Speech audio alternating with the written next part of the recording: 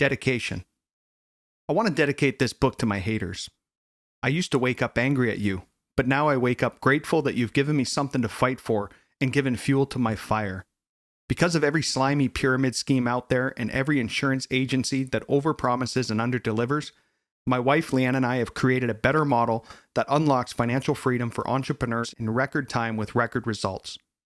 Because of every nasty ex-husband out there, I fight to help the single moms on our team become financially free. Because of every parent who deserves to provide an amazing opportunity for their children and grandchildren. Because of every person who has been duped into a business opportunity and was made to feel they weren't good enough to win, I fight for you. I fight for the agents who come to Experior from other agencies, broken and exhausted from years or even decades of false promises and not making ends meet. I dedicate my life to my agents, but I'm fueled by the haters who said I couldn't do it. Thank you, you filthy animals. I dedicate this book to my wife, Leanne. You are a true leader and the light of our family. Our agents adore you. You truly are the most amazing, sweetest, and smartest woman in the world. The night you told me that God had a bigger plan for us after we lost Empirical Group, you once again showed that you're a spiritual leader too. Thank you for introducing me to our Father in heaven and helping me defeat all the Goliaths we've come across together. I love you, babe. Before you read, if you're reading this book, you probably want to know how my wife Leanne and I are bringing a stuffy, bloated, cutthroat, and largely dishonest financial services industry to its knees.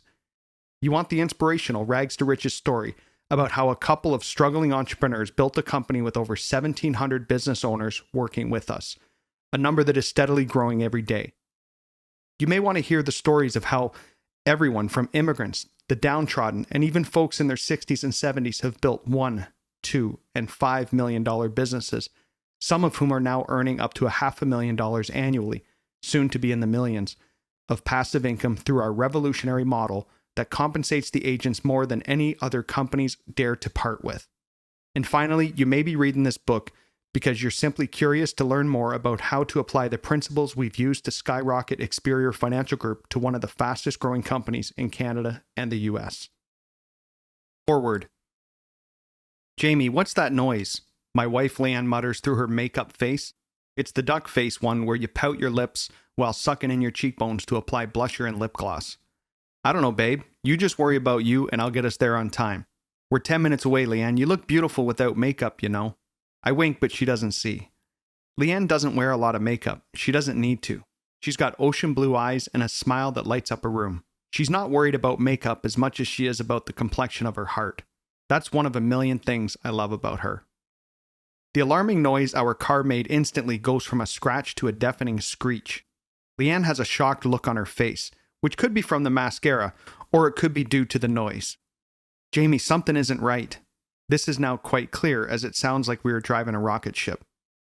I impulsively reach over and smack the mascara out of Leanne's fingers before screeching to a quick stop on the side of the road, worried our brakes might give out alongside everything else that's falling apart in this beat-up old car that we somehow managed to keep on the road, despite it well exceeding 400,000 kilometers, 250,000 miles for my American friends. I throw my tie over my shoulder and catch a whiff of the cologne that I hesitated about spritzing on before we left. While Leanne gave instructions to the babysitter for our 3 children at the time, our 4th came shortly after, I had gotten ready by preparing my speech for the night's event, a celebration of the many successful insurance agents at the large firm where Leanne and I worked. Somehow, even with this beat-up car and the craziness of our blended household, we were scheduled to be on stage at the event, to be celebrated. For what? I wondered. The event felt like a sham, even though I knew Leanne and I weren't disingenuous by any degree with that company. We just weren't making ends meet. Tonight, while driving to a city just outside of our hometown, spending our grocery money on gas, the accolades for our accomplishments verged on ridiculous. I was literally going to be on stage sharing our success, but in reality, although I was selling the dream, we were living a nightmare. On this rainy fall evening, it didn't feel like living the dream. I wanted my wife to get dolled up for a steak dinner, not an industry event or charade. I wanted to pull up in a Mercedes with leather seats, not this hunk of junk. After 10 years with the company we were with, which we'll refer to in this book as the practice company, I thought I'd be a millionaire by now, not trudging through puddles in my already threadbare shoes to retrieve my muffler and exhaust pipe, which both decided to abandon me before my onstage self-betrayal. It didn't stop me that night, and it doesn't stop me now. I tiptoed through the gray puddles towards the rear of my car and proceeded to yank on the exhaust, which had come apart just enough to send a shower of sparks if I continued down the road. The car behind us had stopped, and the man helped me yank on the exhaust until it finally came off, and we threw it to the side of the road. "Hey man, thanks for your help. I'm so sorry. Are you okay?" "I was about to ask you the same thing," the man says, staring at my mud-soaked shoes and my poorly fitted suit that I purchased from Value Village, a second-hand thrift store in Canada. I hope he didn't smell that cologne. I knew it was a poor choice. When I get back in the car, Leanne, who has held her composure through many difficult moments in the Prickett household, simply states, "Well, I hope he isn't going to be at that conference." "I've got more bad news, babe. We need gas," I say while motioning my head towards the glaring orange fuel tank light on the dashboard. "Okay, I'll call the bank," Leanne says stoically. I can tell she's working hard to keep a straight face, or at least not cry and muddy up her mascara the way I just muddied up my suit retrieving the muffler and exhaust pipe. "Hello, this is Leanne Prickett," Leanne says in a wavering voice. The voice on the other end knows exactly what the call is about. "Oh, hi Leanne, let me check for you." There was a pause. "You have $7.04 in the checking and $0 in the savings." "Thanks, Mary," Leanne mutters, defeated. $7, no coffee at the convention, Jamie." I pull into the gas station and fill up $5 in the tank, just enough to get us into the city and back to our home in the Guelph suburbs. "We can share a coffee," I say optimistically when I get back into the car. For 10 years, this was my routine almost every day. I called the bank from the gas pump to find out what was in my checking account. Being an insurance salesman, I drove a lot, making house calls. For 10 years, I filled up my tank with $5 or $10 at a time, depending on what I had in the account. I'll never forget how settled my stomach felt on days I filled it up with $20. I wouldn't have to drive home trying to avoid any abrupt starts aiming to preserve gas. I could relax a moment and maybe even avoid the gas pump for a couple of days. Just maybe. For 10 years, I drove vehicles that were so run down that one time a man came to our door and asked me about our minivan we had in the driveway. Seemed he wanted to purchase it. "It's not for sale, but I'm open to offers," I explained. "Oh, well, you see, we're doing a demolition derby in town this weekend, and we're looking for some vehicles." That minivan, however, didn't last much longer. Once, the door even fell off when my son Hayden opened it. Thankfully, I was putting another $5 of gas in when he yanked the sliding door open. Somehow I caught the door before he could finish saying, "Whoa." For a few more months, our 4 kids used the sliding door on the other side of the van. It wasn't always a 10,000 square foot house with an indoor swimming pool for the Prickett family. We weren't always blessed with flash cars either. We didn't always have the McLaren, the multiple S-Class Mercedes, or a Bentley that I didn't love quite as much as my Mercedes S-Class, so I sold it at some point during the writing of this book. It wasn't always a net worth of millions of dollars more than my entire family had made in about 10,000 years. And it wasn't always 1,700 and counting licensed insurance agents in my company. Nay, there was a time when Leanne and I were fighting over ketchup. Well, I remember that it was ketchup. She recalls that it was cereal. She came home from shopping for the week one night, and from the corner of my eye seemed to scamper past the living room. And she's not generally a sneaky person.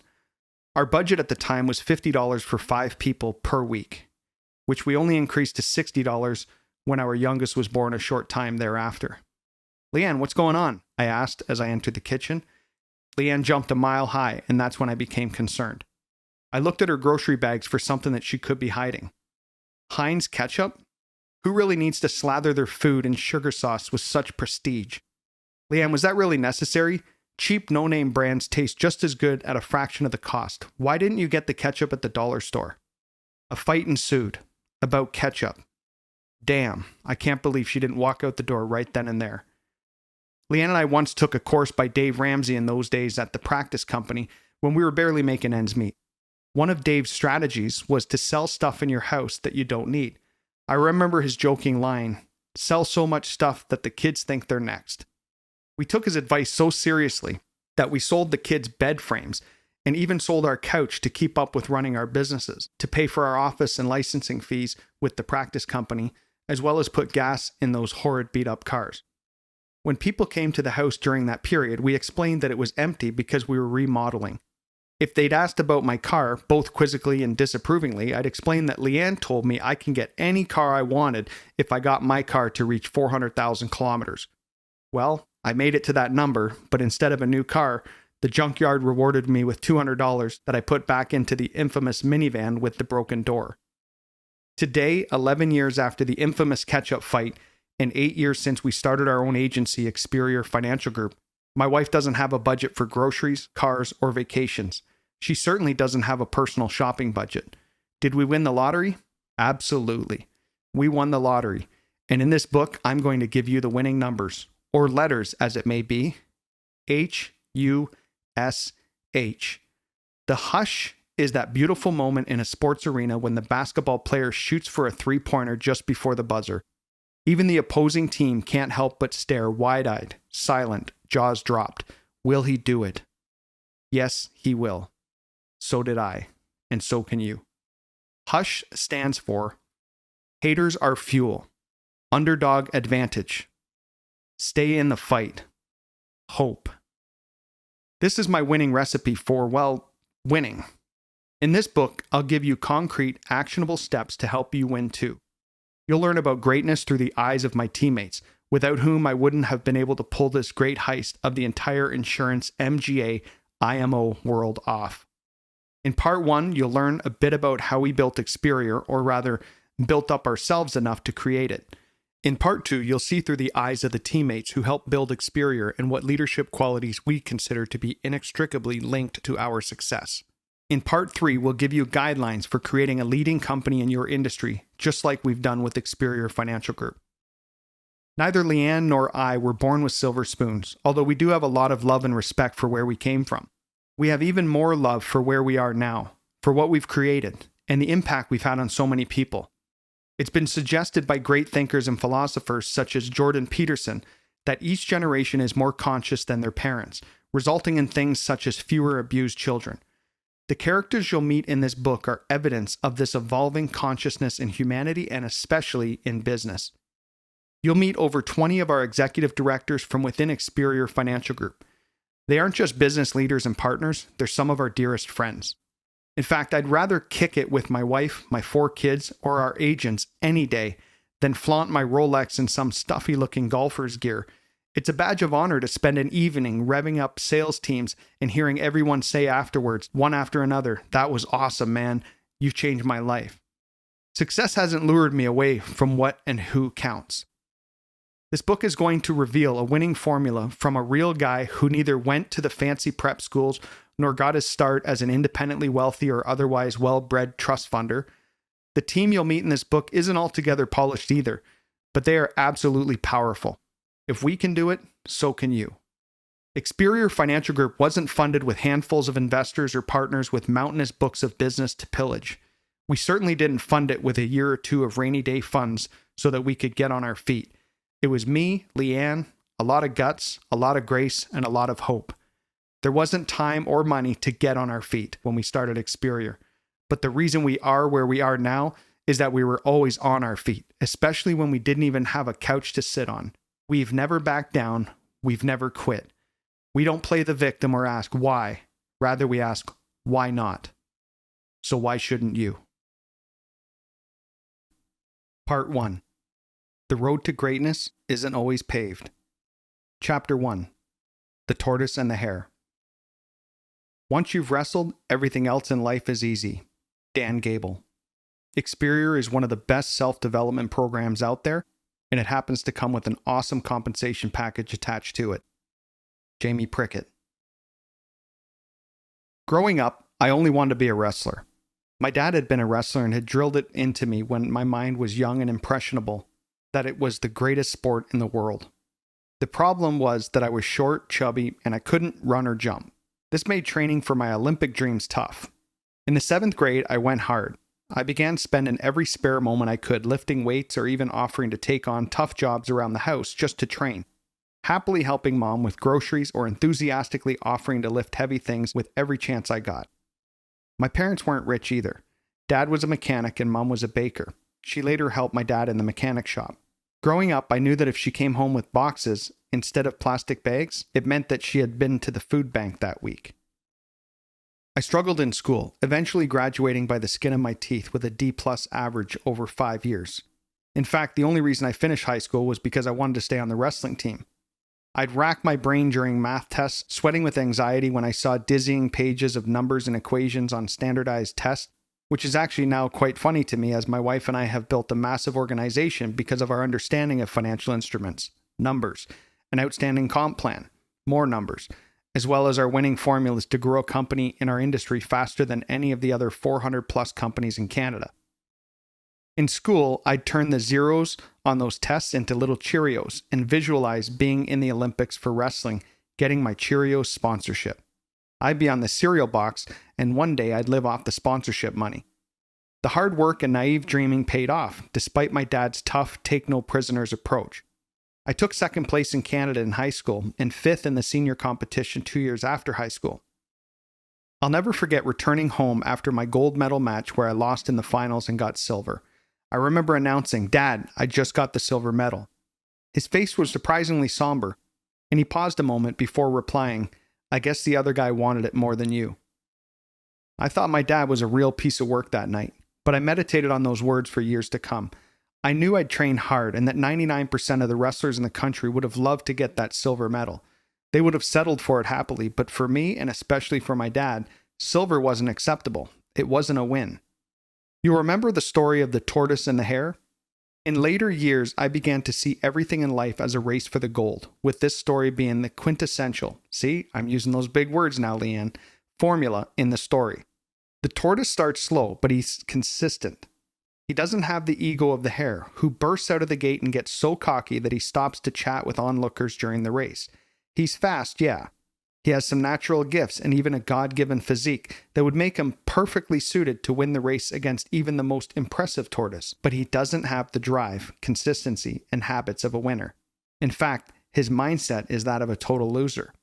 In wrestling and in business, I've been the tortoise, and it served me well. It's not solely because nobody will outwork me, but that I also thrive off of the haters and the trash talkers whom I have always envisioned as being like the hare in that story. I put one foot in front of the other day after day, going the extra mile and never stopping to congratulate myself before picking myself up for the next race.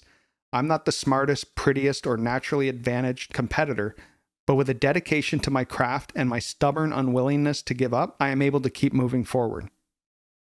Winning is crazy. Let's face it, I had to be borderline crazy to think I could get to the Olympics based on drive alone. Natural talent wasn't handed to me like it was for the hare. I often say that only 10% of success comes from skill set, the rest is mindset, and that's how I became fairly successful in wrestling. It's also how I mopped the floor in business, and it's how I've led over 1,700 agents in Experior to unlock their dreams of business owners in our organization. Admittedly, I'm short on skill set, but I am blessed with the right mindset in spades. After high school, I worked for 3 years in a factory job. Then I left to work in financial services for what I thought would be a temporary move for 6 months while I got back on my feet, planning to continue my dream of wrestling after.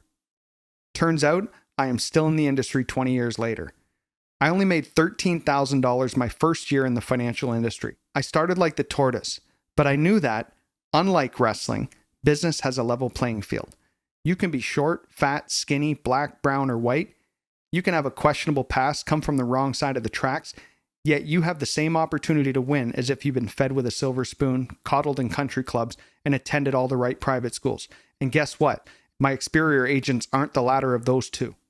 We've got executive directors like Dinesh Logaswaran, whose family came here as refugees and got caught in the crosshairs of a neighborhood gang violence. He was even shot twice in the back for chatting with the wrong neighbor at the wrong time.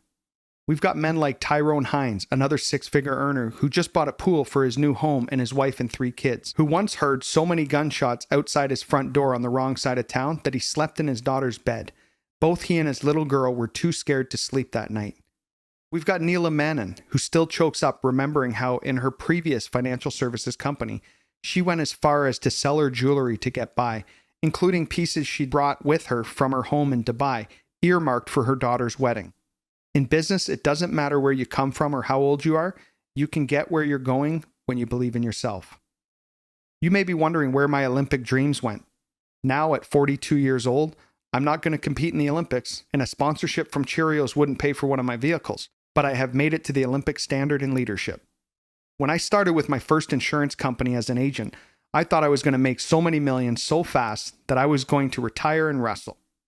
I hung on in that first year, even though I made only $13,000. In the second year, I lost my house because I fell 3 months behind on mortgage payments.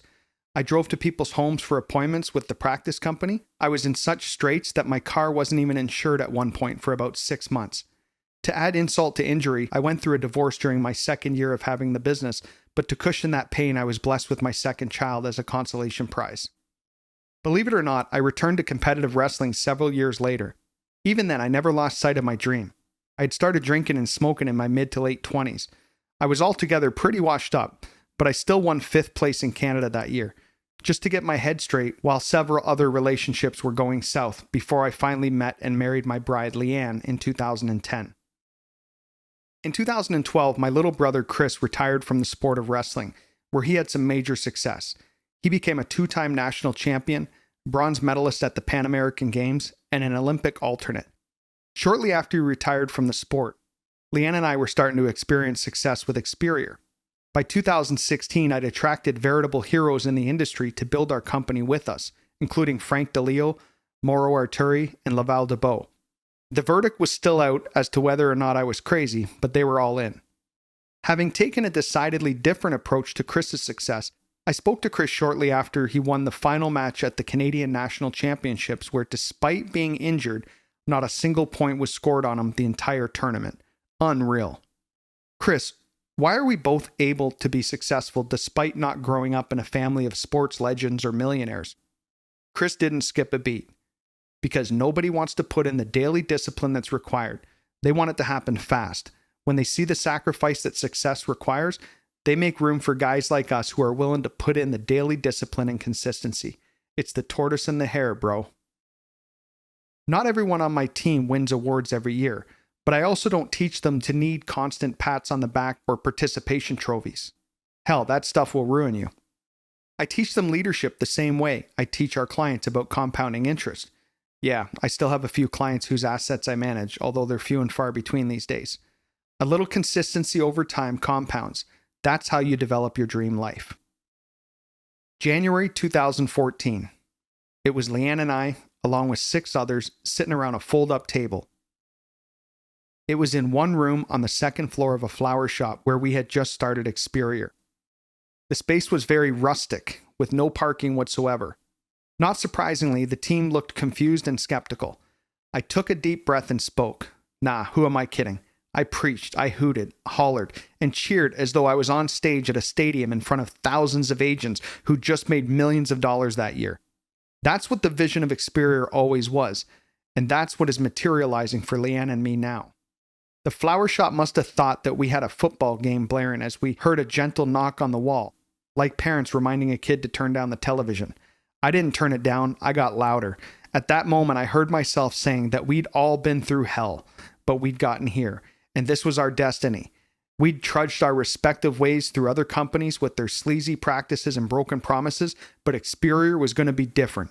Nobody on the planet had what we had, and nobody would have a chance at replicating it. I channeled the same aggression, ambition, and energy that I had in wrestling, and throughout those 10 years floundering in the financial industry, plus 2 more in a company that myself and Leanne started before Experior with partners, for us to only be robbed from and sued, except this time, I was the head coach. Chapter 1 Lessons. Number 1. Successful people aren't lucky. They succeed because they are willing to put in the daily discipline and consistency that's required. They are the tortoise versus the hare. Number 2. Consistency over time compounds. Chapter 2. Leanne. Leanne is the softest, sweetest, humblest person I've ever met. She's the ultimate role model for women and men. As the president of our company, she has never made me feel unwanted, invaluable, or like a number to her. David Longmore, Experior Executive Director. Don't be fooled. Leanne Prickett is a workhorse. I worked 24 hours a day when I first came to Experior. Leanne worked 25. Behind the scenes, she's the hard line Jamie needed, but you'll never hear that from her. Darren Golka, Experior Executive Director. You've heard it said that behind every great man is an even greater woman, right? Not in my case. That woman is the president of Experior. She owns as much of Experior as I do. That's right. This book is as much about a team of heroes as it is about the Experior heroines. Most notably, Leanne Prickett. Few people know about Leanne's past, but she's infamous throughout our company as the quintessential badass behind the scenes. She's just as comfortable sitting with our attorneys and flying around the continent to swoon gigantic men and women in the financial space as she is discussing the 5 love languages with her team. Few people know how Leanne cuts her chops as the proverbial Jane of all trades, and fewer know how she keeps such a gentle countenance with me as her husband and business partner. Anybody on the team will tell you, especially Frank DeLeo and Darren Golka, that I've been known to explode a bit as I've grown and homed in on my own emotional intelligence. That shit didn't come from YouTube videos. It came from gleaning the natural confidence and wise stoic nature of my wife. Leanne's parents separated when she was 13 and her dad moved out. Her mom couldn't pay their bills, so Leanne dropped out of school around the age of 16 to work in a jewelry store and help her mom pay them. Due to her dad's mental health issues and permanent disability status, he didn't contribute to Leanne and her mom's home. Even as a University of Guelph administrator, times were tough for mom and the 3 kids, Leanne being the middle child. Her mom paid us back when we needed it most. When we started Experior, we were renting our home with 4 children. 1 year after starting Experior, we owed $5,000 in taxes. Leanne's mom made a massive sacrifice and paid that bill for us, and we'll never forget her being there when we needed her the most. I love the fact that Leanne and I come from the humblest of beginnings and even humbler educations, yet we've built one of the top insurance agencies in all of Canada. When we tell our agents that they can do it, they are wise to study mine and Leanne's lives before they pick up a book about some Silicon Valley trust funder who had parents introducing them to VCs at their college graduations. We're the real deal, but mostly Leanne is. Leanne and I met in 2007 at the practice company where we both worked, a company that later sued us, as I briefly mentioned earlier. More on that later. By 2009, I just had to go on a date with Leanne. There was an allure to her kindness and purity, and part of me simply couldn't wait to see her let go a little. With business, as with romance, Leanne won. I didn't tarnish the good girl. Rather, she had me attending alpha classes with her church before we married in 2010. I often say that thanks to God and Leanne. At the end of 2009, when I turned 30, I became a man. Our honeymoon was at Niagara Falls because it only cost a couple $100 on the Canadian side, including the wedding event, dress, and rings. The entire wedding would cost $5,000, which wouldn't have purchased a simple plate in an Italian wedding like the one our executive director Daniel Prett threw. The ring has little black spots on the diamond. I've always wanted to upgrade or replace the ring. Leanne always rejects the offering, saying, "Never. I'd rather give that money away to charity. The ring is perfect and there will never be another one like it." That woman slays me and she isn't even trying. She has absolutely no shopping budget for herself. I even tried to get her to buy a luxury sports car recently, but she refuses. I'll tell you what, Jamie. I'll take the $3,000 a month you spend on your McLaren and invest it into something that brings me real joy. I got excited. I could see my wife pulling up in a Lambo or a convertible Porsche with her blonde hair, wind blown on a summer's day. Before I could go any further with my car wife fantasy, she said, "I'm going to take that money and give it away to the people in our church and community who need it. I already know somebody who needs to fly home to see her sick mom. I'll buy her tickets this afternoon." And that's how it is with Leanne. In the sweetest way, she's a shark. She's the quintessential badass. Leanne and I had our youngest child, Takia, together in 2011. Exactly 9 months after we got married, and not a week later, Mom. We're a blended family with my biological daughter, Haley, who's 21, Leanne's biological son, Addison, who's 20 and calls me Dad, my biological son, Hayden, who's 19, and of course, Takia, who's 10. When Leanne and I had Takia, we'd already learned a lot from the 10 years prior when we had our first children. Back then, we'd bought into the ideas of people who said, "Don't worry about the kids when they're small. They'll really need you when they're teenagers." But by the time Haley, Addison, and Hayden were teenagers, they knew Dad as a workaholic, not as a loving, protecting father. I'd slaved away in my former company, and they didn't even really know me. Leanne and I worked 80 hours a week back then. When we built Experior, Takia was a toddler. Among so many progressive things we've done at Experior, we set out to discover how you could build a business and still put your family first. At our last meeting with the six-figure earners that we call executive directors with Experior, I loved to see how many men and women had young children crawling up their arms and sticking their faces in front of the camera on Zoom. I take screenshots in those moments and text them to Leanne. #family first. I will write, she responds with a heart emoji. We did it. Leanne is the most empathetic creature in existence. She would probably be happy to have no money because she had given it all away. This is a way we temper and learn from one another daily. She has her Bless Me Fund, the first beneficiary of which was the woman I mentioned who needed a flight to see her aging ill mother. She once gave a guy in our company a bunch of money when he was in some challenging straits, and come to think of it, the only time I find that she excessively spends money is at the grocery store. She responds, I always make sure everyone has enough. Counterintuitively, this empathy is what makes her so wealthy. She understands that the more money we make, the more we can give. It's like a Robin Hood operation. Before we were even dating, I later found out that she had anonymously paid my rent for me. I had told her that my landlord hadn't asked for the money yet, and it had already been 3 days since it was due. After me stressing over the rent being due and not hearing from the landlord, she told me someone probably paid it for me. It didn't take long before I realized it was her. The crazy thing is that she was just as broke as me at that time. The woman is all heart, I tell you. At that time, she didn't even know I was planning to make a move on her romantically. She just wanted to bring me to the Lord. Thankfully, I'm a great closer, so I got her, even though I was as broke as a joke. One of Leanne's many talents is intuition. Were it not for her, I would have lost many more millions than I have with all the sleazeballs there are in this industry. You see, Leanne smells bullshit from a mile away. 10 years ago, when we left our practice company and decided to go into business for ourselves, Leanne and I started our own agency. 6 months later, after achieving some mild success, we were approached by and decided to partner with 3 gentlemen who promised us the moon and the stars. We have the systems built. You just bring us the agents. Leanne saw the fraud coming and one day said, we're working 10-hour days and these guys show up at 10 a.m. and they leave after lunch. This isn't sustainable, Jamie. After 15 months of building these guys' company for them, we told them we wanted our company back. That's not how this works. This isn't your company anymore, they replied. And just like that, we had worked for 10 years in our previous company and 2 years in our new company, but in December 2013, we were penniless again. In kind fashion with the cutthroat insurance industry, these guys then went behind our backs and tried to discredit us with the insurance carriers, to the point where I was ready to throw punches with one of them that wouldn't give me a contract. Thankfully, Leanne held me back on one of the rare times I needed her to, and I held my cool. Darren Golka is known to say that behind the scenes, Leanne puts me in my place. I can neither confirm nor deny that suspicion, but I'm happy to say that recently, that same guy with whom we'd fought with to get a contract said, every time you tell me what you're going to do for the year, I roll my eyes, and then you go and do even more. That company is now one of our major partners here in Canada. They once said in an F-bomb war that if I didn't hit numbers, he'd cut my contract. Now we do more volume in a week than we used to do in a year with our ex-partners previously.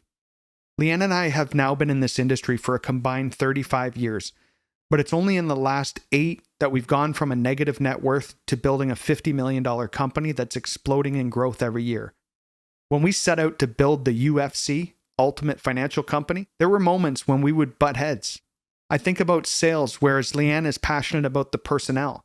Before the pandemic, she provided lunch for our employees every day, which speaks for itself. She's the president of our company, overseeing staff, hiring, firing, and running departments. When we've had disagreements in our business in the past, Leanne has said several times that I'm the man in the family, so she's leaving the decision with me.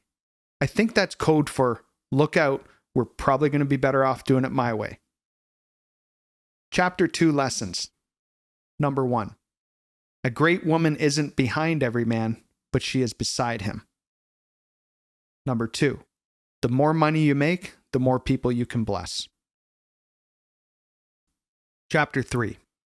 Positively brainwashed. There's a compounding effect when you don't give up. Zaki Chen, Experior Executive Director. It's not how you start, it's how you stay. Jamie Prickett. How would you feel if I gave you $1 million, no strings attached? Now, what if I told you that I would bump that up to 10 million? But here's the caveat. You will not wake up tomorrow. Would you still take the 10 million if you knew that you'd cease to exist tomorrow morning? Absolutely not. the $10 million would be worthless. You wouldn't take it. You value your life more than $10 million. So why don't you wake up every day feeling like $1 million if you value your life more than $10 million? I refer to our agents at Experior as kings and queens. Nothing tears me up more than reading the stories of other founders and startup companies and how much they put on the line before achieving success. It's no wonder that common entrepreneur memes include references to lack of sleep, exhaustion, and the concept that we're downright crazy. We've slain some raging mad dragons to bring Experior Financial Group to fruition, and along the way we've partnered up with some warriors such as Team FML, Team Rios, Rainmakers Leadership Alliance, Ryan and Corinne Tong's organization, the Legacy Builders, Baljeet and Pam Palmer's organization, SEAL Team, Francis and Diane Sinde's organization. And today we're expanding rapidly with American organizations such as Team Wealth Makers, spearheaded by husband and wife team leaders Raza and Imrana Beg, and so many more.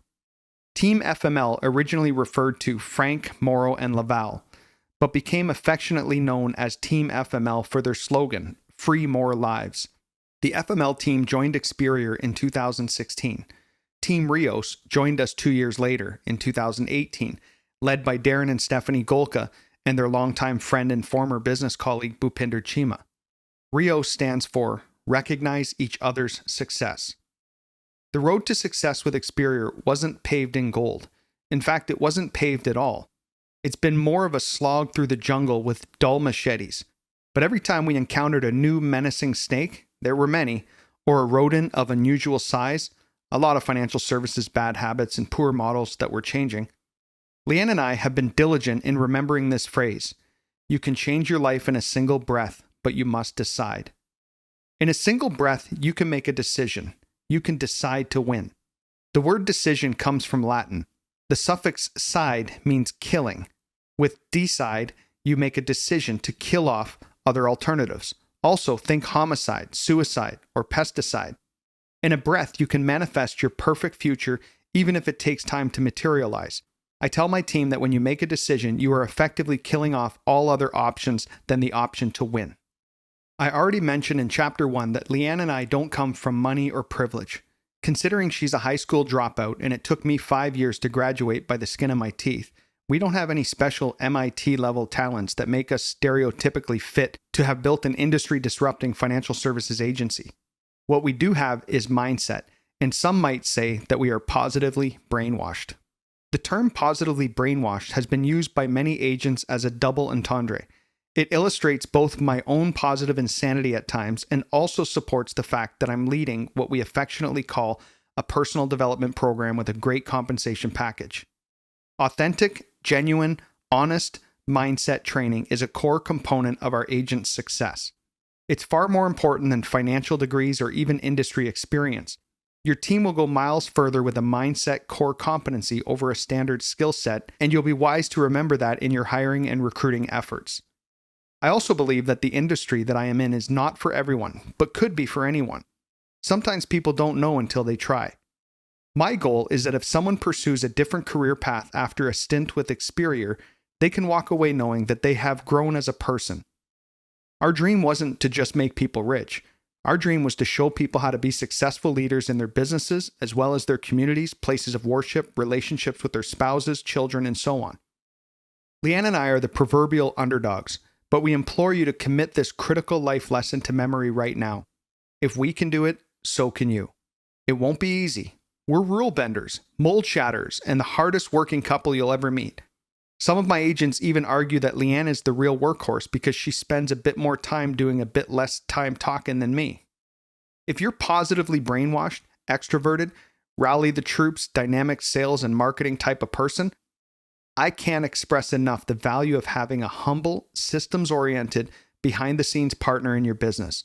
If you're a brilliant behind-the-scenes mechanic or process-oriented person, I also can't express the immeasurable value of having a dynamic face to sell your business and magnify your presence in the world. Leanne and I truly are the perfectly balanced contrast. I'm not sure the humble beginnings such as Leanne and I have had are necessarily critical to your success. But what those humble beginnings begot was hunger. Failure has never been an option. Your success is predicated on that hunger. We didn't have a leg up on you. We're no better than you, no matter where you are. With the right mindset, you're one breath away from your next win.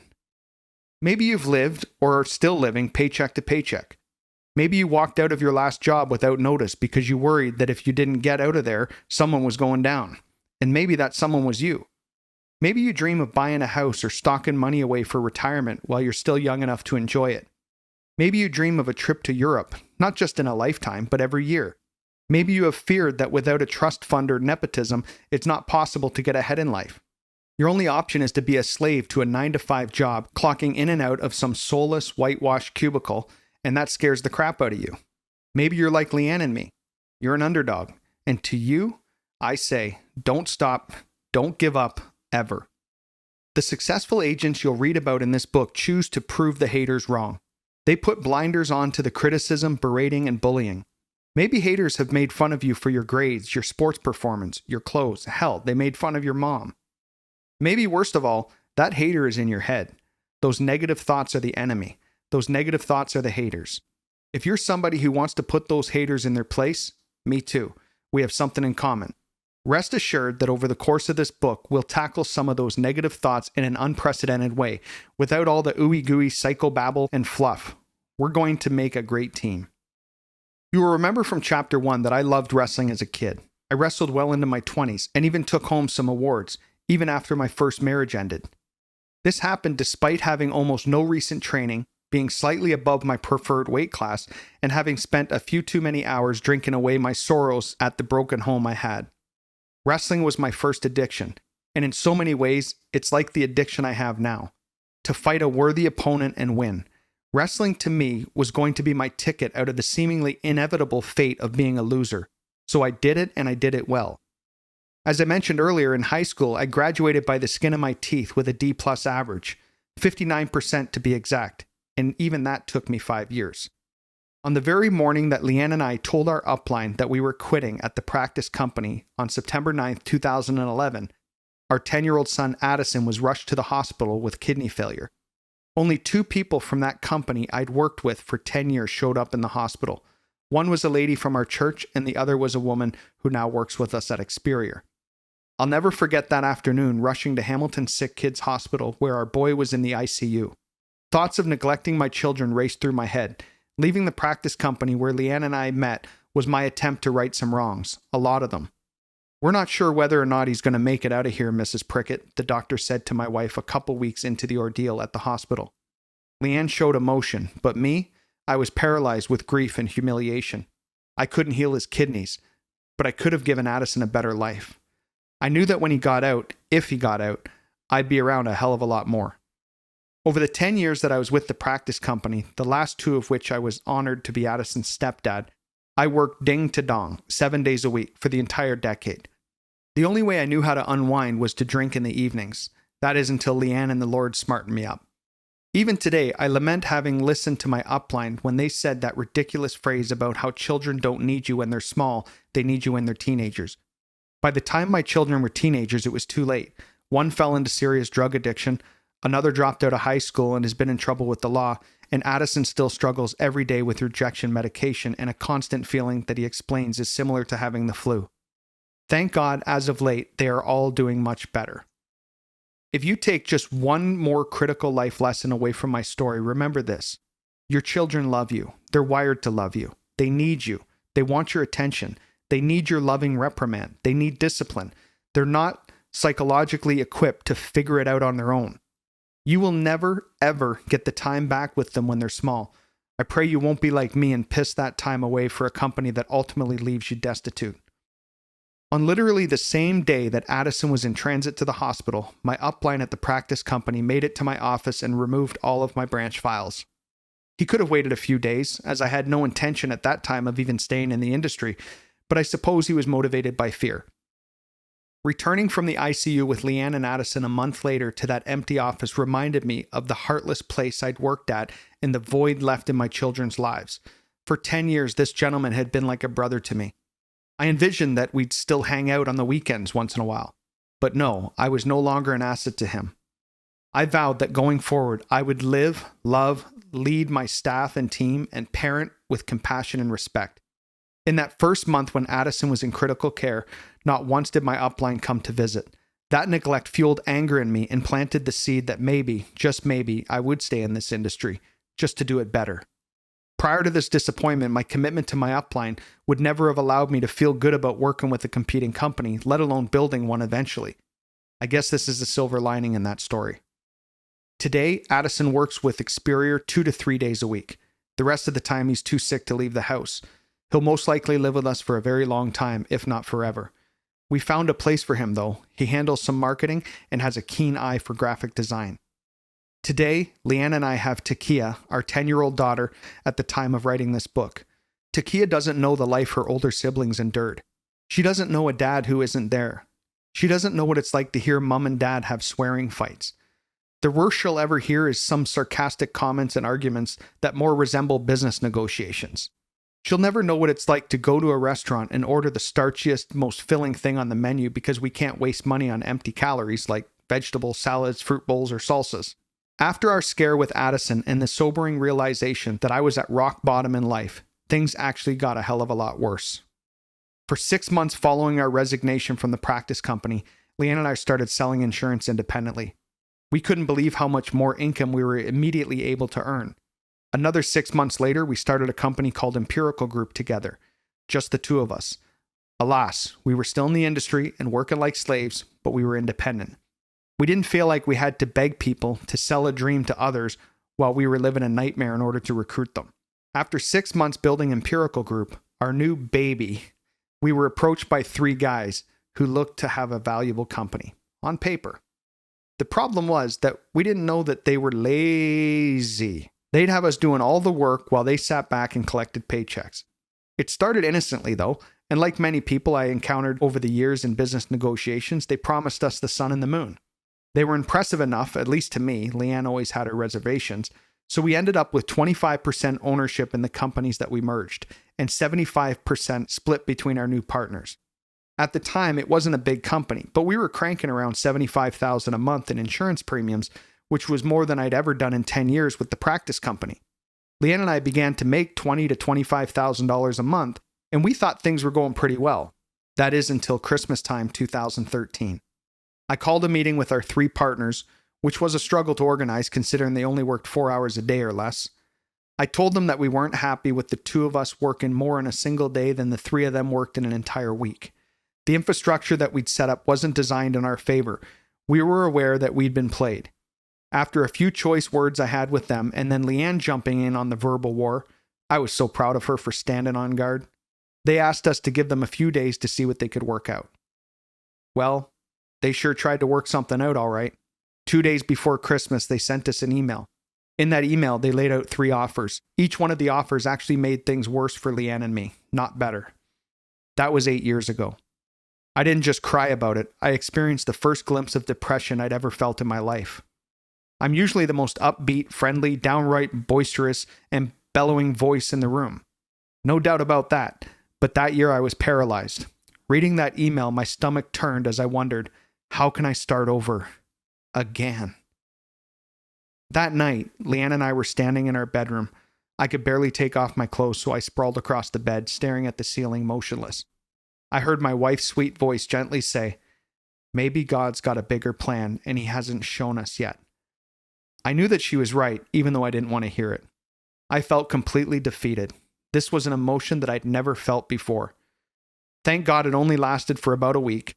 During that time, I read the biography of someone who went through much worse than I was facing at that moment. Still, I was angry, real angry. With the business partners screwing us, people who were like family to me at the practice company were so brainwashed that they thought we'd become overnight criminals because we were now working at a competing company. Leanne's words sunk in over the coming weeks, and I regained my courage and composure. About a week after the holidays, I posted the only negative thing I've ever posted on Facebook in my entire life. Just took the worst low blow of my entire life in business. I thought 3 weeks ago was bad, but tonight took the cake. But I'm still smiling. I am blessed to have a mighty powerful God who can use all things for good and a super awesome, sexy, strong, bold, courageous woman of God, Leanne Bailey Prickett. This setback is nothing more than a setup for bigger and better things to come. The future is brighter than ever. Shh. Sometimes God will bring us the greatest blessing at the lowest moments in our lives. And some of the amazing people around us have proven this to be true. Hashtag too blessed to be stressed. Hashtag stronger than ever. That week, I called up my friend Joe from one of the insurance carriers we had been doing business with and said, Joe, we need an MGA contract. I'm leaving my partners and I need to be an MGA direct with you, just like we are now. If you're unfamiliar with insurance speak, an MGA or managing general agency is a contract between an insurance company and an agency to have the ability to recruit agents to offer their products. Well, Jamie, I can't do that. What are you talking about, brother? We built Empirical in 2 years. We're the only reason these 3 guys have a company doing any business. Why won't you give us a contract? I didn't tell him that Leanne and I were penniless. Jamie, they're the ones with the relationship and we can't give you a contract. Joe, they won't survive without me. Leanne and I are the only reason they're doing any business right now. F-bombs ensued.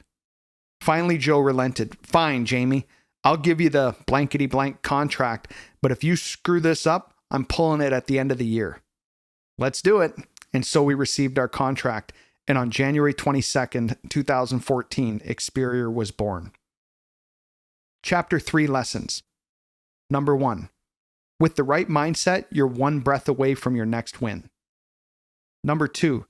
Your children don't just need you in the future, they need you now. Number 3. Allow your anger to water the seeds of change. Let the bad times fuel your desire to create a better life. Chapter 4. It's darkest before dawn. I love changing lives, but selfishly, I love a good fight too. Jamie Prickett. Easy and elite were never meant to coexist. Throughout history, elite high performers didn't escape suffering, they embraced it. By carrying their cross, they discovered the crown. Tom Ryan, head coach of the OSU National Championship Wrestling Team. While I was writing this book, I got a call from good old Joe. He said, "Hey Jamie, here are your numbers for the year so far. Man, you're freaking killing it again." Thanks, man. Thanks for believing in us. We're still so grateful. Seriously, Jamie, it's shocking. I can't believe it. But just when I think you guys have capped out and you're setting a ridiculous goal yet again, by the end of that year, I'm rolling my eyes saying, holy crap, they did it again.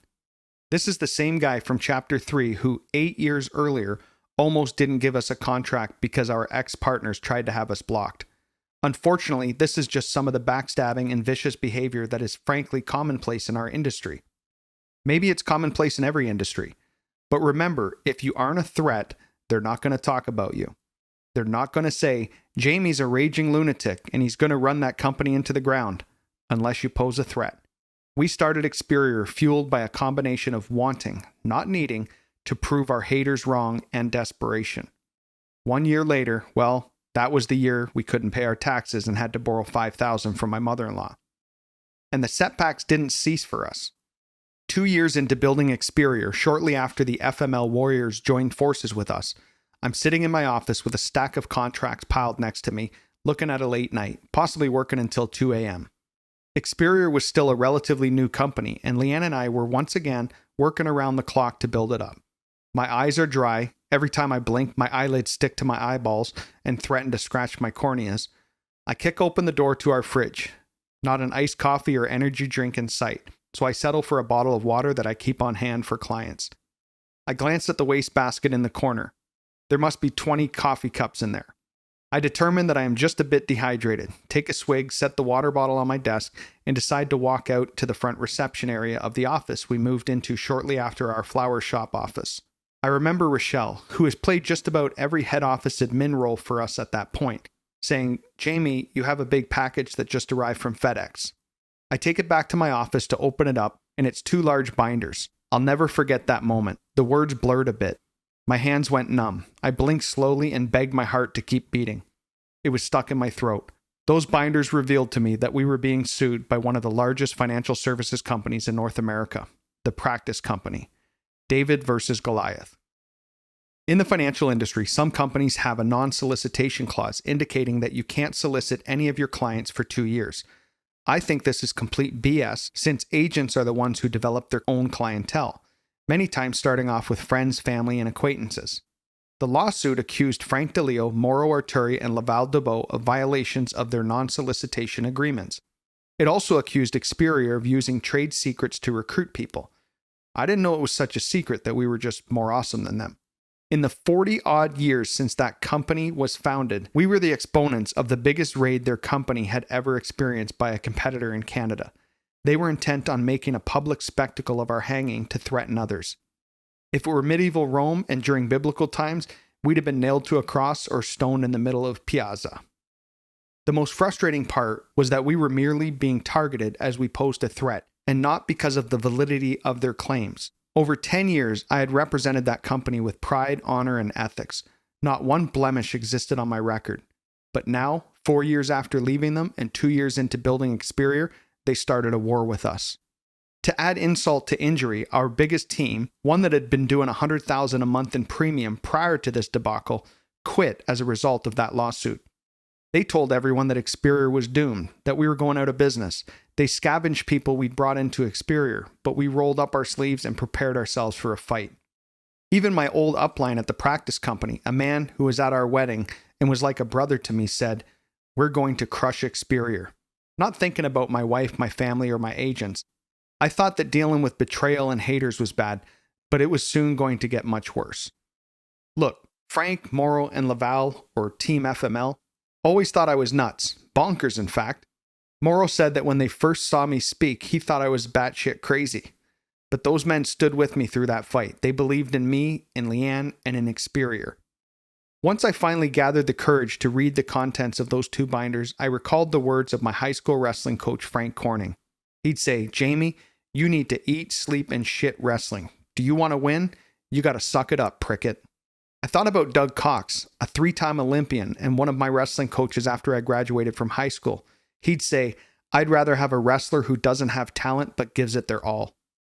Over the next 6 months, paying 2 attorneys $1,000 plus an hour for a crime we didn't commit was shattering. But there was never a moment that I felt like giving up. Sure, I woke up pissed off for 180 straight days, but it wasn't depression. It was anger. I told myself that I wasn't going to have ill effects on my health. I kept visualizing my why and my purpose, to not only fight this company that was suing us, but to fight an entire industry that was full of broken promises, thieving companies, and false hopes. And in that vision of rewriting this entire industry, I found immense hope. It would have been easy to pack our bags and go home, maybe bankrupt the company and go get a job. In fact, there was a moment when the practice company's lawyer handed over papers with a large settlement number and a lengthy non-compete. "They're going to try and sink you guys," our lawyer said coldly and matter-of-factly. I didn't blink an eye. I ripped the paper to shreds right in front of them. Mauro, Laval, and Frank didn't so much as twitch. They didn't look happy, but they weren't surprised either.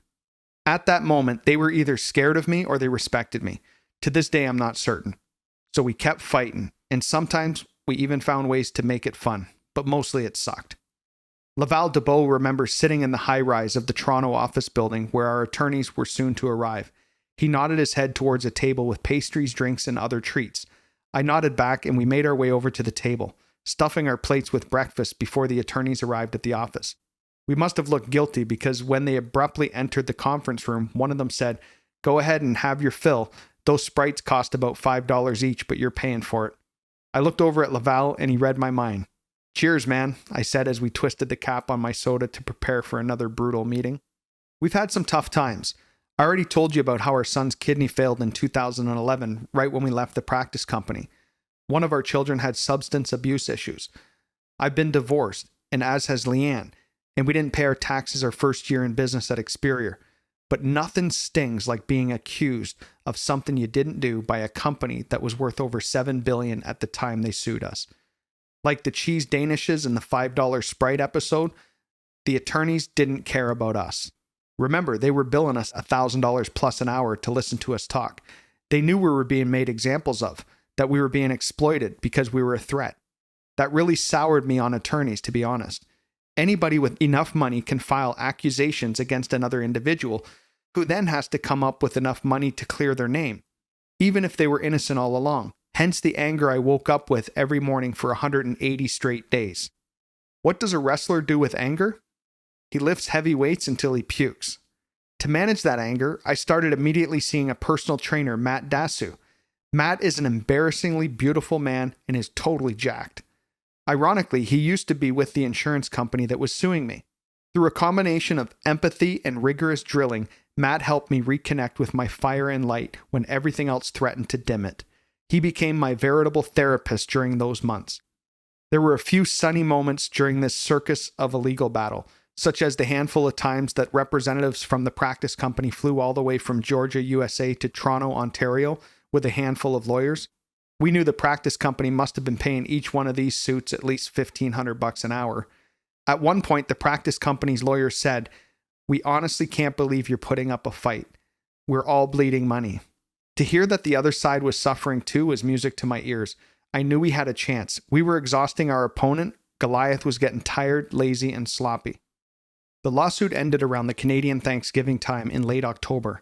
Frank DeLeo, Mauro Arturi, and Laval Debeau, along with their respective wives Yolanda, Mara, and Natalie, presented Leanne and I with a signed picture of UFC champion George St. Pierre fighting. "For the man who will never ever give up," Laval said. "I'll never remove that photo from my office. It's right behind my desk so that everybody can see it on Zoom. I'm not just a CEO. I'm a fighter." Or as Experior Executive Director Madhab Dalal says to this day, "We're warriors with the intention to rebuild an entire industry with integrity." Just 4 months after the lawsuit ended, we rented a community center for our first Experior annual convention. We ran out of food. It was embarrassing, but I remained as enthusiastic as if I was at the grand ballroom of the Ritz Hotel, just like that time in our first Experior office above the flower shop. Laval remembers walking into this rec room in the middle of the boonies thinking, "This is it? This is what we've been fighting the Goliath for?" But Laval and Natalie stood with us, and they still stand with us today. The fight with the practice company became our greatest asset. Being David facing Goliath shaped and chastened our team, me, Leanne, and Team FML, into even more fearless leaders. We didn't just fight a $7 billion company that year. We fought for every one of our now 1,700 agents and the progressive, mold-shattering company we were building for them. The total cost of the lawsuit would end up being $375,000, $200,000 of which was the responsibility of Leanne and myself to pay, and the 3 FML studs paid the remainder. That hurt back then for all of us, but today that's chump change for Experior or any member of the 5 of us in that lawsuit. We kept our licenses, we weren't found guilty, and despite the setbacks and the loss of agents during the suit, I wouldn't change it for the world. It truly helped us continue to look at our model and how to improve it. We learned to work smarter, not just harder. At the time of the lawsuit, I was still a bit of a wild card. The team didn't love me all the time, but they loved what we were creating. Today, those men are my brothers. Chapter 4 Lessons. In a David versus Goliath fight, visualize your why and your purpose. Remember that you aren't fighting a single monster, but an entire legion of bad guys, or in our case, an entire industry full of broken promises, thieving companies, and false hope. If you're going to fight, fight them all. Number 2, Goliath will get lazy, sloppy, and vulnerable. Stay aware and look for your chance to strike, if by nothing else, then with your ability to never quit. Chapter 5. The precise model that disrupted the entire insurance industry. Jamie will change anything if it's in service to his agents. Mauro Arturi, Executive Director at Experior and the M in Team FML. We're here to change a bloated, cutthroat, corrupt industry. Enoch Machina, Experior Executive Director. How did Leanne and I go from a couple of exhausted agents with nothing in the bank account to a company with over 1,700 agents worth $50 million? There are over 400 managing general agencies, MGAs, in Canada alone. So why is Experior rapidly becoming number 1? How do we become the first and currently only independent marketing organization, IMO, in Canadian history to expand into the USA? By the way, MGA is a Canadian term, while IMO is an American term. Same industry. If you're like most people, you tuned out of the images of my crappy car woes and focused on the nice house with the indoor swimming pool. You're flipping pages through, looking for the formula to get you from your current life to, well, Leanne's and mine? In 30 days or less? I think that's great, actually.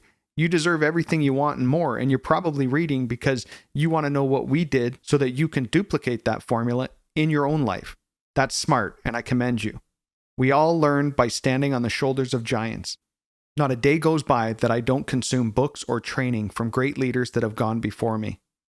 I also know that all of my haters have skipped ahead to this chapter because you're wondering, how the hell did that clown do it? And to that I say, eat your heart out. A word of warning, if you're reading this book as an entrepreneur or intrapreneur who's interested in our meteoric rise to becoming a successful company, Chapter 5 will dive deep into the specific models relevant to the insurance industry. If you're looking for the non-insurance related leadership and business greatness models that we've used to scale our business from 0 to 50 million, skip this chapter and head to part 2 now. The Tribrid Model.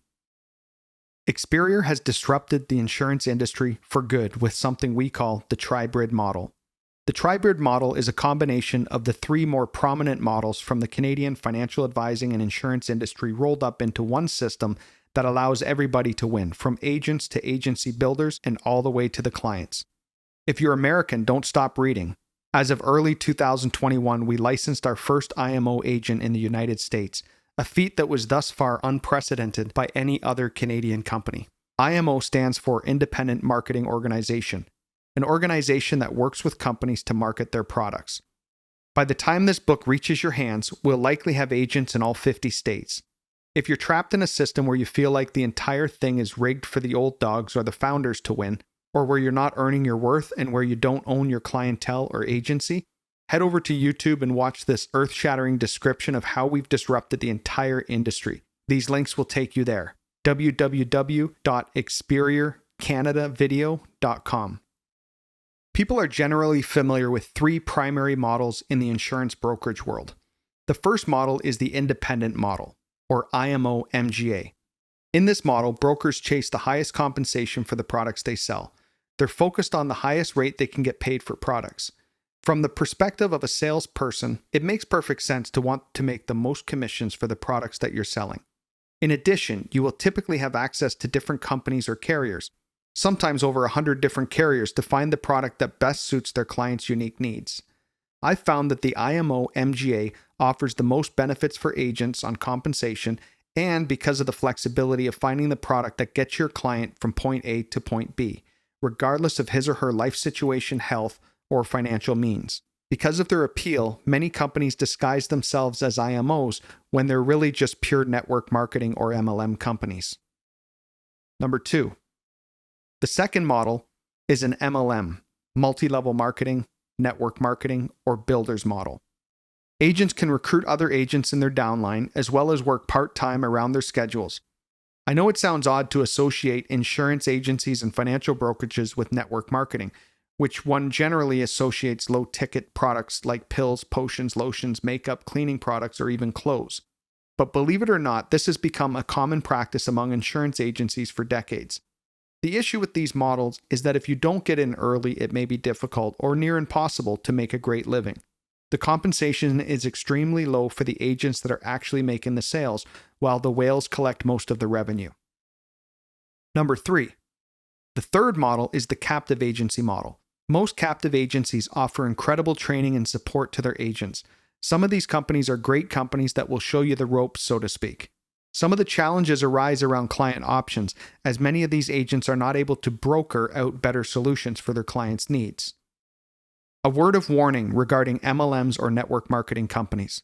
As you've read, there are outliers and unicorns, a handful of representatives in the producer or builder models who have great success. However, you find that statistically, a vast majority of representatives in these models struggle to get by. Later on, you'll read about several dozen of my executive directors who struggled for 5, 10, or even 20 years to get where Experior brought them in as little as 6 months. You'll read about men and women who were in a builder's model industry, recognized by their companies as presidents and vice presidents, who couldn't pay their bills. I was one of them. Innocent men and women everywhere join MLMs with hopes of joining a team model wherein they are incentivized to recruit a downline team while selling the company's product, which could be literally anything.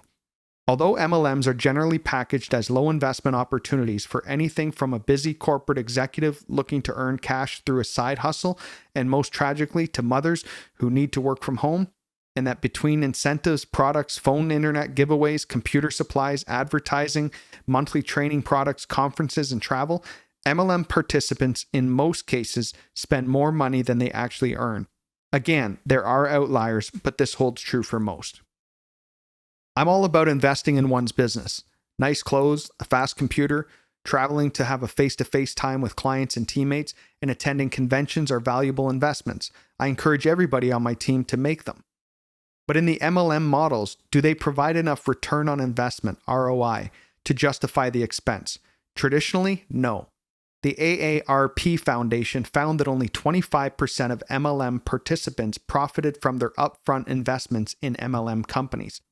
27% broke even, and nearly half of them lost money. For the 25% who profited, 14% made less than $5,000 USD. 6% made between $5,000 and $9,999.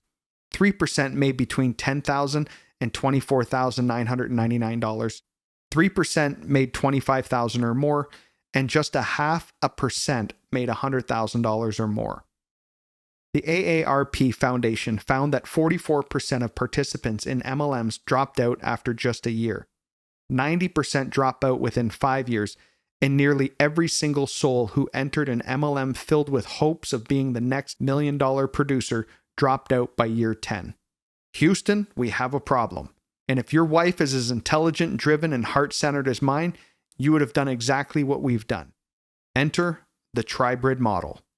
Builder's model plus career model plus IMO MGA model. To further break these down, we can categorize the MLM network marketing as the builder's model and the IMO MGA and captive models as the personal producer models. Builder's model versus personal producer models. The builder's model, number 1. Benefit. The builder's model is exceptional and exciting. Agents have the ability to recruit others and build a team of producers who write business under the original agent or upline. This allows the recruiting agent to build exponential passive income. The other benefit is the agents can, after many years or decades, retire or go part-time in their business while still bringing in income. Problem. This model tends to have low rates of compensation, which is why I often say that most people end up starving their way to try and reach the top. Some people make a lot of money if they get in early, but by the time most people even hear about the opportunity, it has pretty much passed them by. Personal producer model, number 2. Benefit. In the short term, the personal producer can earn great compensation. Problem. However, because the personal producer doesn't have a downline, once he or she retires or goes part-time, the income dwindles. In the insurance industry, agents don't have pensions. Another problem with the personal producer model is something called burnout. When you burn out in this particular model, your income dies in direct correlation with your reduced hours. Most agents will have to sell for 20, 30, or even 40 years and still won't generate the amount of residual income they were earning while they were actively selling. Builder model problem solved. Our agents have the opportunity to recruit into their downline as well as receive generous compensation for personal production. Agents like Andrea Rogers, Mauro Arturi, Zaki Chen, Frank DeLeo, and Darren Golka prefer to lead their teams and take very few personal clients. They're dominating the builder's model by building teams from which they receive override compensation. Rather than write individual business, they serve as coaches and team leaders to the agents working with the end user. Personal producer problem solved. Agents who love working with individual clients on financial education, such as Mark Furlan, Jor David, Daniel Prett, Matthew Stewart, Henoch Messina, Madhab Dalal, and Tarek Bakil, are free to spend all the time they want nurturing their clients and serving primarily as true financial advisors while still building teams that one day will take their full-time attention to manage. Best of all, when our agents retire or pass away, they can select a pre-allocated beneficiary who will continue earning income from the business they've developed with us. I remember when we announced to Frank DeLeo that he qualified for Platinum Legacy ownership for the business he has built. He started to cry. It was at that point that it really hit him, that his wife, Yolanda, and their 3 girls will never need for money ever again. Frank and many others have built businesses that will continue in their family tree for generations to come. This, my friends, is the first of its kind in the IMO MGA world. You see, In combining both of these models, our agents are able to build enough residual income to retire at the time of their choosing. Pension plans, which are going the way of the dinosaur anyway, may pay you up to 60% or 70% of your income when you retire, but it comes at the expense of so much work until you don't have time left to enjoy your retirement. With Experior, agents who build faster are free to retire faster. In fact, there are agents on our team who have only worked with us for 5 years and are talking about retirement in their early 40s. The beauty of all this is that we have a commitment to develop and support part-time agents in the same way we would full-time agents. When I started out as a father of 2 children, which quickly became 4, I needed to pay my bills with supplemental income to get by. The industry at the time, however, didn't allow part-time agents in Canada. In many companies, you're strongly discouraged and in some cases not even allowed to start part-time. Sadly, most new agents don't realize that they need to have a stockpile of living expenses, generally 6 to 12 months, to build their businesses. Experior trains agents 7 to 15 times a week. We're on Zoom webinars and WhatsApp, Telegram, or Facebook daily. The camaraderie, culture, and celebration in our team culture is second to none. You hear about a lot of Silicon Valley offices with fancy coffee makers, ping pong tables, and other exotic frills to develop camaraderie, but especially since 2020, a lot of those fabricated fancy rooms are empty.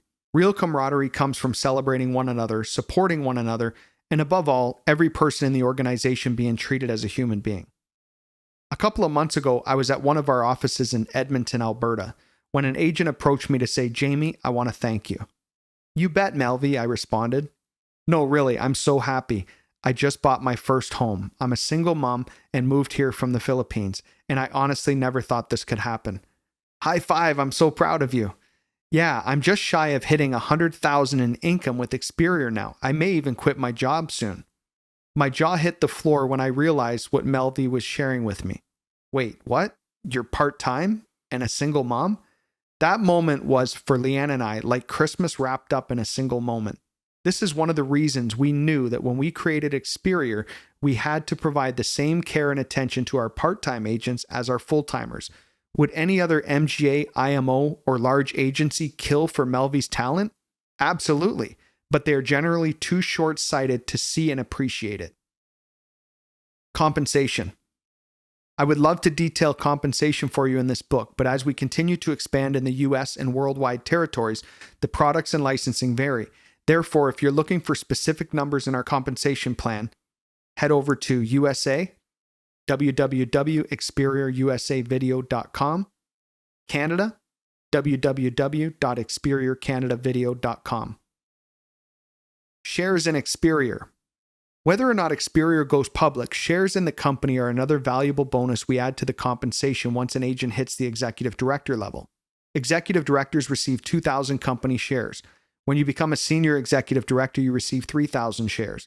National executive directors receive 4,000 shares, and senior national executive directors receive 5,000 shares.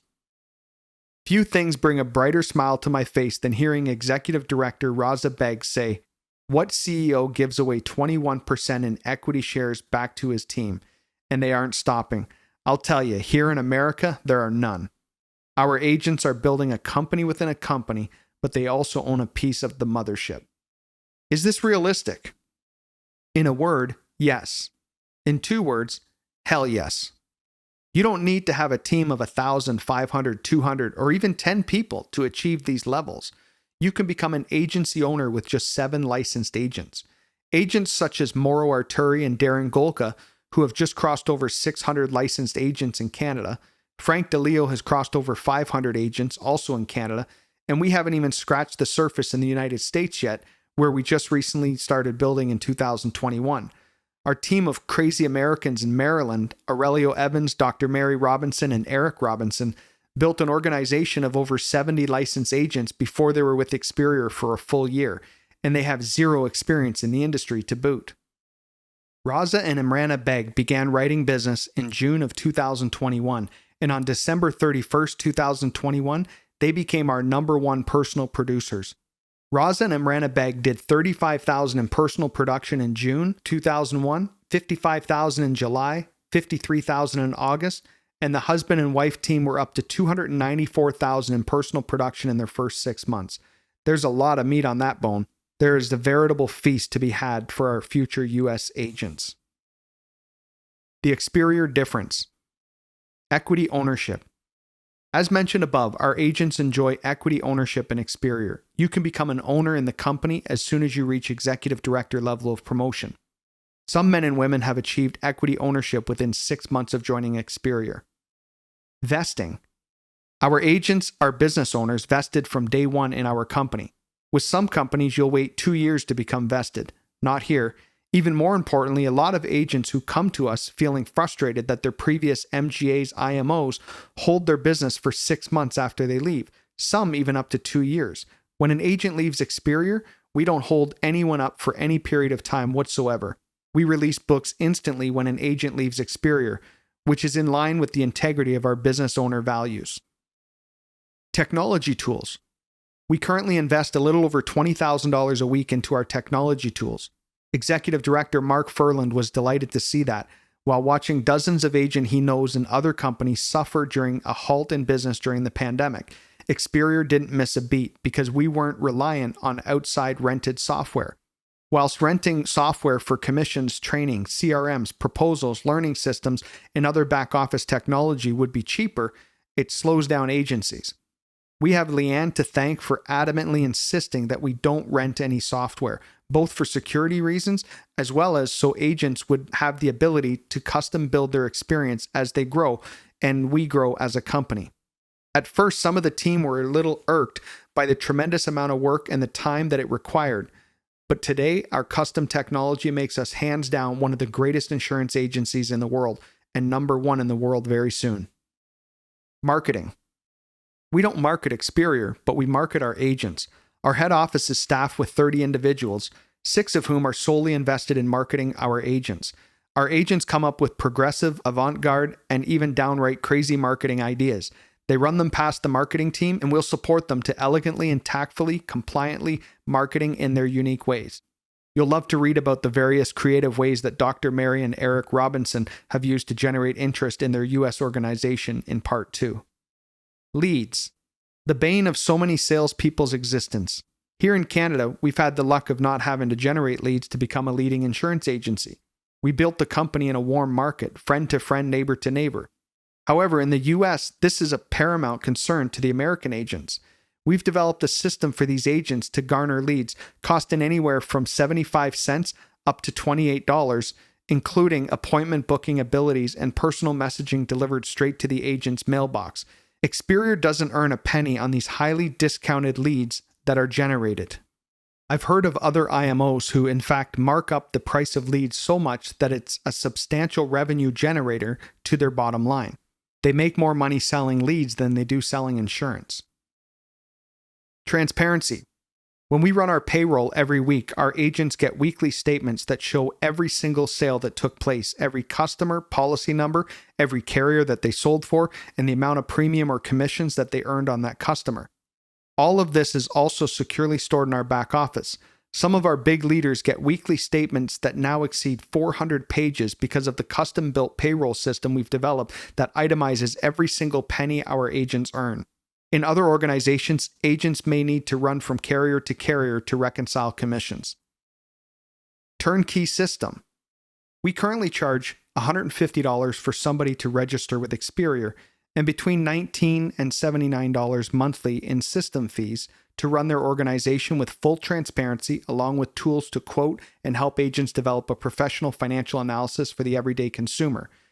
This also includes the ability to run compliant email campaigns and a CRM system built in so agents don't have to spend a fortune elsewhere for these valuable tools. Timing. For our agents in the US, as well as Canada, you have an absolute ground floor opportunity. Periodically, somebody will tell me that they want to represent a company that's been around for 10, 20, or 30 years because it represents stability to that agent. Conceptually, I understand what they're saying. But think about this. Most people in the insurance industry are entrepreneurs. They don't want to squeeze blood from a turnip, going up against agents who've invested 30 years building businesses in that organization. In the practice company that Frank, Morrill, Laval, and myself came from, we'd have made millions of dollars if we started on the ground floor in the 70s and 80s when it was new. Entrepreneurs want to say, I helped put that company on the map. We're not looking for another salesperson who will be happy to peddle life insurance for the rest of their lives. Although insurance is a necessary part of our business, there's a point at which you burn out, which is common with the personal producer model mentioned above. We're looking for entrepreneurs and builders. After 2, 3, or 4 years, you can move from the transactional day-to-day individual client ministry role to a leader. That's the Experior difference. We aren't producers. We aren't even solely builders. We're entrepreneurs. Retention. As illustrated in the A Word of Warning about Network Marketing and MLM section above, a lot of builder model agencies suffer from poor retention, with 44% of new recruits on average dropping out after just a year with the organization, 90% dropping out within 5 years, and almost 100% of recruits dropping out by year 10. Experior has an 85% retention rate year on year. That means that you are not running a revolving door, not just recruiting to replace, but rather recruiting to build. With retention rates this high, our model allows agents to recruit with the peace of mind that 85% of their recruits will stay. In our biggest competitors, retention rates are still only at 60 to 75%. This forces the agent to continually recruit without growing their organization quickly and efficiently. Legacy ownership. Later in this book, you'll hear the stories of Andrea Rogers and Zaki Chen, two of our executive directors who went to bat for the legacy ownership model. Essentially, this means that when an agent dies, their business can be inherited by a beneficiary.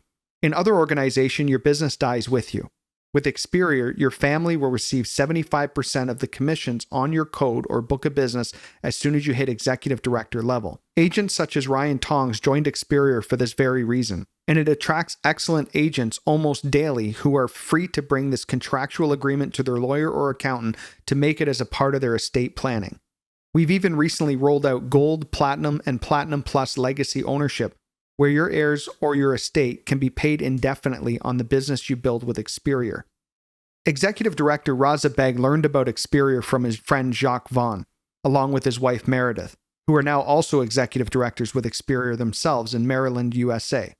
I must add, it took him 7 attempts to pass his exams, but he didn't quit. What a stud. Now he and his wife too are growing an amazing organization. Beg told me, "You had me at legacy ownership," when he initially began researching Experior Financial Group. You see, Raza looks to be the epitome of good health. He is a former professional ballroom dancer who trained NFL football player Emmitt Smith to win Dancing with the Stars in 2006. However, he soon thereafter underwent a quadruple bypass and nearly died on the operating table. He was given a second chance, but he is uninsurable. This is an unfathomable burden for a father of 4 children, currently aged 25, 14, 11, and 5. One afternoon, Jacques called Raza and said, "Hey, I'm thinking of joining this new insurance agency, Experior Financial Group. Will you check it out and give me your opinion?" Both Raza and his wife Imrana Beg joined Experior almost immediately thereafter, getting licensed in May 2021. For Raza, legacy ownership means that the business he builds with Experior Financial Group is in his life insurance plan. With this assurance in mind, and in contract, he put the pedal to the metal in mid-2021 and is now our #1 personal producer, beating all other agents in the US and Canada. He calls it generational residual income and the ultimate peace of mind. Do you want to see your beneficiary inherit your business before you pass? The legacy ownership is also a buyout that allows you to live your legacy while you're still living. Do you own what you're building? Do you feel like the king or queen that you are? Does your family feel secure that you're providing for them? Are you stuck living paycheck to paycheck, trading hours for dollars, or are you an entrepreneur? In part 2 of this book, we'll dive into the stories from over 20 different agents in Experior, from all walks of life, to illustrate to you the keys to building a great business. Whether you're in insurance sales, real estate, retail, consulting, or any other business under the sun, this next part is for you. Chapter 5 Lessons. Number 1. Success is an equal opportunity employer. Your opportunity awaits. You just have to decide. Number 2. You've heard it said that the best money is made when you're solving a problem. Leanne and I saw that there was a problem with the traditional IMO MGA models. We also saw the value in the builders and captive models in various agencies in our industry. So we captured lightning in a bottle and combined the three of them for an insurance agency like nothing that's ever been seen. How can you eliminate the negative aspects of your industry by shaking things up and building a system that takes what's working in a progressive, innovative way? How can you, like me and Leanne, align with partners who can pull it off? We're nothing without a team. Part 2. 7 Keys to Great Leadership.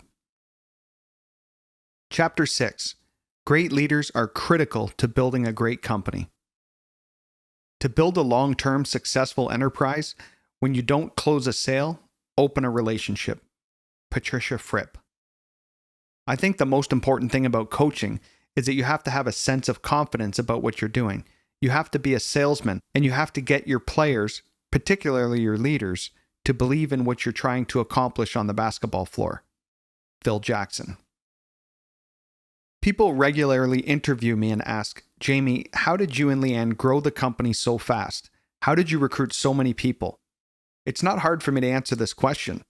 We have great leaders in our business. It keeps me humble to shine the light on our agents and the leaders within Experior, but also it's true.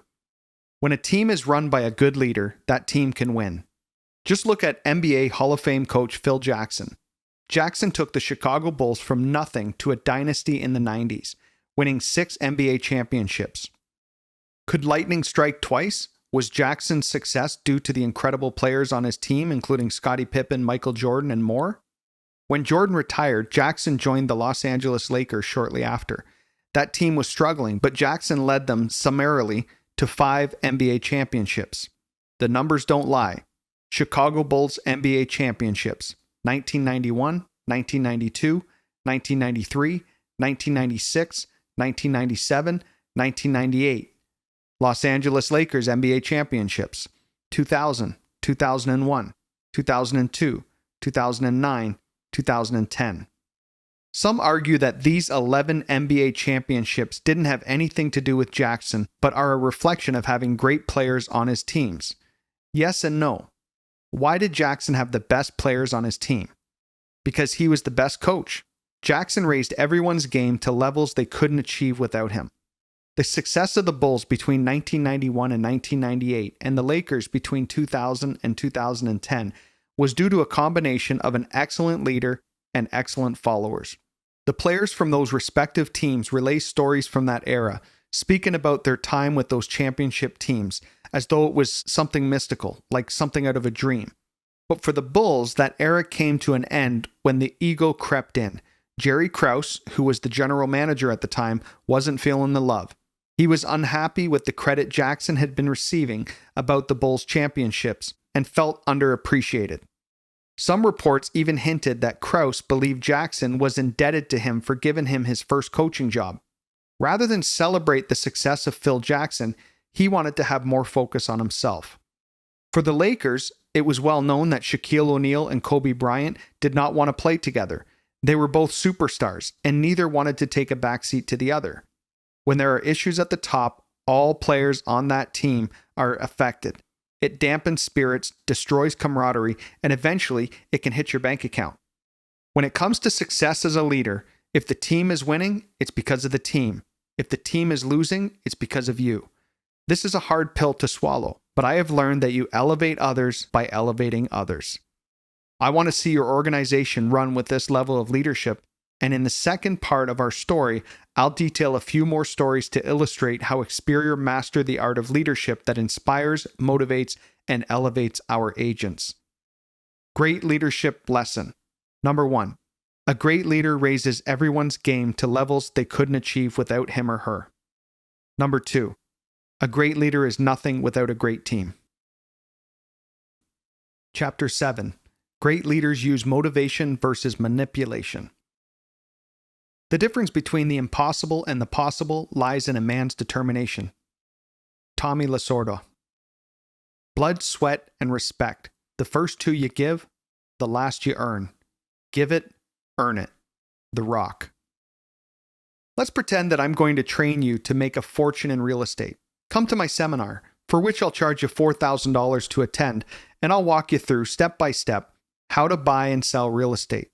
With as little as $0 down and paying me $4,000 to attend, I will make you rich. While you attend my seminar, I will regurgitate things I've read over the years, including the same CD, tape cassettes every other business professional has listened to from the 80s and 90s about being a winner and achieving success. The one caveat is this: I have never sold or bought a piece of real estate in my life. But damn, can I preach a great message about changing your life and winning. Let's say I have a killer website. I take professional photos regularly with fake backdrops on private jets, driving luxury vehicles, or on the beach. I create non-stop content which would cause the discerning eye to wonder when it is that I actually work, as opposed to talking about working. I'll tell you how to live the life I've achieved in my $25,000 weekend retreat. You can be an exceptional business coach just like me. The problem is that I've never actually generated value in a business. I teach others how to teach others to become business coaches. Nobody runs a business. We just all give people the opportunity to take tens of thousands of dollars from others in a never-ending loop of coaches coaching others to become coaches, with nobody having run an actual business or created any real value in the world. Pyramid schemes. Manipulation. Anybody with a few slides on a screen can plagiarize something they read in a book and motivate people temporarily. That's called manipulation. But to truly motivate people, charisma and charm will only get you so far. People will come up against hardships, and you won't know how to help them through those challenges. You'll be exposed as the fraud you are. Some great leaders are charismatic, confident, polished, and excellent on stage or in front of an audience. But in Experior, we found that the most truly successful leaders understand motivation. Any business owner or leader wants a motivated team. However, when poor leaders don't know how to motivate, they manipulate instead. Managers say, "Do this." Leaders say, "Let's go." Branding shares a fine line with motivation. Regularly, new agents will approach me and ask, "Jamie, do you have any tips on branding?" I hesitate because I don't know if they're looking for help creating TikTok content or color schemes on Instagram, both of which I see almost no value in doing. I tell them this: your reputation precedes you, but your character precedes your reputation. Remember, your character will eventually be exposed. Your brand is who you are and everything you do. How you do one thing is how you do anything. You can't fool people for long with a snazzy image when your heart isn't there. So focus on blessing people, and you will find that prospecting will become a thing of the past. Madhab Dalal is a great example of this. I asked him how he has built $250,000 in income with our business in just 2 years. He explained to me how he became the magnet. He began consulting with a charity where people were struggling to pay the final expenses when somebody passed. Helping people in their time of need generated so much goodwill that my business began to sail. I didn't have to pick up the phone. I just began helping people. In his unmistakable, timeless Southern Georgia drawl, Art Williams would say to a crowd of 50,000 people, "Nobody will believe in or follow a negative, dull, disillusioned, frustrated, dadgum crybaby. People want leaders who are positive, excited, enthusiastic, and tough." When you have a true passion for what you're selling, there is no need to manipulate people. Nothing draws people to you more than enthusiasm. Nothing helps your team feel truly inspired by the work they're doing than to see your own genuine enthusiasm for your clients and your products. Motivation is what makes us leaders. Manipulation makes us dictators. Mauro Arturi is patient, curiously quiet, and an exceptional listener, but his composure has a shadow side. Mauro can get mad. The Experior Godfather, as we call him, is one of the most relationship-driven and loving leaders I've ever met. I remember the first time Daniel Prickett shared with me that he couldn't leave Mauro, even when he lost everything at their previous company. He knew that Mauro would make it right. He trusted his leader. Mauro has a breaking point that is the result of a combination of having watched his team struggle and experiencing his own lack of success. He shares an unforgettable story with his agency that illustrates several critical things about motivation versus manipulation. One fateful afternoon, Mauro drove through blinding rain to a senior national sales director's meeting in Toronto with his former company. The entire meeting already felt like a big joke. You see, at the time, despite being paraded for his leadership, Mauro wasn't having great success with the company to which he'd end up devoting 19 years to and leaving as a vice president. Like so many men and women who were recognized as high achievers in that company, the majority of them were struggling. A title meant to imply success to their peers and their agents, but countless vice presidents and leaders could barely afford gas in their cars. I was one of them, and for a period of time, so was Morrow. There was no driving without wipers that afternoon. The rain was completely blinding, hitting the windshield with such a smack that you'd have to yell at the passenger sitting 7 inches away to be heard.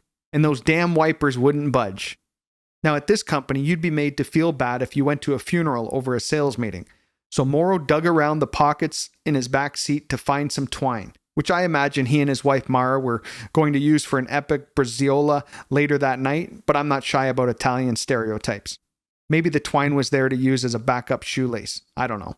But on this particular afternoon, Morrow tied the twine to his windshield wiper. For the entire trip across the city, Morrow yanked that twine back and forth while he drove. When he left the practice company, Morrow was at just about 100% of his income capacity. In the top 1% of earners there, he had just 40 agents in his organization. Today, Morrow has over 650 licensed agents on his team. He left one of his best friends of 37 years when he came to Experior, and this man, who'd been manipulated and browbeaten by his previous company, chose to forfeit his relationship with Morrow. Almost as if Morrow was leaving a cult, he became an enemy overnight by simply making a decision that would ultimately prove to be better for him, his family, his team, and his clients. Now, one thing about Morrow that everybody knows him for is that he's a relationships guy. He loves his team and was even the best man at one of his agents' weddings. When he came to me and told me he needed to attract this friend over to Experior, I didn't try to sell the guy on our potential. I didn't tell him I'd give him special incentives or titles either. I didn't try to manipulate him. I sought rather to use this challenge as a chance to improve the comp plan for our entire company to win this guy over. He didn't come. People are afraid of prosperity.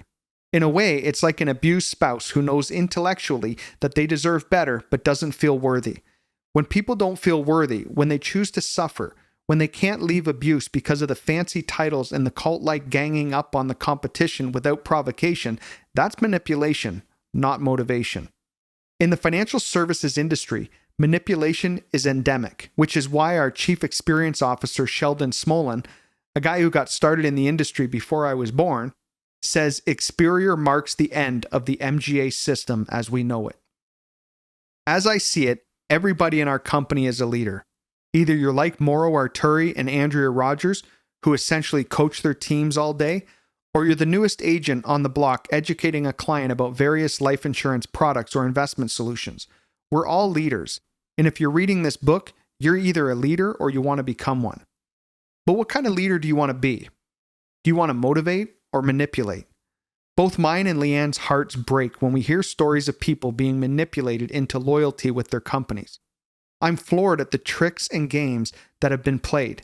When George David began prospecting experienced agents with another company, there were entire Facebook groups and forums devoted to chastising him, calling him evil for prospecting agents with that firm and that they should never join Experior. Well, despite this ridicule, he has become one of the most successful agents in our company. Yet he joined us with zero experience in sales or the financial industry, plus he's just 33 years old. He didn't bring a team of agents with him or have hundreds of clients. He worked like a dog and climbed the ranks. In Chapter 1, you saw me discuss the tortoise and the hare. In the fable, the tortoise wins because he's consistent. Consistency bears immeasurable compound interest.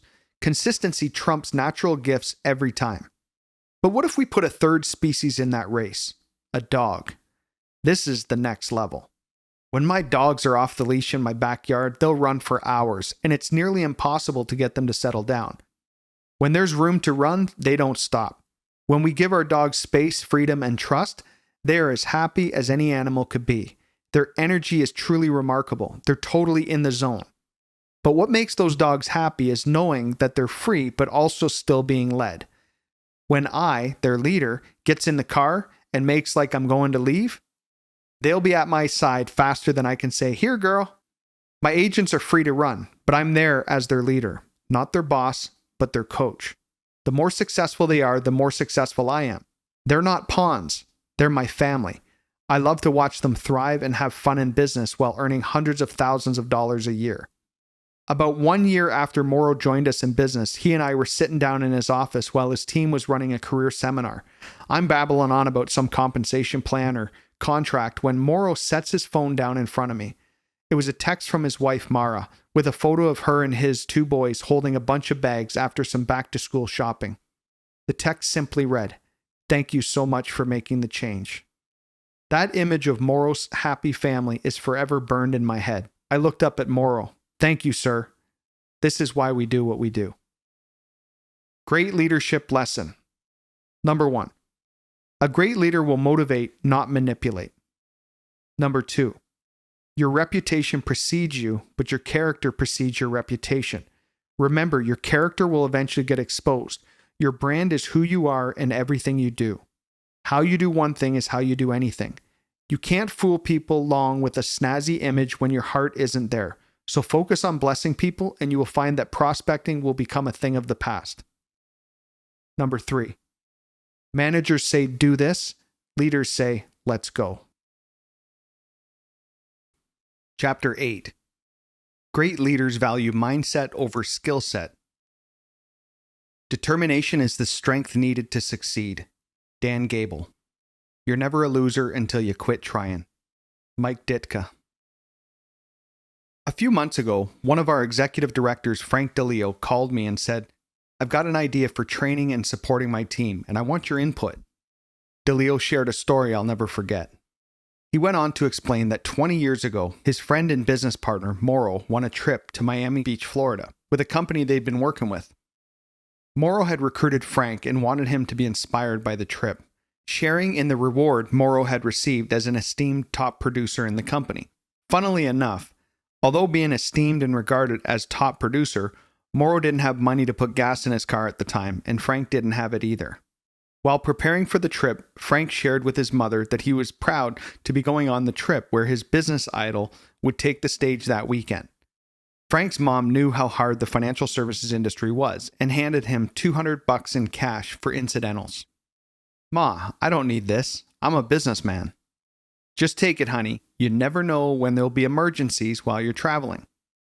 What Mrs. DeLeo didn't know was that both Morrow and Frank were broke, having all of $20 between them to survive for the week. If it weren't for Frank's mom, the two would have starved during that conference. Frank and Morrow sat at a table one night during the pinnacle moment of the event, stuffing bread rolls into their suit jacket pockets when suddenly Frank felt a hand gently on his shoulder. The entire room began buzzing around him. Excited whispers peppered the atmosphere. When Frank looked up, he saw the man, Hector, squeezing past him, cutting through tables in the crowded banquet room towards the stage. Hector was Frank's idol, and he still has the utmost respect for him. It was no sooner than Morrow said, "Man, you better never wash that jacket." The room erupted in deafening applause. It was like Bon Jovi had just taken the stage. At that moment, Frank shared with me that he knew he wanted to have that effect on people too. Hector was a top earner in the company where Morrow and DeLeo were floundering, despite having earned accolades as top producers. He was pulling in about $3 million a year at the time, but instead of hoarding the secrets for himself, he led weekly training sessions that were available to anybody in the world, and to my knowledge still are. Frank's parents got ripped off by an insurance agent decades ago. His dad was uninsurable due to health reasons, but some slimeball agent had the DeLeos' 4 children insured excessively, saying, "If something happens to Mr. DeLeo, you'll receive $50,000 from each of your kids' policies, Mrs. DeLeo." Several years later, Mauro Arturi, a family friend who'd grown up near Frank's dad in Italy, came by the house. Mrs. DeLeo handed the policies to Morrow, whose face immediately sunk. He looked at all 4 policies on Frank and his siblings several times, looking for something that wasn't there. "This can't be," he muttered. Mrs. DeLeo's face dropped too when Morrow finally uttered, "Mrs. DeLeo, you're completely vulnerable. Mr. DeLeo isn't insured." When Frank's father called the agent's office, he found out that the weasel had vanished from the industry and later had been charged with defrauding other families like the DeLeos. It was at that moment that Frank knew he'd joined the industry where he could right those wrongs.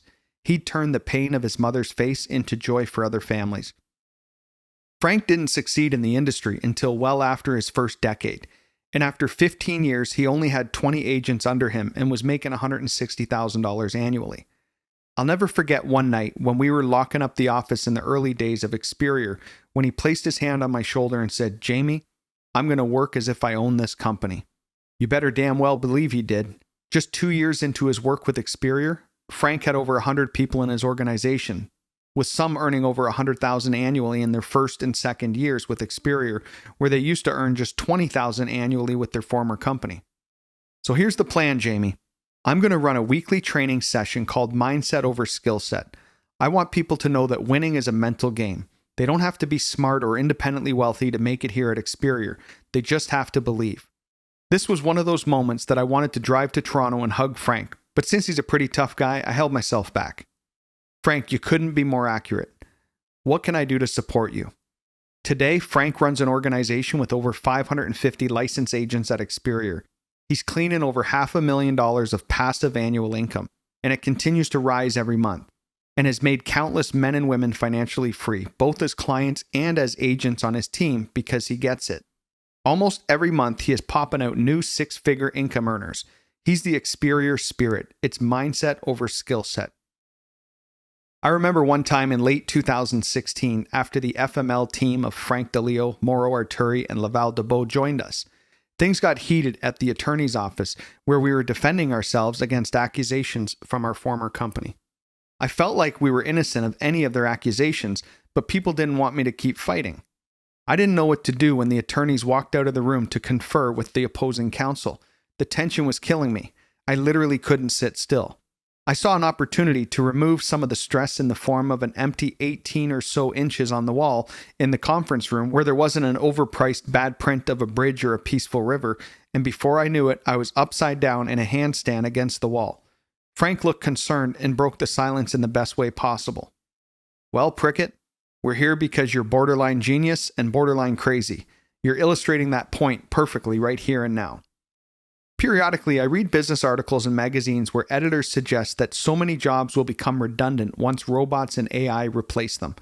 I've wondered about the time when I have a legal issue and instead of paying $15,000 retainer to some law office, I'll be guided through a script on an app, and that AI will show me exactly what forms I need to file. The app may even pre-fill most of my information and tell me where I need to send the forms. Perhaps I'll use an e-signature and file them directly from my phone. In the car, perhaps, while I'm on my way to the office. But you know one thing AI will never replace? Leadership. Management, however, it may. Managers focus on keeping people on assembly lines, producing without thinking outside of the box, lest we slow down the line. Managers control efficiencies. They tell people what to do, how to do it, and where to do it. As for me, I'm a terrible manager. I've done it well, but it's not my happy place by any means. Similarly, I don't like to train managers either. I want to see Frank thinking outside the box, giving his team mindset skills that will help them become great leaders. Baljeet Parmer, an executive director living in Alberta, Canada, is a great leader with us. I recently spent time hosting an event for other leaders at Baljeet's home. His wife loves to cook homemade Indian food when they entertain, and Baljeet loves the bar and gaming room downstairs in his new home, which is coincidentally breathtaking. I said to him, "Baljeet, what is your goal for your agents this year?" He recalled a story he read recently. The man reads voraciously to improve his craft as a leader and financial representative.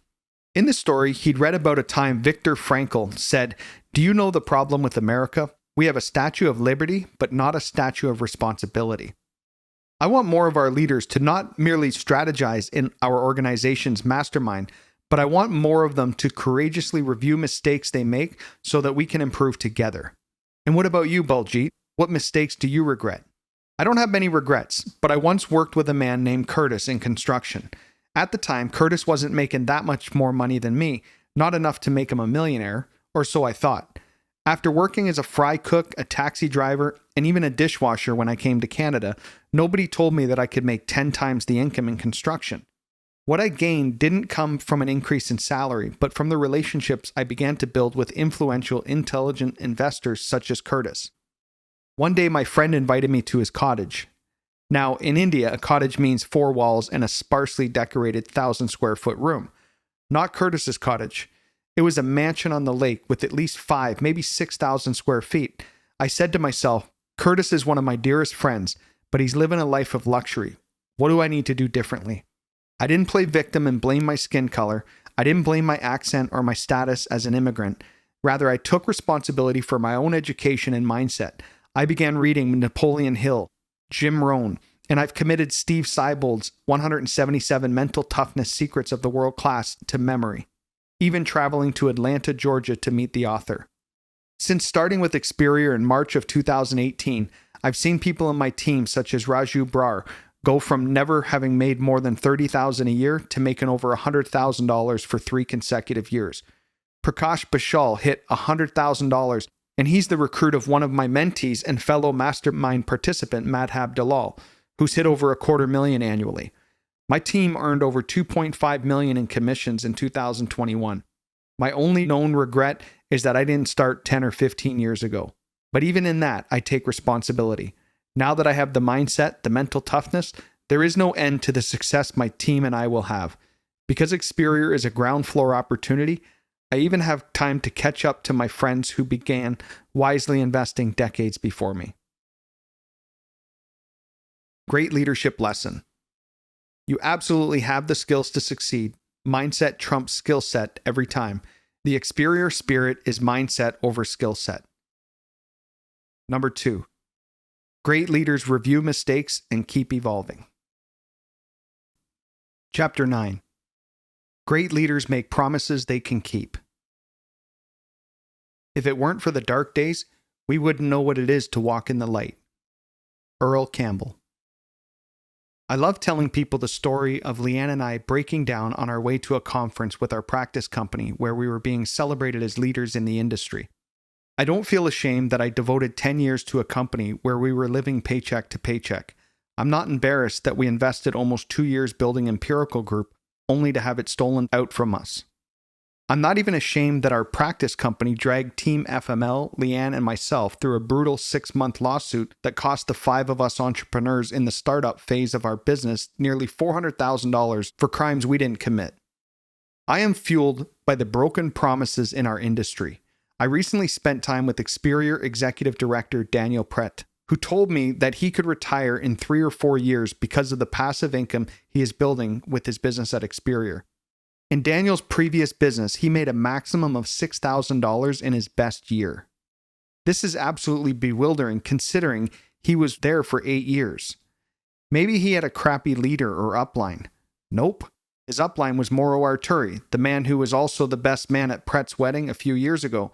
Mauro's current team of 650 licensed agents earns an average of $54,000 annually, and countless agents on that team work part-time. Was Daniel a total moron? Wrong again. He's making $250,000 annually with Experior and made $100,000 in his second year. He's intelligent, heart-centered, and very strategic about what he does.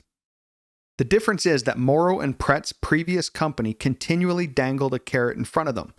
This is an epidemic both among the builders models or MLM companies, as well as the insurance industry as a whole. Just one big recruit can make your whole year, just one big investment client. There's always hope, but until Prickett joined Experior, that was false hope. Great leaders make promises they can keep. Manipulators dangle carrots. The carrot-dangling promise breakers may recruit hundreds or even thousands of agents with false hopes, but lasting leaders and successful companies keep their promises. They may not recruit as many people as the razzle-dazzle pyramid scheme salesman, but they'll keep the people they recruit happy over a longer period of time. What's more, they'll hang their hats on a better reputation, which we'll discuss further in Chapter 17. Experior Executive Director Matthew Stewart had a similar experience with broken promises. He labored for 9 years under the impression that he owned his book of business with his former company, the same one from which Darren Golka, Andrea Rogers, and so many other successful agents in our organization came from. Stewart was called a senior marketing director at his previous company. They called him top tier in the industry. But after his father got sick and he chose to move across the country to be with his family, Stewart was told he couldn't keep his team. After 9 years in the industry, he was destitute. He tells me now, Jamie, it was right there in my contract. It couldn't have been clearer. Everything I'd built belonged to somebody else. It took just 2 years with Experior for Matthew to hit the $100,000 income mark in revenue, a threshold he hadn't reached previously in his total of 12 years in the industry. If Matthew decides to make another change, We'll release his code and allow him to take his business with him on day one. I don't think he's going anywhere, though. Adding insult to injury is the nasty game of bad-mouthing that is rampant in the financial industry. Francis Sinde and his wife Diane built a business called Stellar Wealth Solutions from 2015 operating through to 2017. The Sindes struggled in this country for over 10 years, floundering in finance, hitting success only to have it stolen from them not once, but twice. I resonate with his story because it resembles mine and Leanne's. The Sindes were misled by broken promises. You see, the Sindes' former company, where they'd worked before they started Stellar Wealth Solution, is a blister on the Canadian insurance scene with their misleading marketing and cookie-cutter insurance solutions that don't work for many families they foil. That dishonest company sued Francis and Diane, threatened by how quickly the Sindes had built a team with their new venture. They were bombarded with criticism and false information, some even coming from their own recruits who abandoned them during this time. At the end of 2017, Leanne and I performed a sneak attack on Francis and his wife in a hotel where we were staying on a business trip out to Calgary, Alberta. One night, a friend told them to meet somebody in the lobby of the hotel.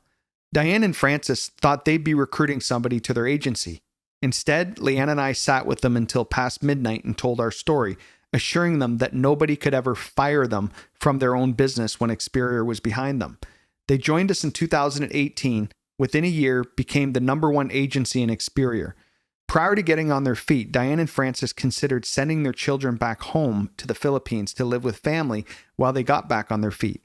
Also, being a father of 4 at that time, they now have a 5th, the thought always made me sick to my stomach. The abuse that Diane and Francis endured is another reason I have a fire in my belly to get out there and help our agents become successful every day. When you see the broken promises and abuse our agents have sustained from other companies, it's hard not to get discouraged by the amount of pure evil there is out there. It can make a strong man weep to see others are abused across the financial industry. A particularly morbid, unsubstantiated promise that I often see other companies make is that you're joining a team so close we're like family. Well, I don't know about you, but in my family, come hell or high water, you have a home in my home. As a leader of leaders, I keep my promises. I don't love people based on performance. A great leader is fair. A great leader has integrity. A great leader keeps their promises even when they're being abandoned. Like the Bible story of the prodigal son, Leanne and I have been challenged when our agents leave us. Just as in this story, we release that agent with their inheritance, with the book of business they've built with us. It hurts to see people leave, and we worry that they won't succeed in other businesses, industries, MGAs, IMOs, or models, but it would hurt worse to let that human go off with nothing. They will leave with what we've promised them, and will summarily pray for their best. It's not just our promise, it's our contractual obligation to our agents. The flip side of this is that because we treat people fairly, perhaps people who left us believing the grass was greener on the other side, we have had many of them come back to join us again. One example of this is Mario Francella, who you will hear about shortly. He holds a record with Experior for joining us the most, 3 times, but you'll soon hear how things are going with him now. It's common that new recruits in financial services, especially other companies with a builder's model, are shown the glossy brochure of how happy and supported they'll be once they join a team. That is common across all industries. Go to any large corporation's Join Our Team page on their website, and you'll see those promises in big, bold, cheesy stock photos, but all too often you're left devastated by these false promises. In 2014, Ryan Tong's wife was diagnosed with breast cancer.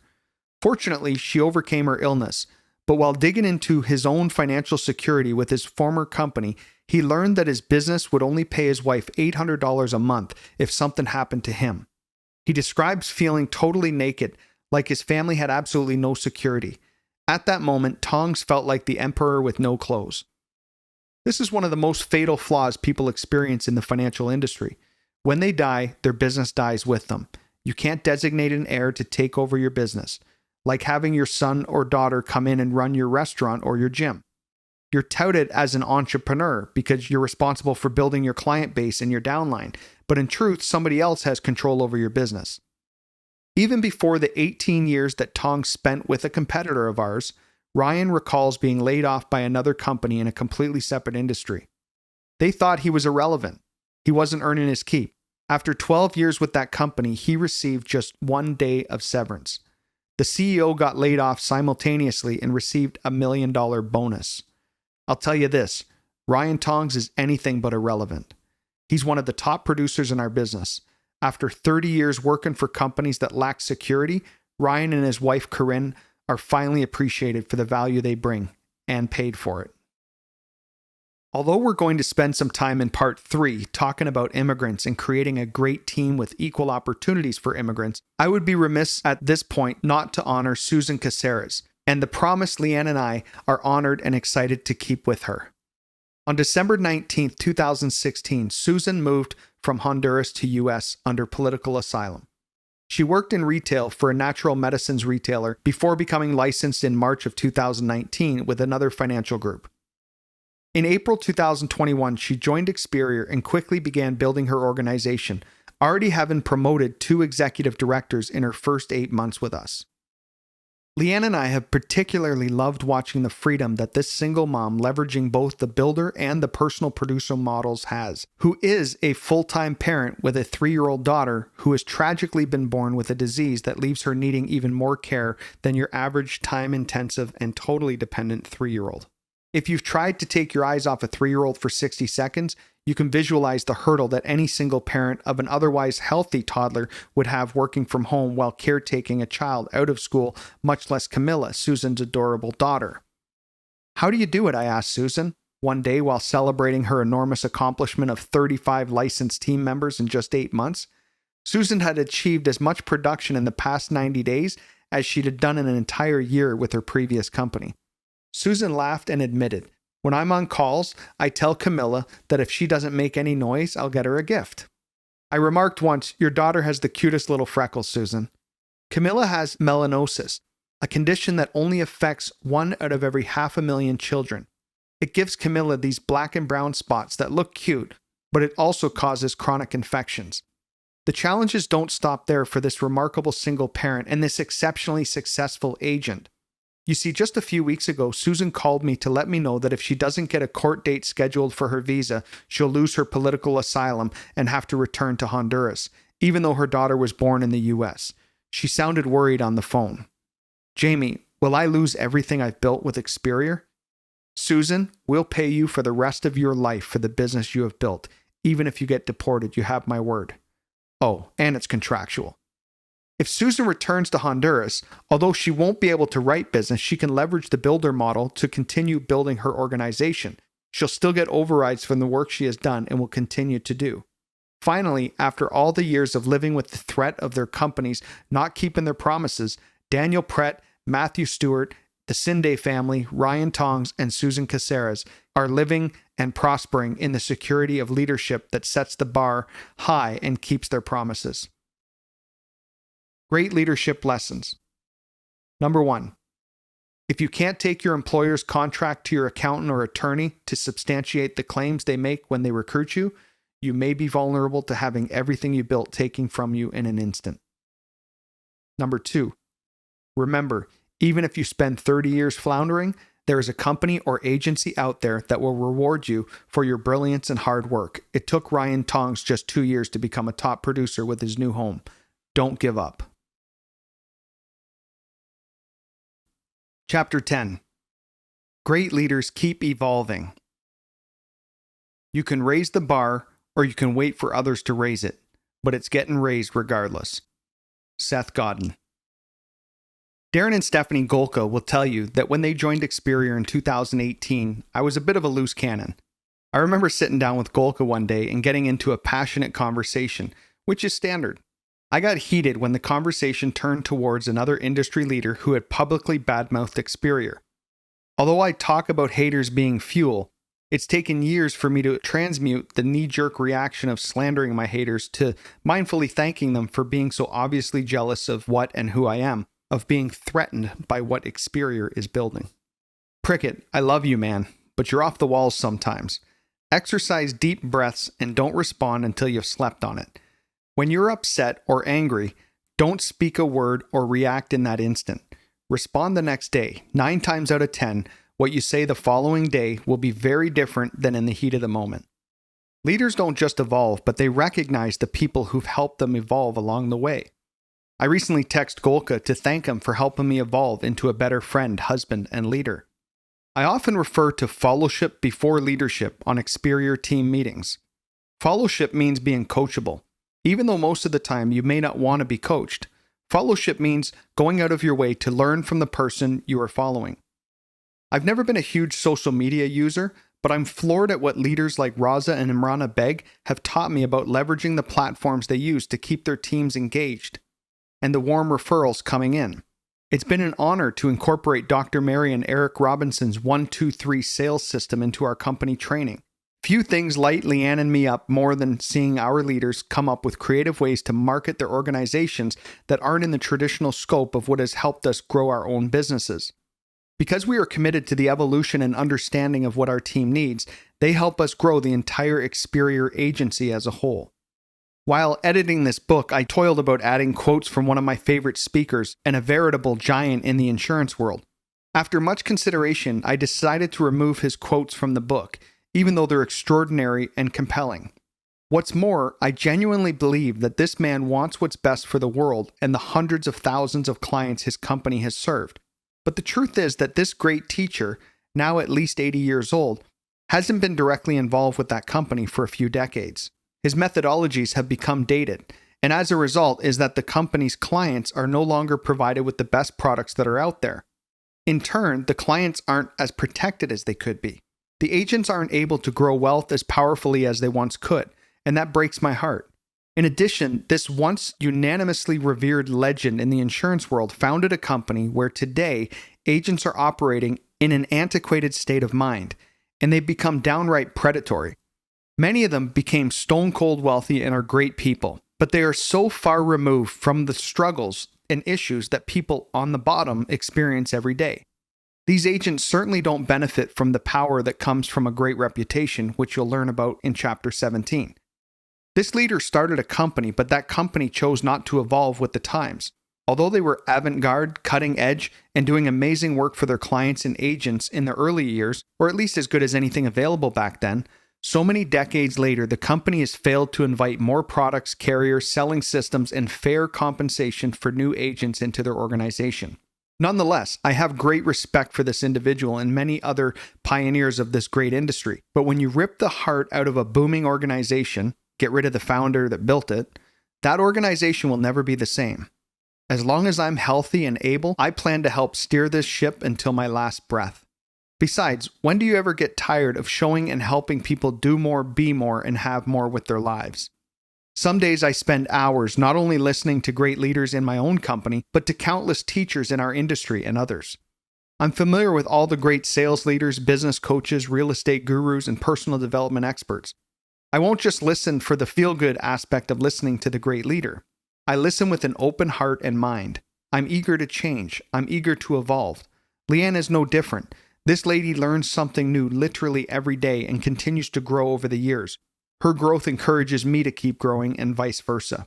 Remember, not only is a great leader committed to growth, but a great leader is also a great follower. Great leadership lesson. Number 1. A great leader is also a great follower. Chapter 11. Great leaders listen. We have 2 ears and 1 mouth, so we should listen more than we say. Zeno of Citium, as quoted by Diogenes Laertius. Every great leader was once a great follower, and the smart ones learn as much from their followers as their followers learn from them. Jamie Prickett. When Dr. Mary and Eric Robinson, Aurelio Evans, Leanne, and myself sat down one fateful Friday morning in January 2021, Aurelio asked me a bold question. Jamie, if we join Experior, how quickly will you open up in Maryland? In early 2021, Experior still hadn't gotten licensed in most of the states. In fact, we were only operating in a select few at the time. Aurelio, if you can bring me 10 agents, I'll open up Maryland, I promise. Aurelio recounts trying to stifle a laugh. He looked at Eric, and with a blank look, Eric was also trying to keep his poker face. Finally, Eric spoke up. Jamie, we'll have 10 agents by Monday morning. True to their word, Mary, Eric, and Aurelio had 10 agents by Monday, and 70 plus fully licensed agents in their organization in less than a year. Dr. Mary and Eric were the #1 recruiters in all of Experior in 2021. And the Experior presence in the US was still a little bit like the Wild Wild West. To this day, Aurelio happily remembers how quickly Leanne and I opened up Maryland for that team. "You walk your talk, brother," he tells me. Shortly thereafter, more crazy Americans called me up with some marketing ideas. Roz and Imrana Beg wanted me to waive the $150 startup fee so they could do a recruiting blitz in the States. This is something that we've never done in 8 years. They gave me details on the launch, and I let the Begs know that waiving those fees will cost Experior revenue, as those funds help fuel our massive technology, training, and software systems. "Tell you what, Raza, I'll waive those fees if you bring in 40 agents this month." Done. The Begs didn't stop recruiting that month, and they didn't stop creatively marketing. They have developed a social media marketing system for their agents that drives leads to their teams, giving them the opportunity to prosper in personal production through organic referral-based traffic as opposed to cold calling, which most people rightfully despise.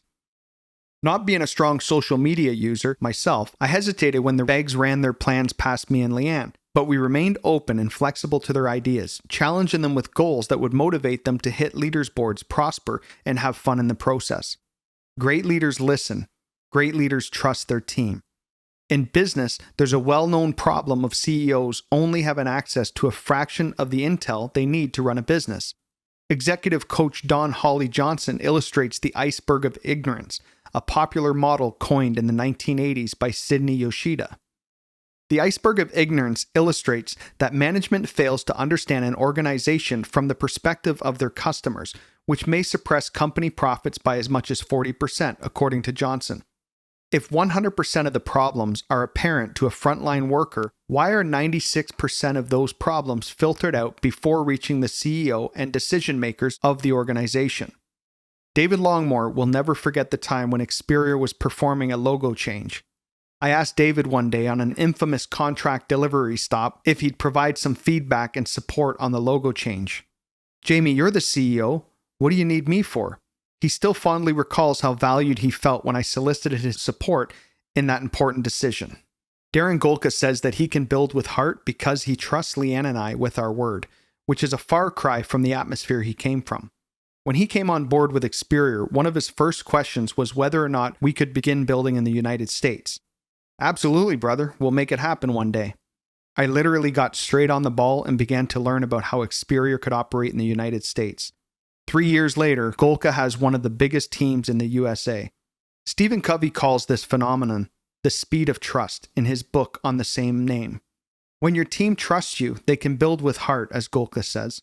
He knows he won't be taken advantage of. He can focus his life on changing the lives of others and supporting a strong team. The one he and his wife Stephanie call Rios, or recognize each other's successes. He tells his agents, "I'm not looking over my back here. I'm free to build. Nobody is going to steal my business away from me." With the speed of trust that Jamie and Leanne have created, Stephanie and I are free to operate from abundance and grow at warp speed. That trust is the glue that holds everything together. In your organization, can your agents, managers, and frontline staff freely illustrate the problems as well as the praises for the business? Are you intimidating your team? Do you say you have an open door, but you actually have your secretary filter out employee concerns before they reach you because you're too busy? Do you listen to your team? Can they call you, or does your gatekeeper prevent them from leveling with you, even when it hurts to know that you're falling short as a leader? Does your team make you a better leader? Do you allow them to do so? Great leadership lesson. Number 1. Great leaders listen and evolve with their teams. Number 2. Great leaders have created an environment in which their team feels comfortable revealing the 96% of issues that are not traditionally heard by the CEOs of an organization. Chapter 12. There's no job too small for a great leader. Gratitude is the aristocrat of all the emotions. Bill Gove. Executive Director Henoch Machina loves to recall a story of a fateful Sunday night when one of our websites at Experior went down. Machina was teaching a financial education class to some 75 students online. At the end of his lecture, he asked his students if they wanted to join a company where they could put their new skills into action. Over a dozen students jumped at the opportunity. The only problem, there was a website glitch that wasn't allowing Machina to enroll his recruits. Leanne and I were at home that night, finally hearing the last of our son's stereos turn off and putting our feet up after an eventful, noisy weekend at the Prickett household. At 10 p.m. Henoch's time, which was midnight in Guelph, we get a text from Machina. Jamie, the website's not working. I have a handful of students who want to join Experior, but there's a glitch. I know I can call broker support in the morning, but these folks are ready to enroll tonight. I didn't bat an eyelash. Leanne and I rolled up our sleeves, thanked Machina for letting us know about the problem, and we cranked it out with our developers in the middle of the night. By we, I mean Leanne. We weren't annoyed. Machina had the opportunity to bring 10 people into his organization that night, and we weren't about to let him down. Machina said, Jamie, I'm so sorry. I know you're busy. Man, this is my job. This is what I live to do. A great leader is accessible, and there's no job too small. I'm happy our agents use my personal cell phone to let me know how I can help them. To me, it's an honor to have our agents trust us so much. When David Longmore, a Jamaican immigrant who's had tremendous success with Experior, got promoted to executive director, I drove for an hour to congratulate him in person within 60 seconds of seeing the scoreboard. He hadn't even heard the good news himself by the time I arrived. I said, David, check your text messages. His team was congratulating him. His mouth dropped. You drove all the way here to congratulate me? Great leaders go the extra mile, literally. Executive Director Rayon White loves to recall a time when Experior was still relatively new, and I'd make a trip from Guelph to Toronto weekly to deliver contracts to our agents. He'd razz me appreciatively. Hey Jamie, you're the CEO. Can't you find somebody else or some service to do that for you? The truth was, we were just in our third year when Rayon joined, and we were not in a financial position yet to hire all the staff we needed. Leanne and I had to take on every role in the company for a period of time. If you were too proud to be a janitor or a courier driver while building your business, then you've probably had far too many participation trophies in your lifetime. Great leaders get their hands dirty if it means getting the job done. At the time, I didn't tell Rayon that Leanne and I weren't just serving the food, but cooking it and doing the dishes as well. Sure, I could hire someone to deliver these contracts, Rayon, but then what excuse would I have for coming over here and kicking you guys into shape? As silly as that may sound, there was some truth to what I said. I'll never regret having to load up my backseat with stacks of contracts to hand deliver to those agents, grabbing a few coffees on my way, and delivering the contracts to our agents in person. Those contracts represent the lives we change, the freedom we bring to clients. There's nothing I would rather do than celebrate with my teams on the business they closed and the people they've blessed. I've never been one of these CEOs who dresses the part, who has a sort of unapproachable air. I've been involved in companies where things would get quiet when the CEO entered the room. I like to think that in any room I enter, the volume goes up. People remember why we're here. They remember that it's okay to be themselves and fall on their faces because I've done that too. One of those moments during which you'd assume I'd put my best foot forward is during recruiting meetings. Hey, you want the guy at the helm to be polished, professional, and reliable, right? So dress the part. Not me. I don't want my polish to shine through. I want my scars. I want people to know that I've been to war and I have the scars to prove it. Sometimes it turns people off, but time and time again, they'll come to understand that this approachability is what makes them successful, and in turn, me and Leanne. There has been more than one occasion where I've shown up to woo somebody to our team in sweaty gym clothes or in the middle of the night in a hotel ambush like I did with Diane and Francis, Cindy. Great leaders don't need to hide behind fancy suits. A lot of that posturing and peacocking comes from manipulation, not motivation. I'm not saying to never dress nice, but sometimes you've got to let your hair down. Beyond that, great leaders are servants. In January 2001, I met Dr. Mary and Eric Robinson and Aurelio Evans for the first time on a Zoom call. Within 2 months, Dr. Mary and Eric eagerly recruited a U.S. Experior team, asked me if they could do a March Madness recruiting event. I had built trust with them in a short period of time, so I handed them the reins and said, whatever you guys need, count me in, I'm there. All right, Jamie, what's the most anybody has ever recruited in the company in a month? 30 or so, I said. So we're going to double that, Jamie. And then we're going to reward those 50 or so new recruits with a dinner with the CEO. Are you okay with that? How could I say no? I love when my team gets creative with marketing, and I wanted Dr. Mary, Eric, and Aurelio to function in their most elevated capacity, which is recruiting like mad with fun, community building events. Sure enough, they recruited over 50 people, and that night I sent a $50 gift card to at least 60 people. That March Madness event became the single most important recruiting event for Experior Financial Group in the USA. Each individual who won that dinner, which ended up being a full night of playing games, laughing, and learning together, was allowed to bring one guest. But they didn't have me stop there. They were going to test and see how Leanne and I would show up for them as leaders. One day, Eric called me and said, "Jamie, the US market is new. Things are different here than they are in Canada. Dr. Mary and I are new as well. We're going to need more mentorship than other agents who've been in the industry for 20 or 30 years." I didn't skip a beat. I committed to being Dr. Mary, Eric, and Aurelio's personal coach once weekly, as well as training their team twice weekly during both a morning and an evening session. Their leaders showed up, and they've already had an agent crossing $100,000 in income after only 6 months.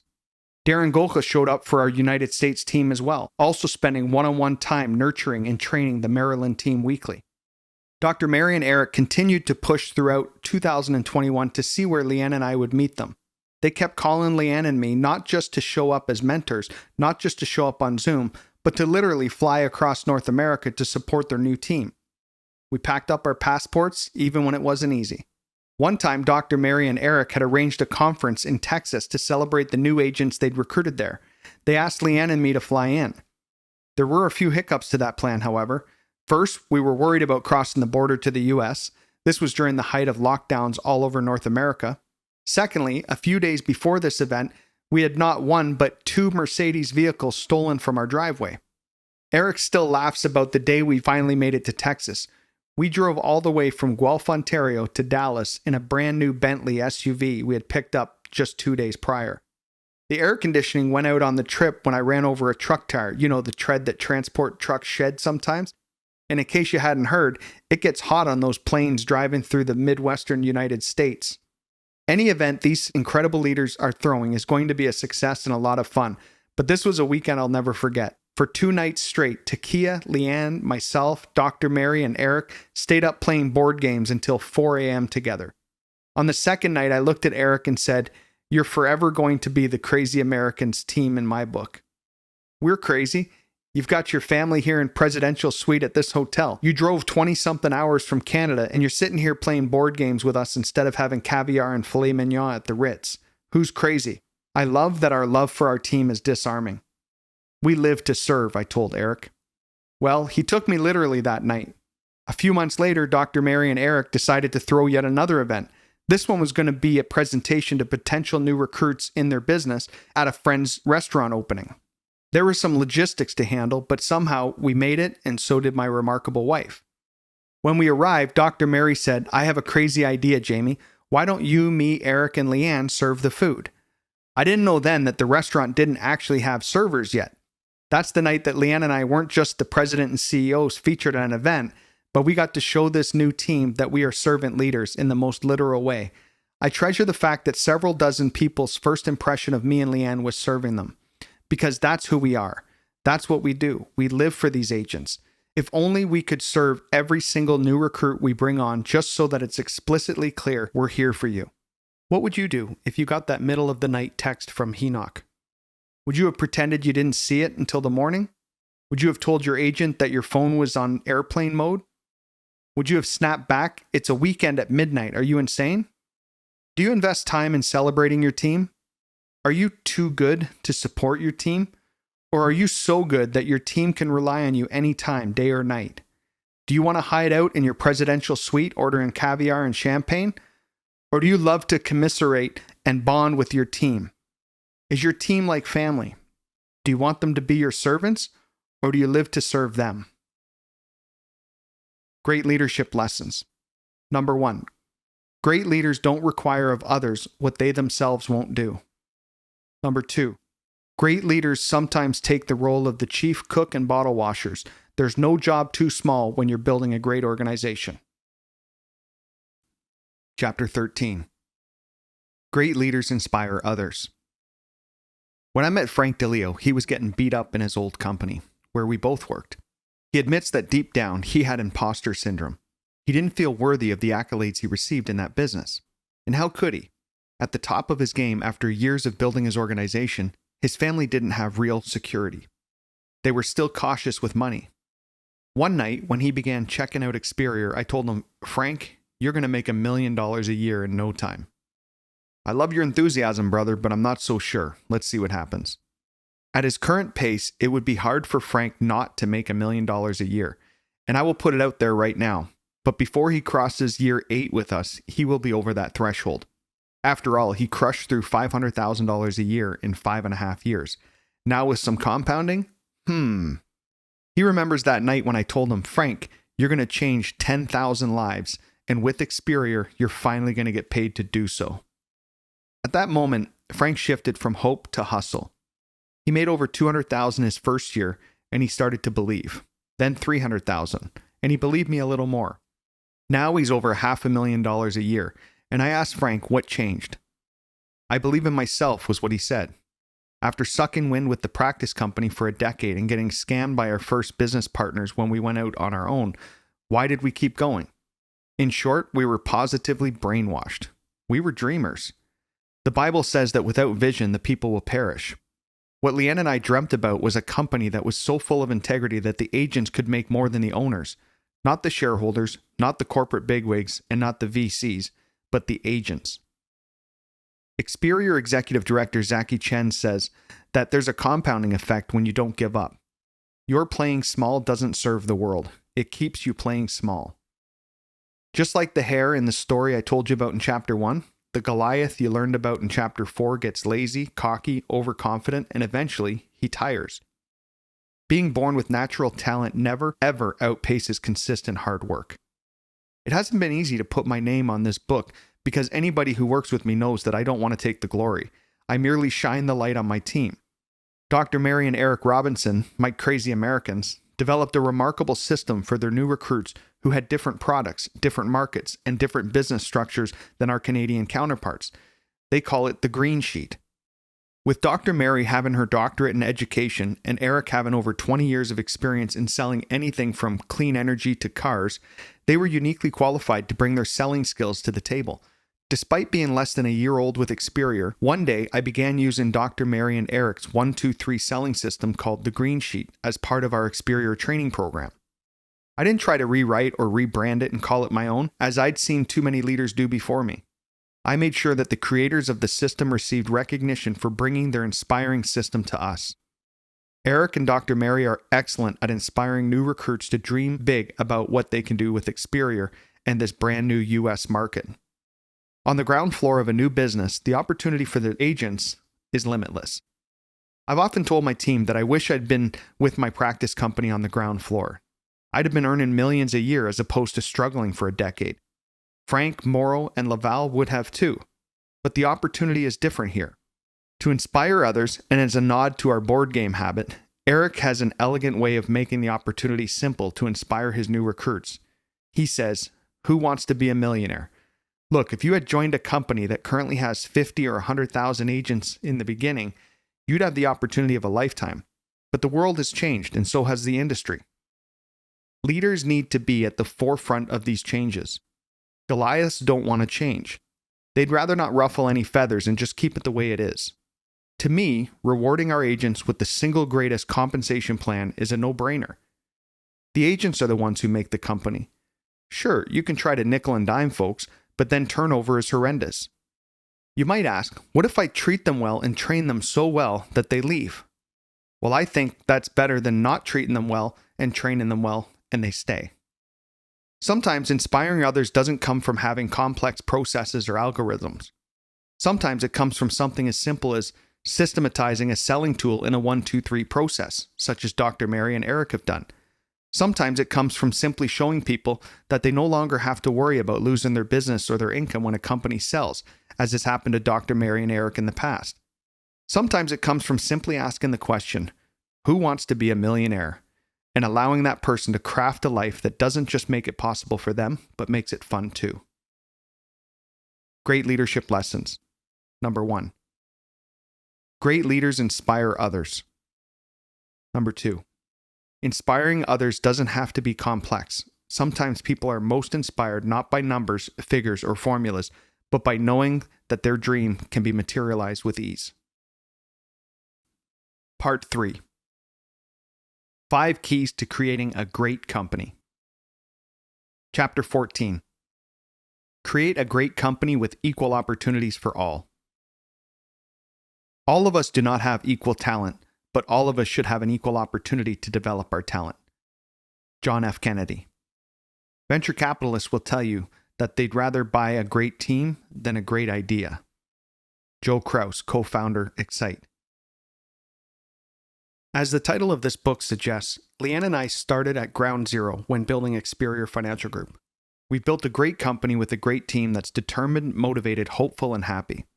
In part 3 of You Can't Fall Off the Floor, you're going to learn from our team members' stories about what we've done to allow our great leaders to build a great company.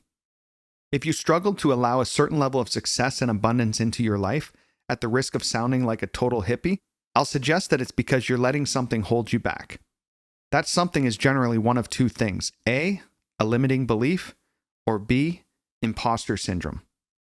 A limiting belief is just what it sounds like. A belief that you hold about your worth, your potential, or your abilities. Zig Ziglar calls it the do-have-be. You believe that you've got to do the thing before you can have the glory so that you can be happy. Imposter syndrome is another big enemy of success. It's the false notion that you don't deserve your divine inheritance, your birthright, and or your status as the king or queen that you are. You're afraid that if and when you succeed, you'll be discovered as a fraud or an imposter. Sheryl Sandberg popularized this notion in her book, Lean In, when she admitted that although the Facebook team sought her leadership as their COO, she was subconsciously waiting for the day that they'd learn she was a fraud, that she wasn't as good as other people in her position, generally men. She asked readers take their seat at the table in the most memorable story in an otherwise pretty unmemorable book. Great companies decimate imposter syndrome. We don't fill people up with false hopes and facades, but we surgically extract the magic gift that each individual who onboards with us has within them. We shine the light on that gift that so many kings and queens who've joined us have always had, but hadn't fully realized. In a great company, there is equal opportunity for all. In this book, you've read stories of over a dozen individuals who floundered in previous companies. Rayon White is no dummy, but he struggled for 10 years in his previous company. God bless his incredible wife and family for believing in him. Daniel Prickett struggled so hard in his last position that it brought both him and his mentor Morrow to tears. Frank DeLeo never broke past the $160,000 income level until he'd been at his former company for 16. And certainly wasn't for lack of trying, nor a lack of innate talent. The man's a genius. It took him just 5.5 years to create a $500,000 in annual income at Experior. So why do so many men and women join a great company and thrive where in other companies they floundered? A great company is designed to honor the individual. The public school systems in North America certainly don't honor the unique individual. They honor a single way of doing and being, and it causes otherwise brilliant kids to struggle. Perhaps I was one of them, but I've never thought I was brilliant, just determined. Your mechanic may be just as smart as your doctor. One of them just took a different direction in their career. When I'm hiring anybody from employees to entrepreneurs, I look for one critical quality that is tragically and vastly overlooked by other leaders. It is the quality of fellowship that I briefly mentioned in part 2. Rayon White shared with me one day that he's never read so much in his life. He struggled hard for his first 10 years in this industry, but when he joined Experior, he learned that he's damn smart.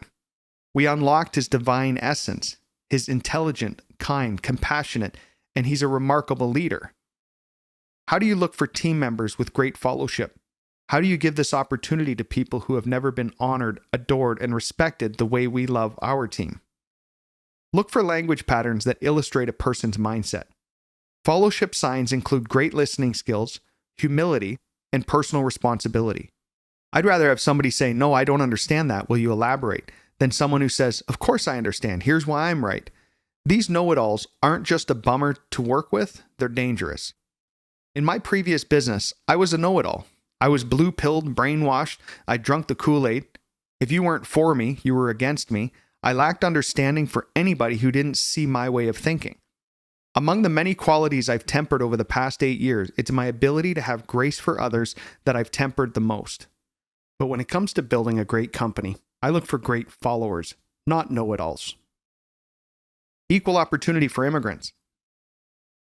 Intelligence is not the dominant trait of a leader. Education doesn't correlate with wealth. A lot of people wax poetic about equality, but here at Experior, we've learned that it's not enough to wave a colorful flag and subsidize a few people in each department to promote diversity. A great company doesn't look for advanced degrees or pedigrees. They look for team members who are rich in passion and bred with strong hearts. A great company is built not with a gaggle or exhausted parts, but with a strong, connected unit. Periodically, I see people get frustrated with immigrants who speak in broken English, which perplexes me to no end. These people came to live in a foreign place. Most of them came because they wanted to work hard and provide a better opportunity for their family. They had the courage to leave what was familiar to them, and they speak at least 2 languages. To people who are critical of immigrants, I like to point out that they're probably a lot smarter than me or you. In our company, it's proven to be true time and time again. In a great company, there's truly equal opportunity for everybody to succeed. But I'm not just ruffling feathers for the camera. I put my money where my mouth is. And in the following stories, you'll see how dozens of agents in my business have become statistical outliers in their success. People have joked that Experior looks like the United Nations. It's true, especially in comparison with so many companies whose leadership is pale, stale, and male. Experior has achieved success by accepting and celebrating people from all countries and all walks of life. Zaki Chen loves to call head office and say, "Hey, who speaks X language? I want this client to feel completely comfortable." In my experience, we've never failed to procure an agent who speaks just about every language imaginable. Zaki is a Canadian immigrant from Israel who arrived speaking barely a dozen words in English. When he came to Canada, his wife was pregnant with their second child, and they were penniless. It didn't change fast. He worked in the industry but made so little money that his wife would bury a few dollars away here and there from her job, worried that they would have to stow away back to Israel at some point, with or without Zaki. Like so many stories you've read in this book, I ambushed Zaki at a coffee shop. I showed up at a meeting where Zaki mistakenly thought he was going to meet with me to recruit me to his former company. Zaki tells me that what attracted him to Experior was the fact that we're a ground floor business. He had the opportunity to start afresh somewhere.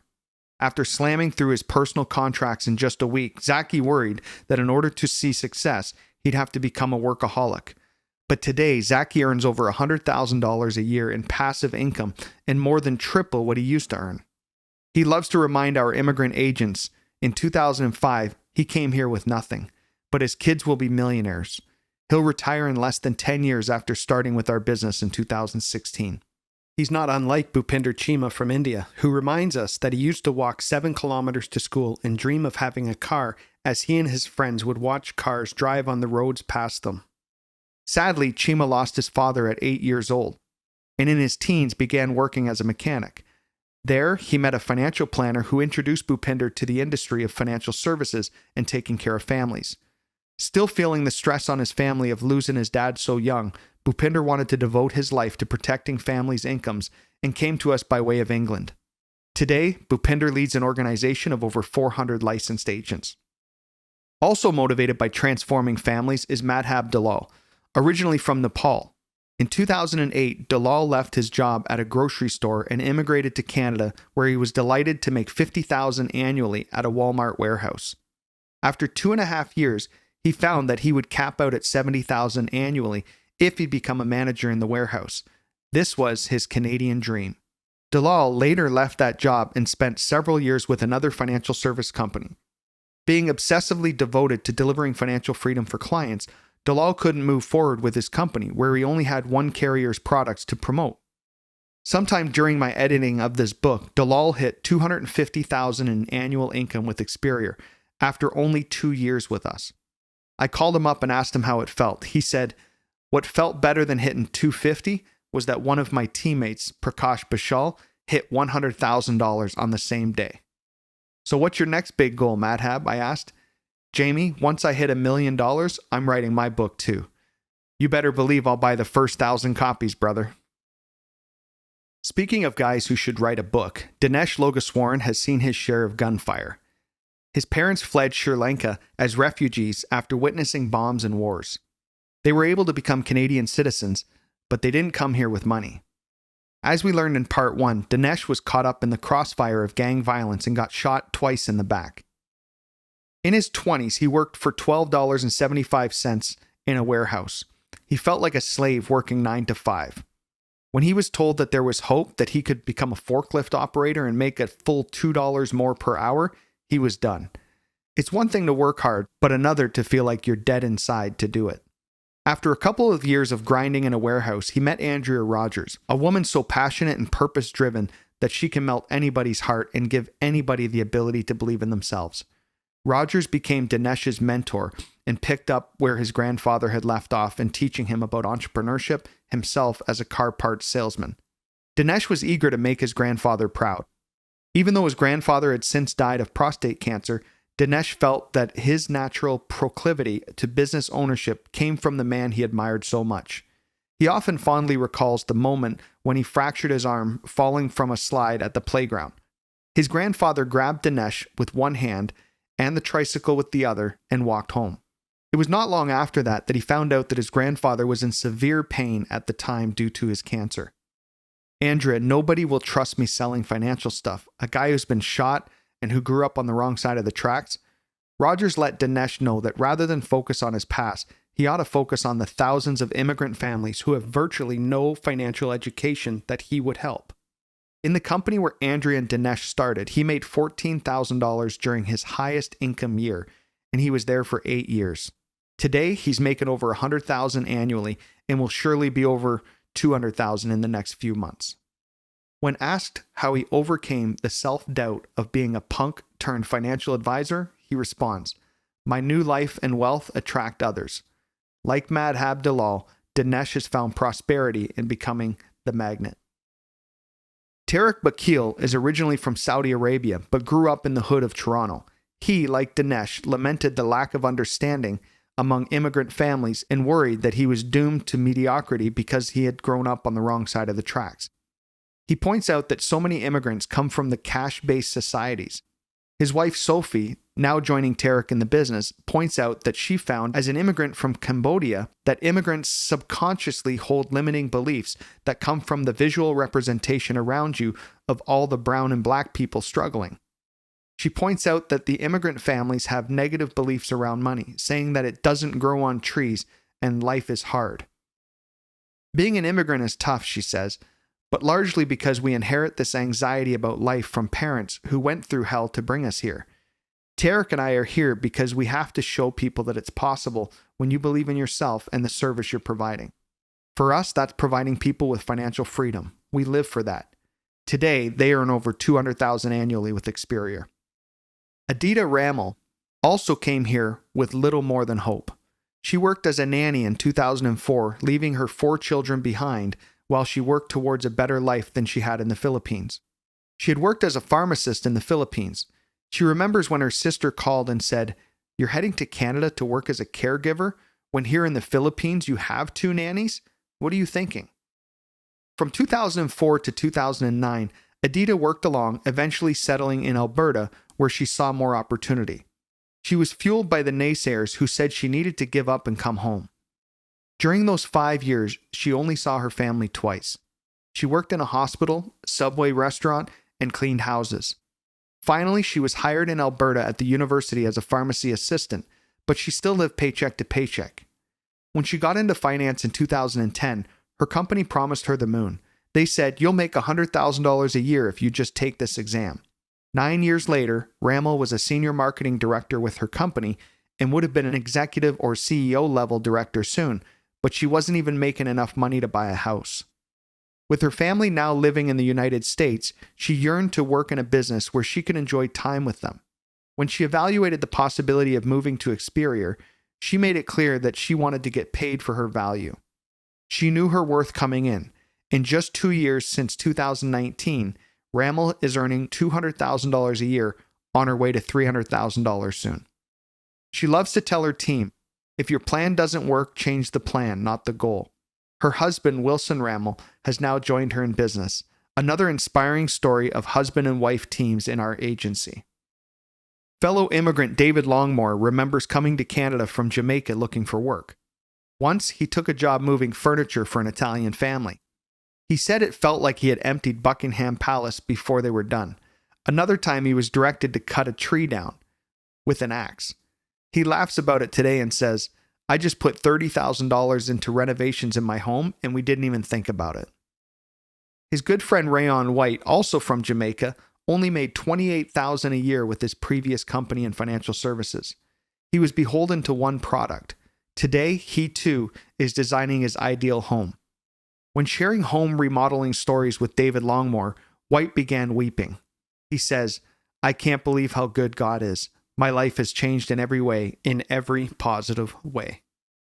Funnily enough, it all started when Frank DeLeo showed up at White's door, hoping to recruit him into the industry. He did, but his wife said, "If you don't make this work, I'll divorce you." Seeing how happy Rayon and his wife are after 38 years of marriage, that's hard to believe. But DeLeo made good on his promise to the White's family. He brought Rayon to Experior, and he's more than made up for the time he lost in the practice company.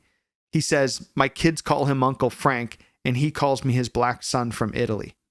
Whatever they call each other, I'm just glad we brought Rayon and his family home to Experior." When Neela Manon came to Canada from Dubai, she had worked as a business professional and immediately began working with a financial services company, just 10 days after stepping foot in Canada. Her marriage struggled and the divorce dragged on for 2 years.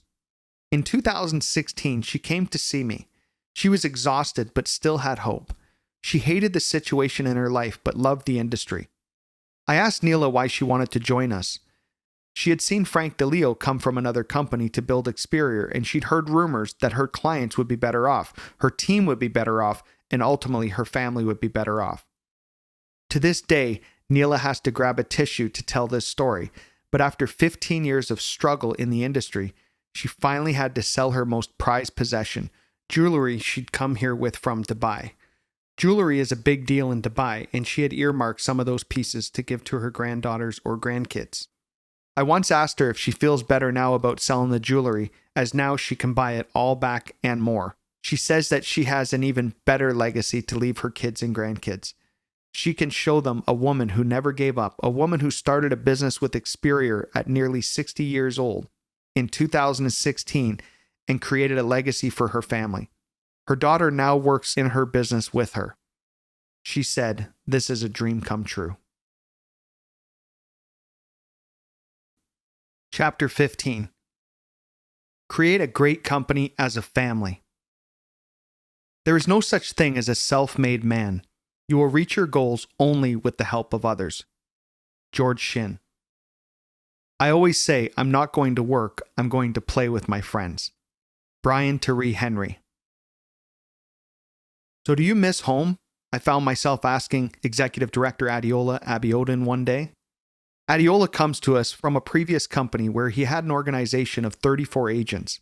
He smiled big and laughed. "Jamie, I have hundreds of family members with Experior. I am home." Tyrone and Melissa Hines, Neela and Maysoon Manon, Adita and Wilson Rammel, Dr. Mary and Eric Robinson, Darren and Stephanie Golka, Tarek and Sophie Bakil, Francis and Diane Sinde, and Leanne and myself, we all have this in common, along with so many others. We've made prosperity a family affair. Darren Golka likes to say that although the numbers intrigued him, we spent hours in conference rooms and weeks working to attract him to our business when he was ready to give the entire industry the boot. It was the relationship I have with Leanne that gave him and his wife Stephanie the knowledge in their hearts that the move to Experior was right for them. More importantly, Darren is not shy about saying it was Stephanie who had the final word. She felt good about who you and Leanne were as a couple. We could see that you were a man of integrity by the way you treated Leanne. I feel honored to hear those words, especially since Leanne literally kicked me under the table during my first meeting with Golka and some of his top advisors. I think that by integrity, what he meant to say is, I talked too fast to keep up with myself if I was lying, and Leanne is a saint. No wonder Stephanie was so enthusiastic about joining us. I feel a lot of pride in the immigrants who found success with our company. I feel equally excited about how many men and women have found a chance to spend more meaningful time with their families since joining Experior. I love to know that Madhab Dalal spends every morning reading books with his son and each evening spending quality time with his younger child, his daughter. I love to know that Tasso Lagos is looking forward to crossing over the 250,000 income level, but still has the time and energy to put all 4 of his children to bed and wake up with them each morning instead of spending several days a week traveling. He says of his business, "My team is like McDonald's. We're in the real estate business.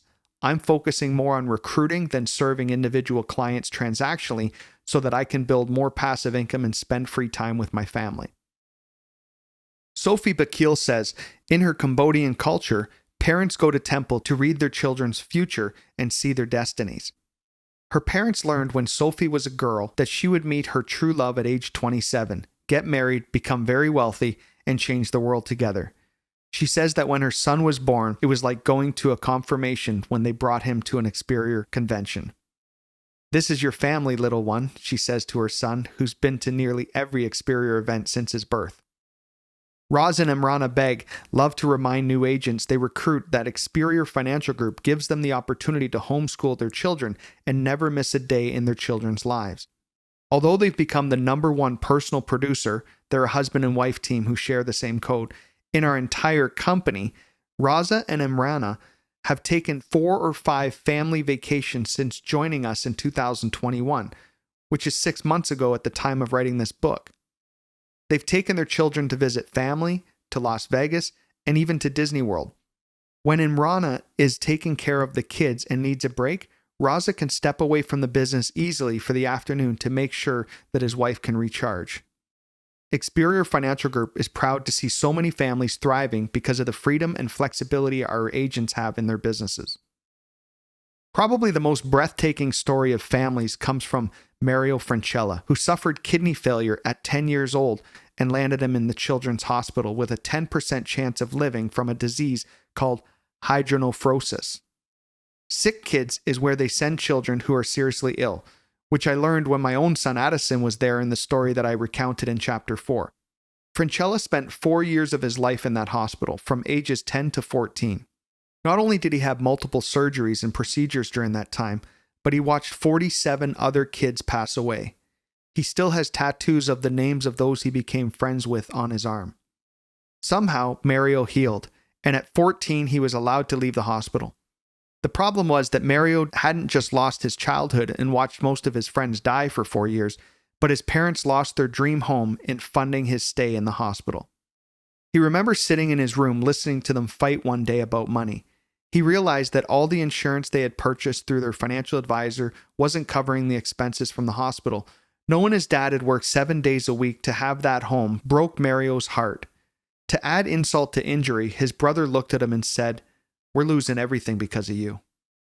That summer, not wanting to add any more burden to the family, Mario told his parents that he'd be staying with a friend.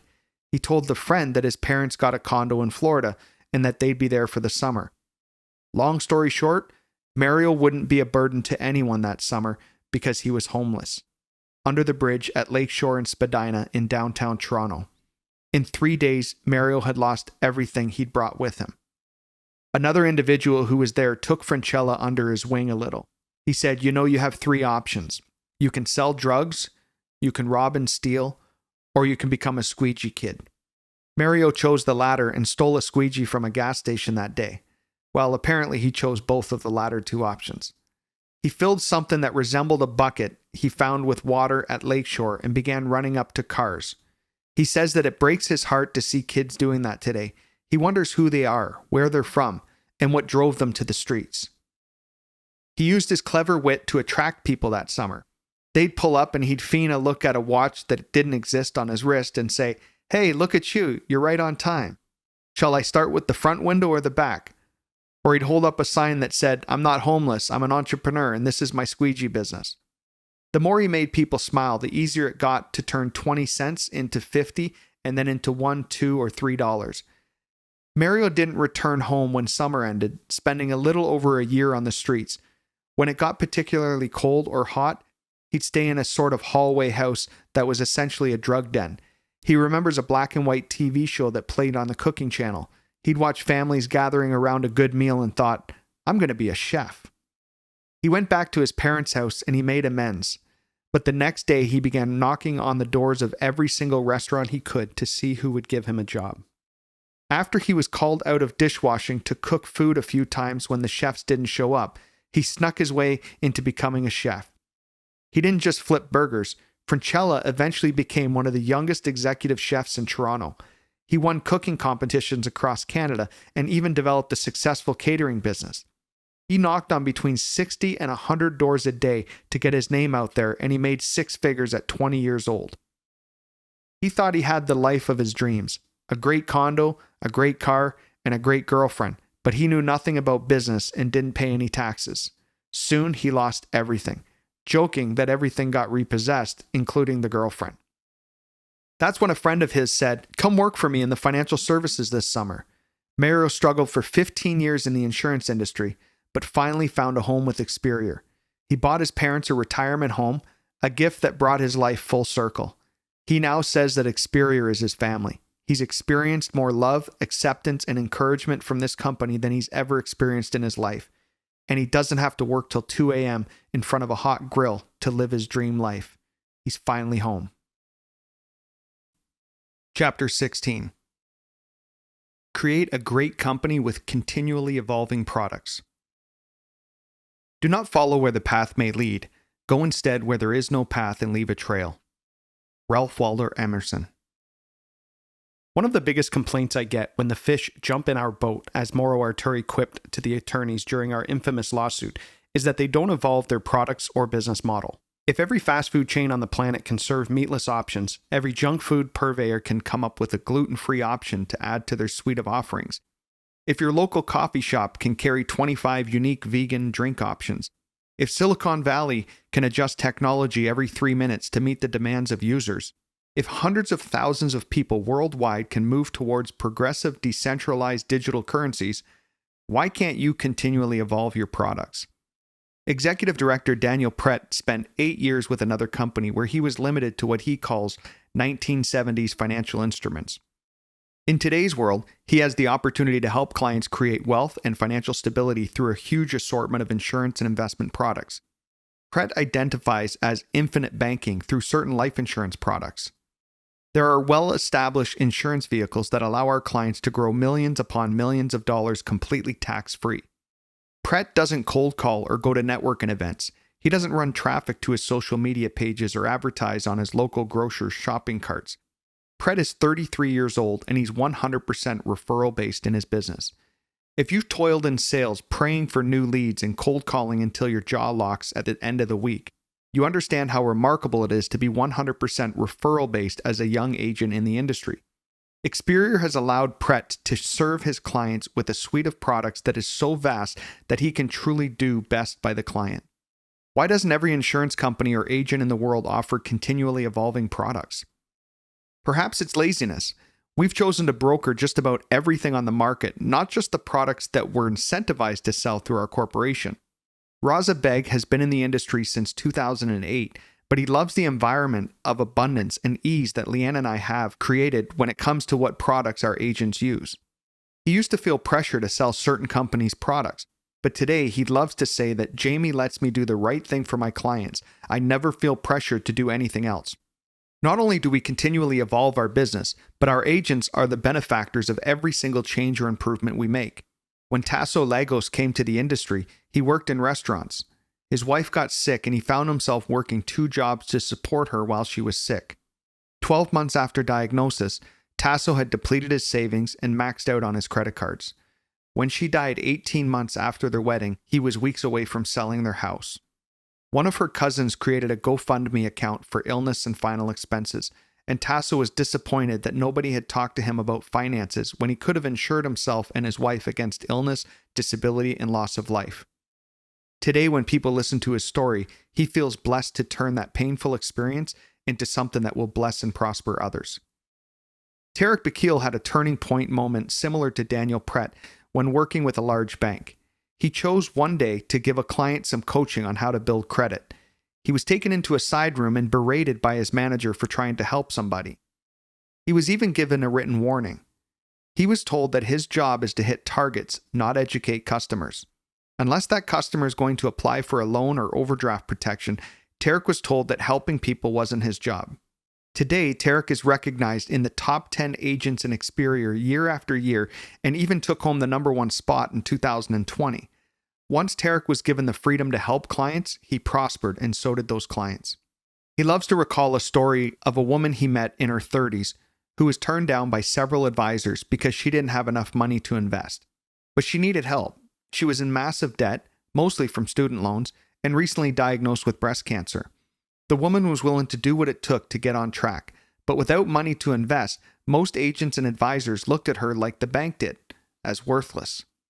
She's a single mom, diagnosed with breast cancer, buried in student loans, and on a reduced income from disability. Tarek sat down with her and came up with a plan.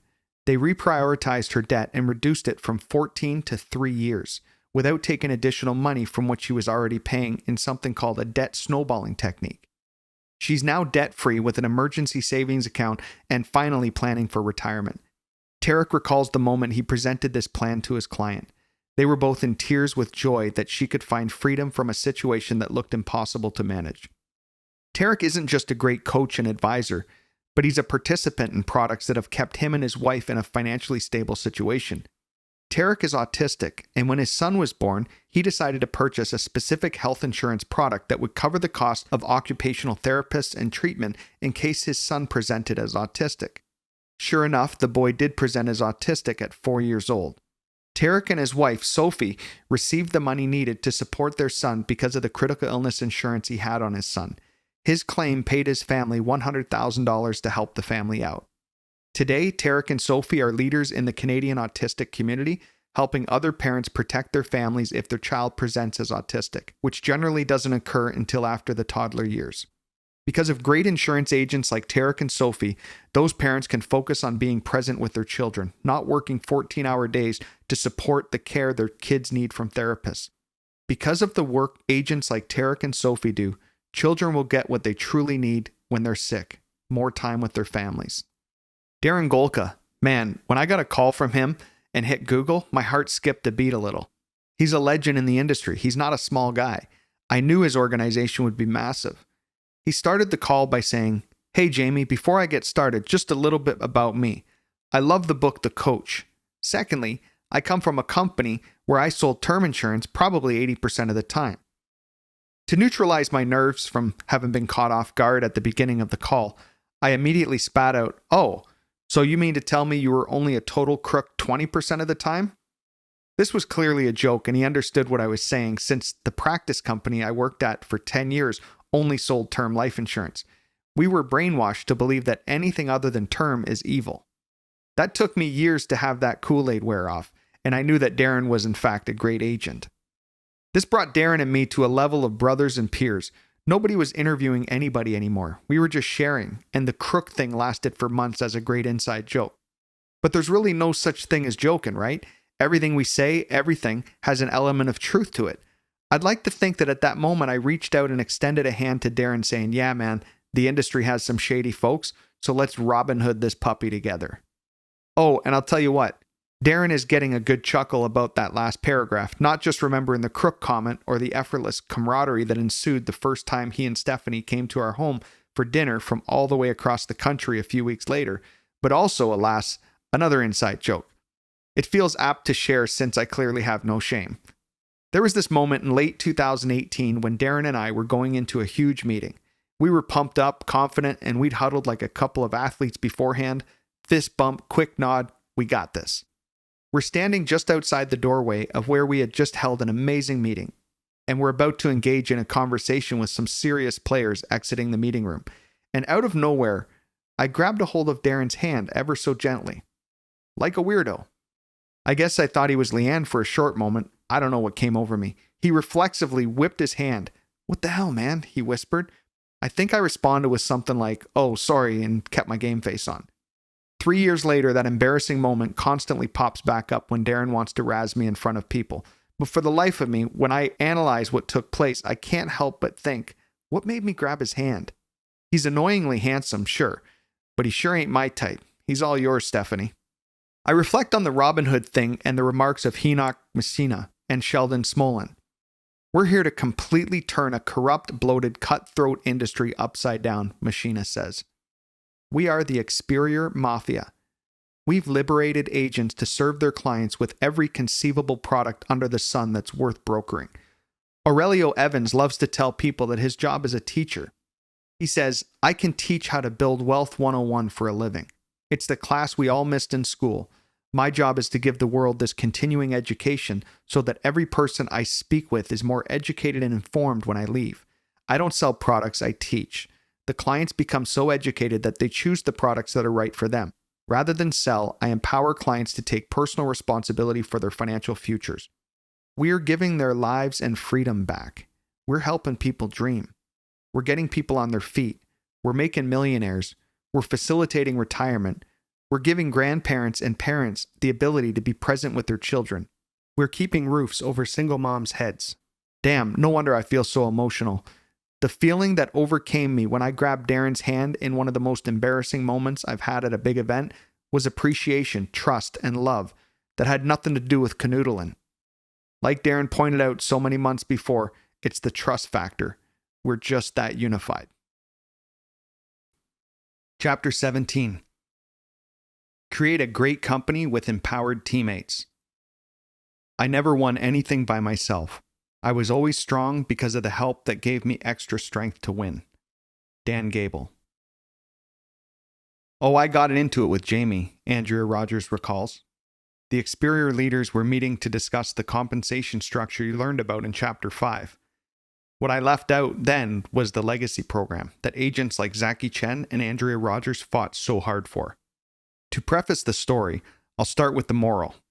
Leanne and I listen to our agents. We take into account their goals for the company. We run the numbers to give them what they want and need. In some cases, this has to do with commissions. Of course, everybody wants more commissions, but our job is to make it at once accessible and also profitable for everyone on the team so that we can continue to expand and develop the internal operations and systems. Our job is to continue to create millionaires for decades to come as clients and agents and shareholders who happen to be every executive director working with us. It's not an easy wave a magic wand, as you'd hope when running our complex tri-brid model of builders, career support, and personal production opportunity. When Rogers joined Experior, the legacy program lasted for 10 years. 10 years after you left your business, transitioned to a new industry, or passed, your family would still receive income from your business for a decade. That's pretty sweet, right? 99% of companies in our industry have nothing even comparable to this. Rogers left her previous company after 18 years with nothing to show for it. But at Experior, she faced her final career. She'll be with us until she retires, which will be soon. In kind, Rogers has built an impressively large organization with Experior, currently over 150 licensed agents. Jamie, our mission statement is building financial foundations for families today and leave a legacy for tomorrow. So if I die today, my grandbaby will only be 12 years old when my legacy runs dry. Legacy is a lifetime.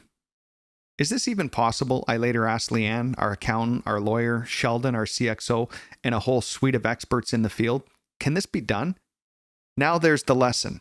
I didn't say, wow, Rogers, that sounds like a real headache for us. I love being generous, but I'm exhausted from crunching numbers. Can you just be happy with 10 years on your legacy? I mean, this is better than anyone else in town. The great leader doesn't say, but can I? He or she says, how will I? Because remember, where there's a will, there's a way. I wrestled for months. How will we do this? How will we make this contractual and most assuredly pay out these agents' families for a lifetime? And what about when the beneficiary of the business proceeds dies? Then what? And on and on. There were some words and there were some intense conversations between strong, courageous Andrea, myself, Leanne, and our ELC, Experior Leadership Council, which at the time consisted of our top 7 field leaders in the company. In the end, we made the legacy program even better. When you transition out of Experior for any reason whatsoever, death, disability, retirement, your family can receive 75% of the income generated in the business you built indefinitely. This is not just for the renewals on insurance contracts. No, this is for the overrides and commissions generated from the organization you have built indefinitely. Of course, there are certain thresholds that must be met to build this business, but now everyone has the opportunity to build a dynasty that will last forever. For agents like Rogers, Chen, DeLeo, and others who are building a team under the builder's model of the tri-brid, as opposed to focusing on personal production solely, this model will pay their families a tremendous income for decades to come. There was a moment when I felt uncomfortable about how heated the arguments could get as we tweaked and improved our systems together. But this is what makes us a better company. Everyone has a voice to be heard, and if it makes things better, we are damn sure going to do it. Today, the ELC provides one of the most valuable lessons in building a great company. Andrea Rogers feels even more excited to create what will pay for itself 100 times over, no matter how many generations of Rogers heirs we support. She's even talked about her youngest daughter considering joining her in business. But had Leanne and I put our foot down and said, no way, that's impossible, nobody else does that, we wouldn't have the passionate builder that we have in Rogers. It's critical to crunch numbers, and sometimes more critical to evaluate the worth of a passionate, empowered team member. Well, that fateful day in 2020 when we solidified the Enhanced Legacy Program, which opened up a can of worms just 6 months prior in those debates with Andrea and the ELC, has shown once again that we built this company for the true kings and queens of Experior, our agents. Today, it's become a hallmark of our business and is directly correlated with the success of our business. Thank you, Andrea, for pressing this issue to point to a life-changing decision for everyone. The Experior Mafia. Jamie cares about one thing in business, his agents. Mauro Arturi, Executive Director at Experior Financial Group. Experior agents are vested from day one in the business, and there are multiple tiers of shareholders with the company. What's the selfish reason we do this? It's so that all of our amazing executive directors will go to bat to make this the absolute best company it can be. Golka regularly visualizes that one day we will become a $1 billion or perhaps publicly traded company, and because he's a shareholder, he's not hiding valuable intel from the CEO. I'm floored at the stories I hear of people slacking off for 60% of their workdays, scrolling social media, or generally wasting time at the water cooler. If your team isn't vested in the success of your business, if there's nothing in it for them but watching a CEO or C-suite take all the glory, what else do you expect? Part of creating a great team is having a great co-pilot. People one day will write books about Frank, Mauro, Laval, Darren, Sheldon, and hopefully every agent in this book, the same way they write about Apple co-founder Steve Wozniak, or the PayPal Mafia, including Max Levchin, Peter Thiel, Elon Musk, Steve Chen, Reid Hoffman, Chad Hurley, Primal Shah, and others. Experior has developed a similar mafia, which isn't a bad joke aimed at Mauro Arturi and Frank DeLeo. We have a level of badassery on our team, meaning that there's no question people will study our models, our partners, and our startup phase in dozens of books following this first one. Like Steve Jobs had, Leanne and I have an uncanny ability to bring the right people around us at the perfect time. When agents learn about who Sheldon Smolin is in our industry, they're almost starstruck. I like to say that he was around writing policies for Dinosaur, and he used to play baseball with Jesus. In short, we call him Moses. Sheldon, unlike the other cats in this book, is not an Experior agent. He is a board member and the chief experience officer of the company. Oh, and he gets shares in the company too, like all of our teammates can earn. I like to say he does everything I hate doing, and he does it very well. He started in the insurance industry in 1974 and has played just about every role there is, from selling, running an MGA, working with insurance companies, and developing products with insurance firms. He came to work with us in January 2017 when we were only 3 years in business. His wife Julie must have thought he was nuts, teaming up with this ragtag army of folks trying to disrupt the industry he had spent his entire adult life working in. We were ecstatic when he accepted our offer.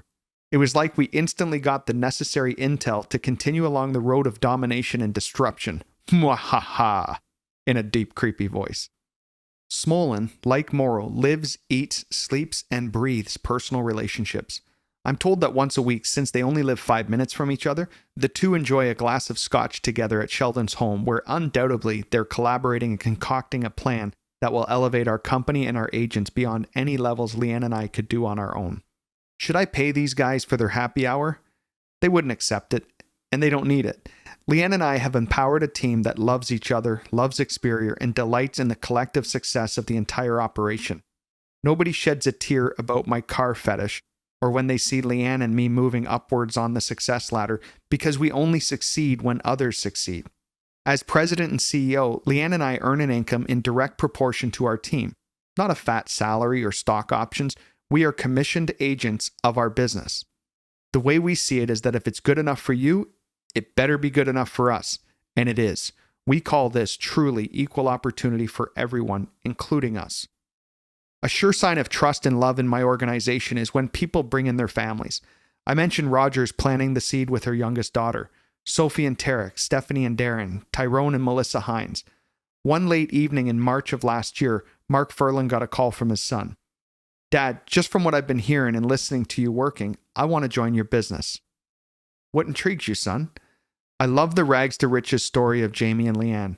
I love that they struggled and made things happen. I love that anybody can make it to the top. Furlan's son studied, sat for, and passed his exam in record time. Just 2 weeks to become licensed, which is fast in Canada. When seasoned guys like Mark Furlan, who's been in the industry for decades, hear from their children that they want to join Experior, I know we've scratched something deeper than recruiting employees. I don't even like to say that word because we never call our kings and queens employees. We call them business owners, partners, and executive directors because that's what they are. And we wouldn't be who we are without them. Shortly after his son's licensing engagement, I called Mark up to congratulate him. Mark, coincidentally, after all your decades in the industry, why did you join us? Mark is one of our top producing investment representatives, a tremendous asset to our business. I've heard rumors of your hearts, of your authenticity, about the faith your agents had in the leadership of you and Leanne. Full circle, we listen to our agents. We adjust the company to make our team happy, and our team succeeds. Great companies empower their teams. Those teams empower the company.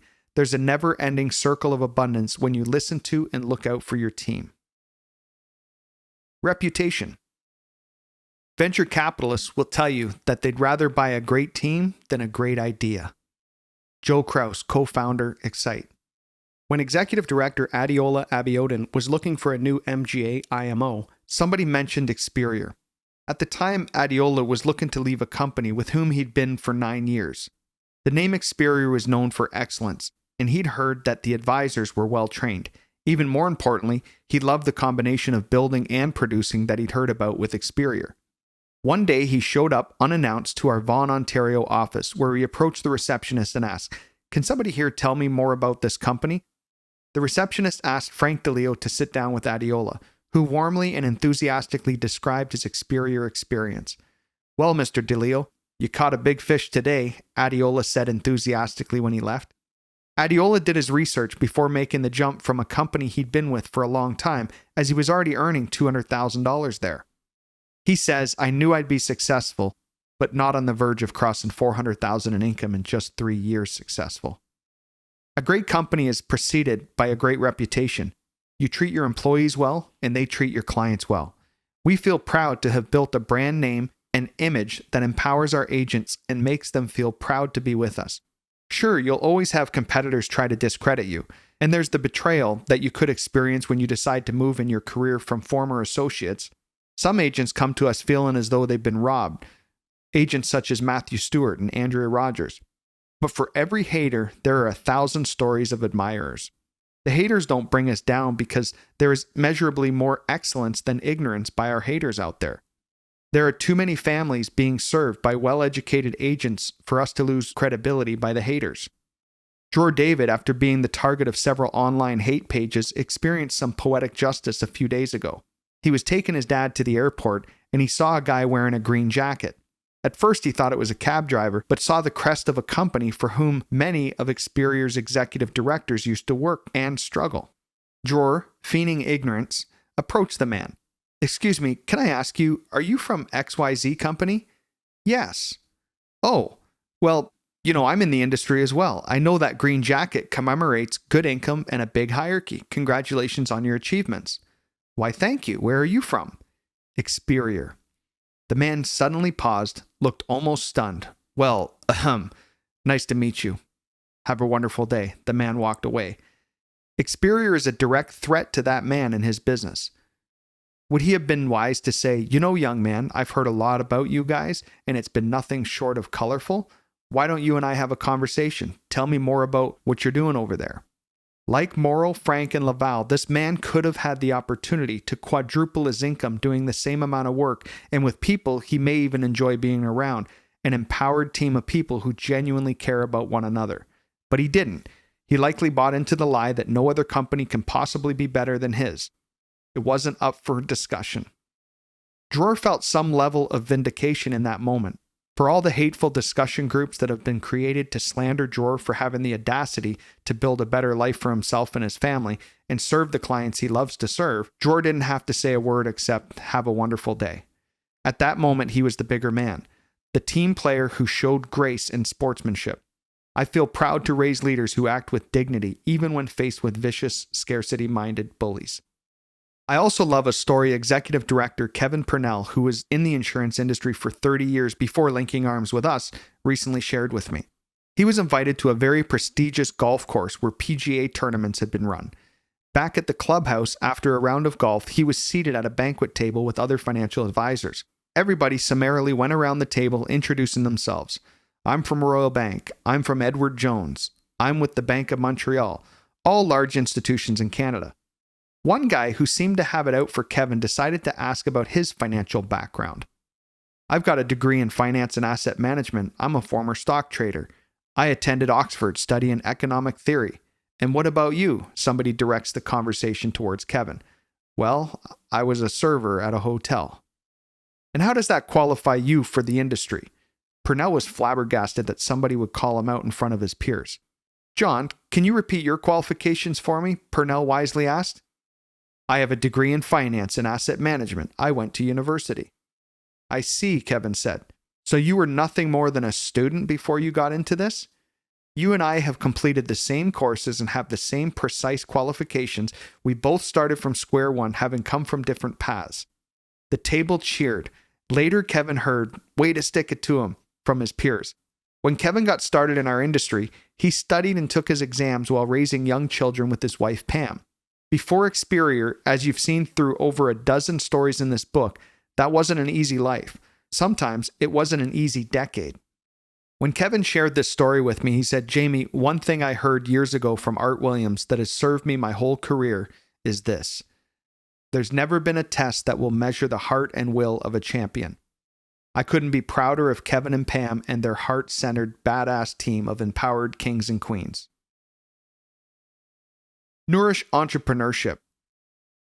When Mario Franchella was 9 years old, he asked his dad for $20.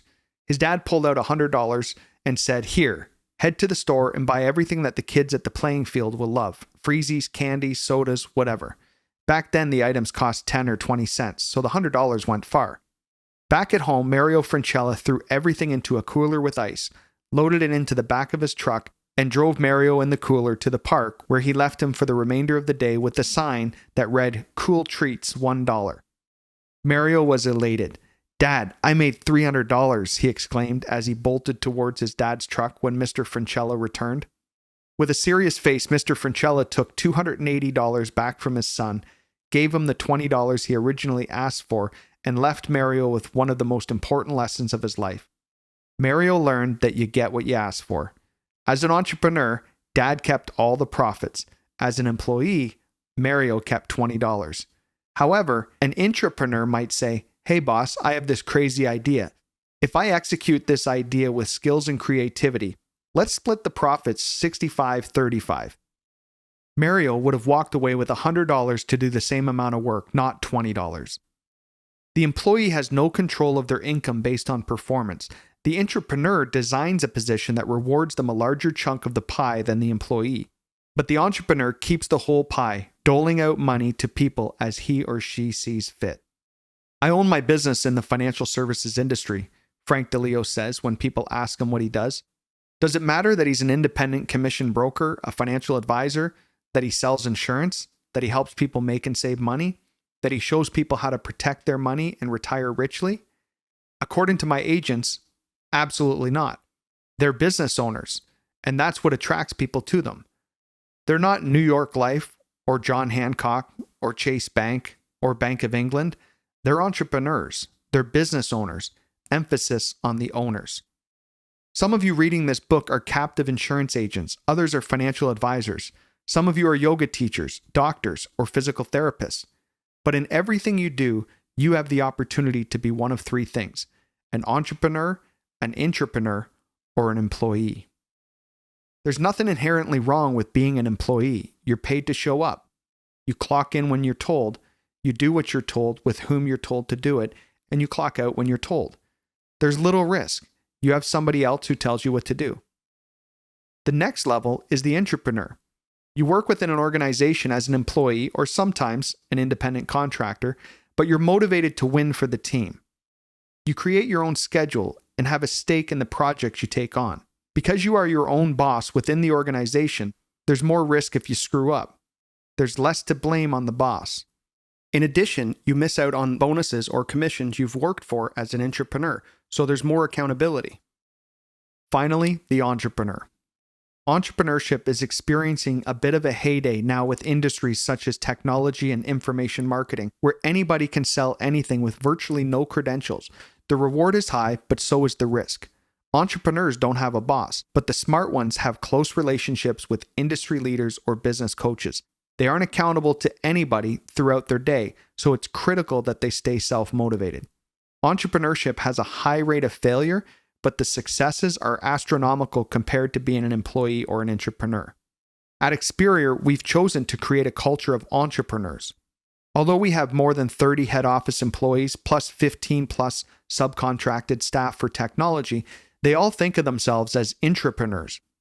They're incentivized to take personal responsibility for their days.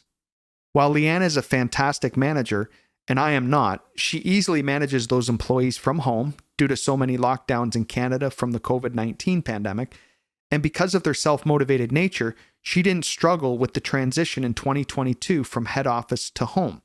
Although she misses buying lunch for everyone daily and the communion they shared during that time. Our company thrives because we attract entrepreneurs like Zaki Chen, who's building his business with the McDonald's real estate model in mind, or Mario Francella, who banged on up to 100 doors daily when he started his catering business, or even Dr. Mary and Eric, who host some of the most creative marketing and recruiting events I've ever seen. Experior is for entrepreneurs. Empowered teammates are emotionally mature. More than once, I've mentioned that Experior is really a personal development company with a great compensation package. That's why I seek to cultivate emotionally mature agents in our numerous weekly team training sessions. A healthy indication of emotional maturity is the ability to compete. No crybabies. Nobody is running to Leanne complaining that I was mean to them. No victims. We're players, fighters, and winners. A consummate example of a healthy competition is Team Rios, realizing each other's success, and Team FML, Free My Life. Darren and Stephanie Golka set their sights on passing up Frank DeLeo and then Mauro Arturi from Team FML. They really razz each other. At a few points, I worried they were really at odds with each other for about a year, but in the end, there was a lot of love and respect. Golka is passionate about living and working in an environment where leaders can work together, not oppose each other. Considering Golka's C-level success in his previous business and his massive organization within Experior, I'd say he's one to watch. One day when I worried he was getting under Team FML's skin, I asked him if he felt comfortable with FML fighting back, bragging about beating him in numbers. Iron sharpens iron, brother, recognizing each other's success. I'm proud of them. Chapter 18. Create a company with purpose. It is not enough to be happy to have an excellent life. The point is to be happy while doing things that stretch our skills, that help us grow and fulfill our potential. Mihaly Csikszentmihalyi. Once you have found a why, you'll figure out the how. Probably due to the lack of anything meaningful to say in small talk, we ask one another commonly, so what do you do? Next time you get that question, I challenge you to respond like this. I can tell you what I do, but what really excites me is why I do it.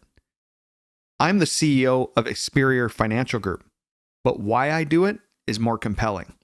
There's no entrance exam to calling yourself a CEO. Every other person on LinkedIn has it in their profiles, but less than a fraction of them actually meet the qualifications of a CEO. Newsflash, just because you have a website that you put together in your mom's basement, that doesn't make you a CEO. For me, the title isn't as important as why I do it. I'm on a mission to show people to keep dreaming the way I dreamt of being on that Cheerios box or making it to the Olympics in wrestling. My why is to help those dreamers return to their original paths and connect with their birthrights of prosperity, which doesn't generally mean working a soul-sucking job 9 to 5. I often illustrate to my team that a human being can live for 40 days without food, 4 days without water, 4 minutes without oxygen, but only 4 seconds without hope. Don't try this at home. Ask me that question again. Mr. Prickett, what do you do for a living? I'm a hope dealer. My hope to change an entire industry and over 1 million lives helps me commit the consistency and sacrifice needed to grow my company. It's more compelling than happy hour. It's sexier than the 4-hour working week. It's more valuable than $1 million annual bonus for clocking in and out of a company that I don't believe in. As I type this, there's a study that just came out in Canada that indicates we have over 1 million vacant jobs as people exit the workforce. It's also the case in the United States, I've read. It's being called the Great Resignation.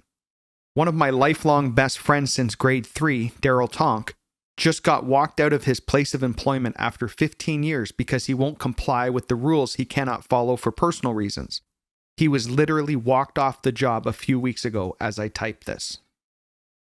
People have the luxury of realizing that there's no more to life than a job. There's nothing more beautiful than seeing people hitting the reset button on life, even if they walk out under trying circumstances.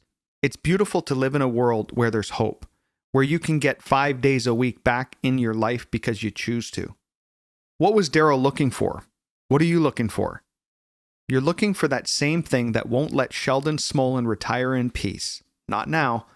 That same thing that Mark Furland and Neela Manon are bringing their kids along for. That same thing Tarek and Adita have enlisted for, along with their spouses. You're looking for something that you can sink your teeth into that's challenging but still possible. A game worth winning. Not a race on a hamster wheel. You want flow in your life. We share in one another's whys. When the why is big enough, the how will figure itself out. Darren Golka, Executive Director at Experior. Executive Director Madhab Dalal was born and raised in Nepal and had an otherwise average high school and university experience. He came to Canada and worked in a Walmart warehouse as a quality assurance associate, where you may remember he walked away when he was learning that his income ceiling peaked at just $70,000 annually. Dalal is one of the first faces I see in my head when somebody says the word purpose. In Nepal, there's a heartbreaking practice of kicking parents out of the home when a child is married or otherwise independent. Millions of these men and women suffer lives on the street. There's no better example of a region that is in desperate need for senior care, which is already a dire global need. Dalal himself didn't take any property from his parents. He chose to forego his inheritance to give his parents freedom. But he wanted to do more for the parents in Nepal, of whom he claims 80 to 90% are suffering. Dalal founded the Hope House, where he adopted several Nepalese moms and dads. Even though he only joined Experior 2 years ago, he was promoted to executive director and has already surpassed $250,000 annual income mark. Nothing stopped Dalal, including the pandemic, which arrived soon after he joined. Shortly after Dalal joined, I asked him, "What is it that drives you this hard? What's motivating you?" "I am passionate about financial education. All I do is learn about markets. I may never be an English teacher, but I can tell anybody how money works with expertise." "There's more," I pressed. That's when he told me that he can't stop until he has the $10 million he needs to make a real dent in the Nepalese senior care crisis. Hope House is his why. "Nobody else is going to do it for me. For those parents being kicked out on the street," he said, matter-of-factly. I didn't grab his hand, but I definitely wanted to give him a hug. "That's exactly what it is. Thank you for allowing me to be on your team, Madhab." When your team has their own whys and purpose beyond anything I could fabricate or drill into them, that's when you've superseded manipulation and you've entered in the realm of motivation. Madhab is wholeheartedly, unstoppably, obsessively motivated to change the world. Just like Tarek and Sophie and Daniel Pratt, who won't let another couple like his parents nearly lose everything on account of some slimy financial advisor while on his watch. Or Frank DeLeo, who saw the horror in his own mother's eyes when she learned that an agent had sold her and Mr. DeLeo a bill of goods. There are two main ways our agents build their organizations within Experior. They focus on either recruiting, the builder model, or service, personal producer model, or a combination of both as they go hand in hand. Mark Furland dominates with the producer model, and Zaki Chen is soaring with the builders model. Even though I'm focused on agents and Morrow is focused on his organization as opposed to individual clients and transactions, we're both ultimately here to change the lives of the end user, our clients. When our agents succeed, the clients succeed. This liberates me to stay single-focused in my personal flow state of running the business. There's a chief, a dishwasher, a front house manager, servers, and a bartender, which is apparently Sheldon Smolin, and we're all cooking up a feast to deliver the dinners at the table. As the chef, I don't always see or interact with the diners, but I put my entire soul into their meal. When I started in the sales industry, I didn't understand what I was selling. I was 21 years old, and I bought my first life insurance policy one Sunday afternoon in late June 2001. The agent asked me the magic question: "Do you know anyone interested in earning extra income or starting their own business?" Pick me, I thought. I was working in a factory at a soul-sucking job. He didn't need to promise me millions of dollars, a private island with a 300-foot yacht. He just needed to give me a glimmer of hope that I could escape that factory. That I would be like my best friend Daryl, who spent 15 years in a job only to be forced to walk away one day, willing to give it all up in an instant. The agent then told me about a Tuesday evening meeting I could attend about an hour away from my home. I walked into an office that Tuesday night and saw 100 or so other people sitting in a meeting room, staring at a projection screen with the company name on it. The presentation was, of course, compelling. I knew this was my shot. Although I had some reservations, I began attending training classes and seminars, becoming a licensed life insurance agent. I listened to everything the company told me. However, I didn't do any outside research or homework. I spent 45 days listening to training tapes and absorbing what other successful people in that company shared. I honestly believe that I was on a crusade to spread the truth about the life insurance industry and that this company was the only one that everybody should do business with. I wasn't even aware that there were hundreds of other companies and thousands of other products out there to meet clients' needs. I was brainwashed into believing that agents with other companies were unethical within a year. Within 2 years, I believed it should be illegal to solicit what other companies sold. I theorized that the government was in bed with the insurance industry because the wealthy insurance industry paid all the taxes. Here I was on a crusade to correct the injustice.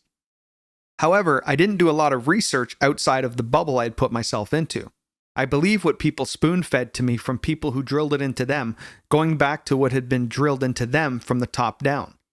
Multiplied propaganda can make even the wisest person believe a lie.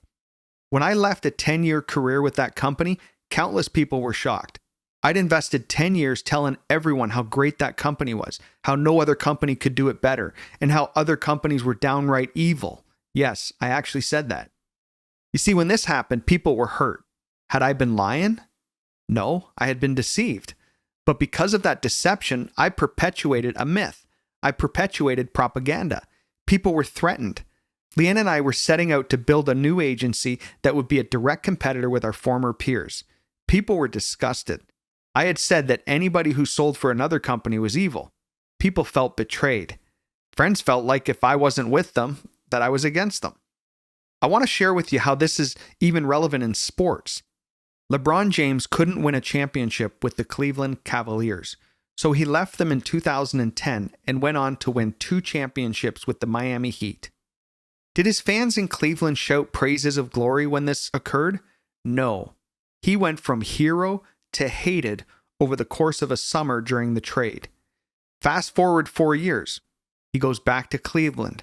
For the fans of Cleveland now, he goes from hated to hero, and then takes Cleveland to the finals 4 times and wins 1 championship with them during his second coming. He's a hero. And then he decides to go to the Los Angeles Lakers, and guess what? Let's look at LeBron James through the eyes of a typical Cleveland Cavalier fan. LeBron James' career history. 2003 to 2010, hero with the Cleveland Cavaliers. 2010 to 2014, hated while he was at Miami. 2014 to 2018, hero again, Cleveland Cavaliers. 2018 to present, hated again as he's now with the Los Angeles Lakers. Now, although I'm not personally a fan of LeBron James, after all, we all know Michael Jordan is the true GOAT, I can see that he was on a mission to win championships. You see that the crusade of winning a championship and LeBron being the hero is alive and well when the team has him on their side. But when he leaves, the confusion sets in. Why did he leave? Was it money? Was it lack of loyalty? Was it because he never really cared about us? Was he just about the talk? You see, confusion sets in, and even hate can set in some cases over the silliest of things that have no impact over our lives.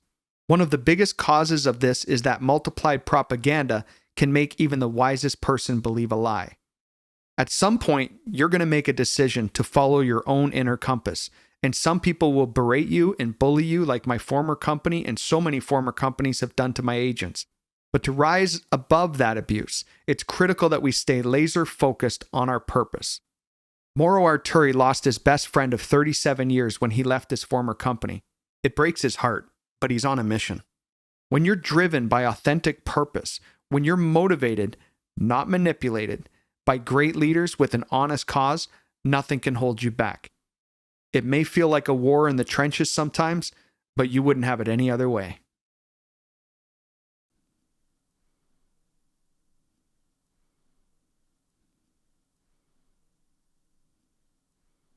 Chapter 19. Let your haters be fuel. The only way to get people to stop talking about you and making you feel like crap is do nothing. Jamie Prickett. When a person or group of unsuccessful people can't stop hating on someone who's wealthier, more successful, and better than they are in every way imaginable, they are said to have been drinking haterade. As to how long the hating lasts depends on how much haterade they consume, which can be a lot. The group of losers decided to hate on the most successful person. Must have been drinking that haterade. Urban Dictionary. Trash talking has always motivated me. It must be the sweaty, bruised up years I spent on the wrestling mat. It fuels me, and it's one of the greatest blessings I can give to my team to develop a mental callus. For kicks, here are just a few of the barbs I've encountered just in the past few months. Experior is in hot water, they're going to go under. The Pricketts get rich by stealing from their agents. They don't pay their agents enough, they'll never last. And conversely, they pay their agents too much, they'll never last. Excuse me while I choke on my 11th cup of coffee today. I went back and forth with my editor for a month on whether or not I should even mention the financial success of our agents, the Madhab Dalals, who earned $250,000 annually in just 2 years. The multiple men and women who never exceeded six figures in previous insurance agencies, but who are now earning $100,000, $250,000, and $500,000 milestones. All who have been with us for between 1 to 6 years. Oh, and I forgot to mention, the first 2 years, we had only one six-figure earner, and she quit during the lawsuit with the practice company. They didn't come from a trust fund. They came here with hope. Moving on. They only recruit the low-hanging fruit. That would be accurate. I grab the fruit that's ripe, the fruit that you want to eat. I grab the stuff that's ready. Oh, you mean Bhupinder's business? Implying that Leanne and I didn't build this business, but rather a gentleman named Bhupinder did. Although that would also be accurate, we're nothing without Bhupinder and our remarkable team, but Bhupinder joined us 4 years after we were already rocking and rolling. My agents commonly come to me bruised and beaten down by insecure haters who flog them for leaving their companies, especially from the insurance and network marketing spaces. I find myself regularly sharing this speech. You know, as athletes, we have calluses on our hands, feet, and elbows. We have hard skin on our bodies. If I jumped into the gym and started lifting heavy on my first day, what would happen? They might bring me out in a stretcher at my age, and I'd surely have rips on my hands from the soft skin getting shredded by the iron bars. This is your moment to develop a hard skin on your mind, a mental callus. It's beyond don't sweat the small stuff. When your team understands how to gracefully ignore haters, the haters become fuel. You don't ignore it. You take every nugget of hatred and devour it. It energizes and nourishes you. I remind my agents that for every hater, there are 1,000 people who need them to stay focused on their whys. One of the many things I love about haters is the publicity.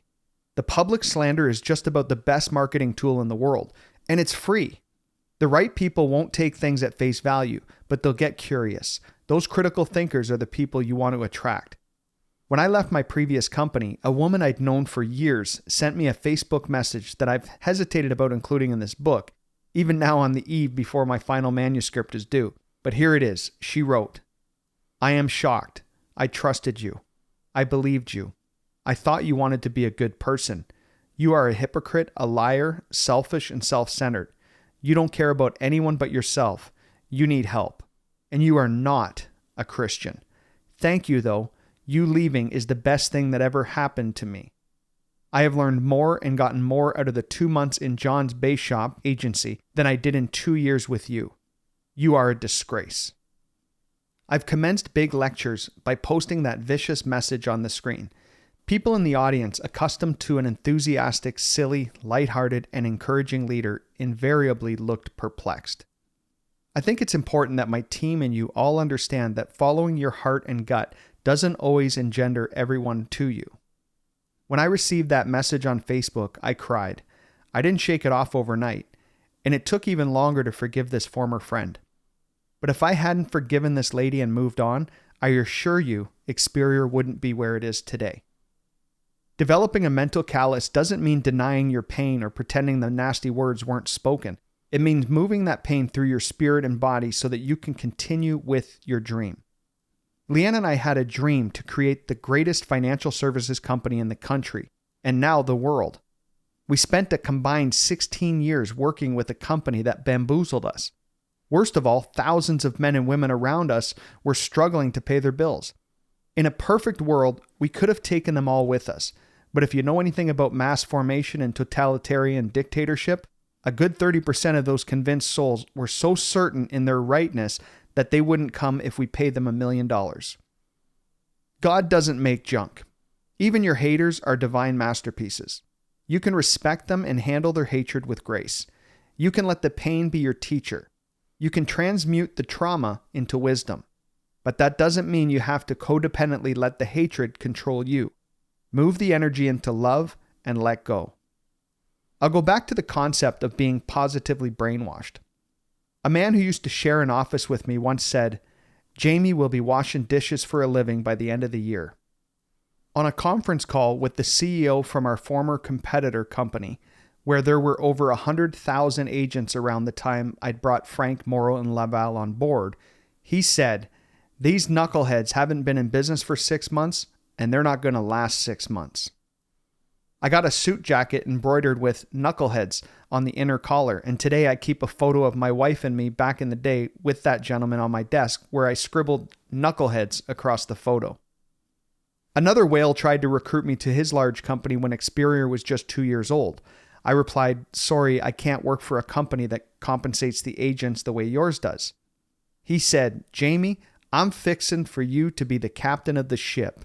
Now, some people like to be out there in the big, deep ocean with their rickety little tugboat because they own them, but I'm offering you to be the captain of the ship. Today, I have a picture of a tugboat on my wall. Tugboats are the saviors of the big ships in the ocean. Tugboats motivate me.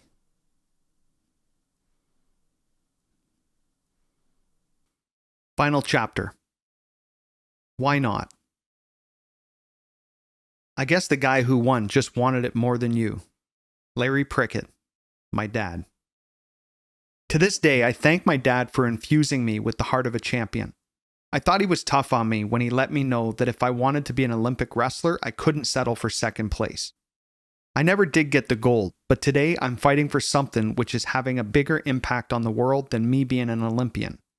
Experior Financial Group will one day become the #1 financial services company in the world.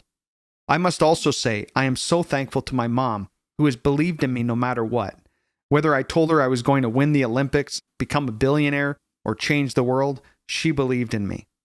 As a wrestler, it was all about me, but with Experior, I'm fighting with and for the thousands of agents we're onboarding and the millions of families' lives will change and are already changing. The game hasn't changed, but my why has. As a new agent at 21 years old, I was in it for gold and glory. Eventually, after getting mud on my face and struggling to stay above water in the industry for 10 years, my dream had shrunk to gas and groceries. But I'm the same guy playing the same game, a mental game. I've heard that 90% of winning is a mental game. And I think it may even be proven. It sure has been proven true for my life. At 21 years old, I started in the industry. I had a kid, a mortgage, and I was married. But I only made $13,000 that year. It wasn't until 11 years into the industry and 4 years after I met Leanne that I started making enough money to get by, but certainly not enough to counteract the previous decade of struggle. Not until Experior. Not until the Tribrid. Not until the freedom we have to serve our clients and one another here. Again, the game didn't change. My why did. And then I started winning. I remember one of those infamous moments when I was about 7 or so years into the practice company and I could barely put gas in my car and I was behind on rent. I was just leaving a client's house and was in tears on the ride home and said to myself, I can't leave this industry. The world needs me. As a young boy, Russell Westbrook Jr. and I had one thing in common, and it wasn't a size 14 shoe entering high school. It's not even our shared impeccable sense of fashion. Russell's mom and dad famously trained their sons, Russell Jr. and Raynard, to never say, why me? But instead look at everything in life that you want to achieve and ask yourself, why not? This left such an impact on Russell. He was the underdog when he started playing basketball in high school. Then he was an underdog playing in the NCAA. He even began his NBA career again as an underdog. But he kept asking himself, why not? At just 24 years old, Westbrook began the Why Not Foundation, a charity that is committed to helping struggling youth turn their why me's into why nots. Today, that little boy, Russell Jr., who asked why not, is a 2-time NBA All-Star Game Most Valuable Player. He's a 9-time NBA All-Star and holds the NBA scoring record 2 times in the seasons 2014-15 and again in 2016-17. Westbrook was subsequently named the NBA's Most Valuable Player in the 2016-2017 season and went on to lead the league in assists in 2017-2018 season. Westbrook also became one of only 2 players in NBA history to average a triple-double in his 2017 season, joining Oscar Robertson, who achieved the feat in 1962. Westbrook also set a record for the most triple-doubles in a season, a record that had stood firmly for 55 years. Then in 2021, he did the impossible by passing Oscar for the most career triple-doubles, a record that many NBA commentators and journalists are on record years ago stating it is a record that will be impossible for anyone in today's NBA to break. Russell Westbrook consistently asked himself, why not? It's easy to look at your upbringing or family and say, nobody in my family has ever done this. Why would I be any different? Why me? And to that I say, why not? When I first saw Russell Westbrook on TV, I thought, look at his clothes. He looks like a clown. If you're laughing right now, it's because you know that I'm a bit of an eccentric dresser, certainly not one to wear a suit and tie and fancy dress shoes. The day before our 2019 Experior annual convention, a pair of Russell Westbrook Air Jordans were released. They were called Why Not? You better believe I grabbed a pair of these shoes. The following day, I wore these colorful basketball shoes at the largest conference we'd ever had at that time, along with a tailored white suit. People were a bit confused with my choice of attire until, at the end of the night, I shared what is considered by some to be my most impactful speech. The crazy part was that it wasn't until the morning of the convention that I had decided to scrap everything I had already prepared for 2 weeks in advance and felt compelled to share the Russell Westbrook story. I was sharing the vision that Russell Westbrook has for underprivileged youth and how he teaches them what his parents taught him. Stop asking yourself why and start asking why not. It's impossible to conclude this book for many reasons. There are still 1,700 agent stories to be told in volumes 2, 3, 4, and beyond. Experior is still brand new. Our vision is to build the largest, most powerful team of agents ever to hit the world. Why not? Why will our agents dominate their competitors, devouring them swiftly and finally? Why not? The industry and the world deserves the integrity Experior brings. Why should we create financial freedom for families who've been duped by agents held captive to what Daniel Prickett calls 1970s financial instruments? Why not? Why do we create efficiency and excellence where the market has provided inadequate, insufficient, and limited product offerings to people who need real solutions? Why not? Even though building a $50 million company in 8 years may sound like a story in and of itself, this is only the introduction. Why will we become a multi-billion-dollar company? Why not? Over the years, you'll hear many stories of the Experior Mafia. Leanne and I may even collaborate on another book someday, but we'd rather shine the light on the team. We haven't given the men and women of Experior fish so that they may eat for a day. We've taught them how to fish so that they can feast for life. Why not? Something you may not know is that it was actually really uncomfortable for me to write this book. I'm not one to take a lot of credit, which is why the stories herein revolve around others. It's really not about me or Leanne. It's about this team. Like Morrow said, Jamie lives for his agents, period. You can live to serve others and still be a huge success. Why not? Money doesn't motivate me the way that changing lives does. That moment I considered giving up after years of struggles. I didn't. I wouldn't. I couldn't. I knew that God put me in this industry to change the world. You can live out your destiny. Why not? I'll spend a weekend on stage motivating agents before a day at the racetrack any day. UFC or basketball, well, that's a different story. But this is my why, my purpose, if you will. And if you have a purpose, you can easily change why me's into why nots. On that note, let's revisit one more epic moment in time that I just shared. January 2019, I'm on stage in a white suit with a crisp silver shirt and my Russell Westbrook Why Not Air Jordans. I transitioned in that moment from speaker to preacher. My heart usually pounds on stage with excitement, but on this night, I looked out at the audience and I see Leanne sitting with a characteristically calm, confident expression on her face. Just behind her, I see Frank DeLeo, who'd been with us at the time for 3 years. He was standing up cheering and waving a white cloth napkin in the air from the table he was at. I'm not sure why, but at that moment, when I saw Frank's face and completely broke the script, anytime you're moved to break the script, good things are going to come, eh? At this moment, I was about 10 minutes into my talk, and I began preaching like Eric Thomas, or maybe more like Bishop T.D. Jakes. 5 years ago, this January, Experior was born. Our first grand opening had 6 people who bothered to make the trip to Guelph. We struggled, but we kept going.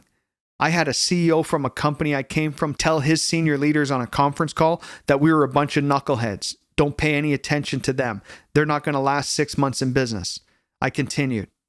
Guys, I was told by another guy, this guy used to rent an office from me at the practice company. You know what he said to his teammates? He said that Jamie would be doing dishes by the end of the year. Then one day, Rochelle got a call at our office from a friend of hers that used to work at the practice company. Her friend said, I hear there's a lawsuit. I hear they're going to destroy you guys and shut you down. Aren't you worried about your job? Guess what? We didn't listen to the haters. The only way for people to not talk about you? Don't do anything. That's it. Just don't get around to doing nothing. Then people will have nothing to talk about. Here we are, approaching 1,000 licensed agents. We're just a pea hole in the snow. We're just getting started. Then I asked the crowd, but do you know what? And the audience replied in unison, what? We broke records in every single area that we do business, and we've been breaking records every single quarter since the day Experior was born. Cheers erupted. I went on. Guys, your playing small doesn't serve the world.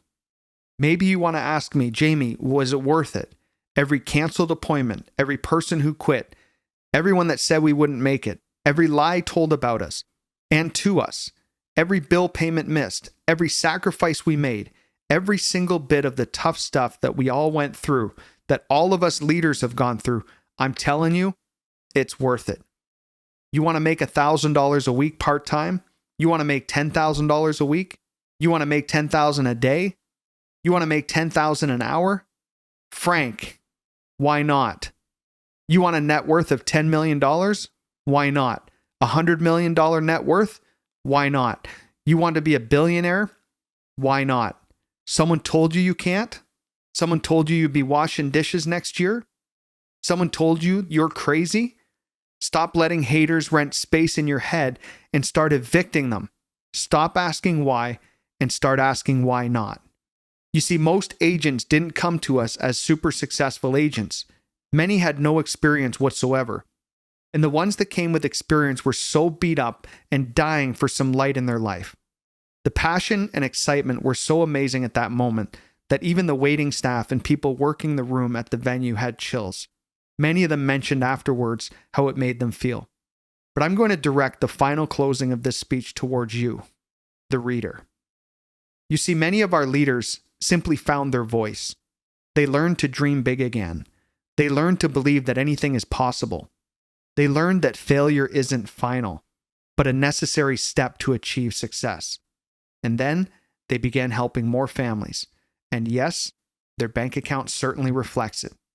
You might ask why? To that I say, why not? Dear reader, I want you to start living your why not life. Do you want to retire your parents? Why not? Do you want to spend more time with your children? Why not? Do you want a net worth of 10 million? Why not? Do you want to make 10,000 an hour? Why not? But do you know what most people want? They want time and they want to make a difference. In building a successful business, you can achieve both. Stop saying, oh, the men and women in this book started years ago, I'll never catch up. Stop saying, my parents were broke or I came from a broken home. Stop saying, I'm not smart enough. Stop saying, I'm not pretty enough. Stop saying, I'm not confident enough. Stop saying, I'm not young enough. Stop saying, I'm not old enough. Stop saying, I'm not blank. Insert whatever excuse you can think of here. Stop being afraid of your own power. Accept the plan that God has for you to change your world and the world for others. Stop asking yourself, why me? Start asking yourself, why not?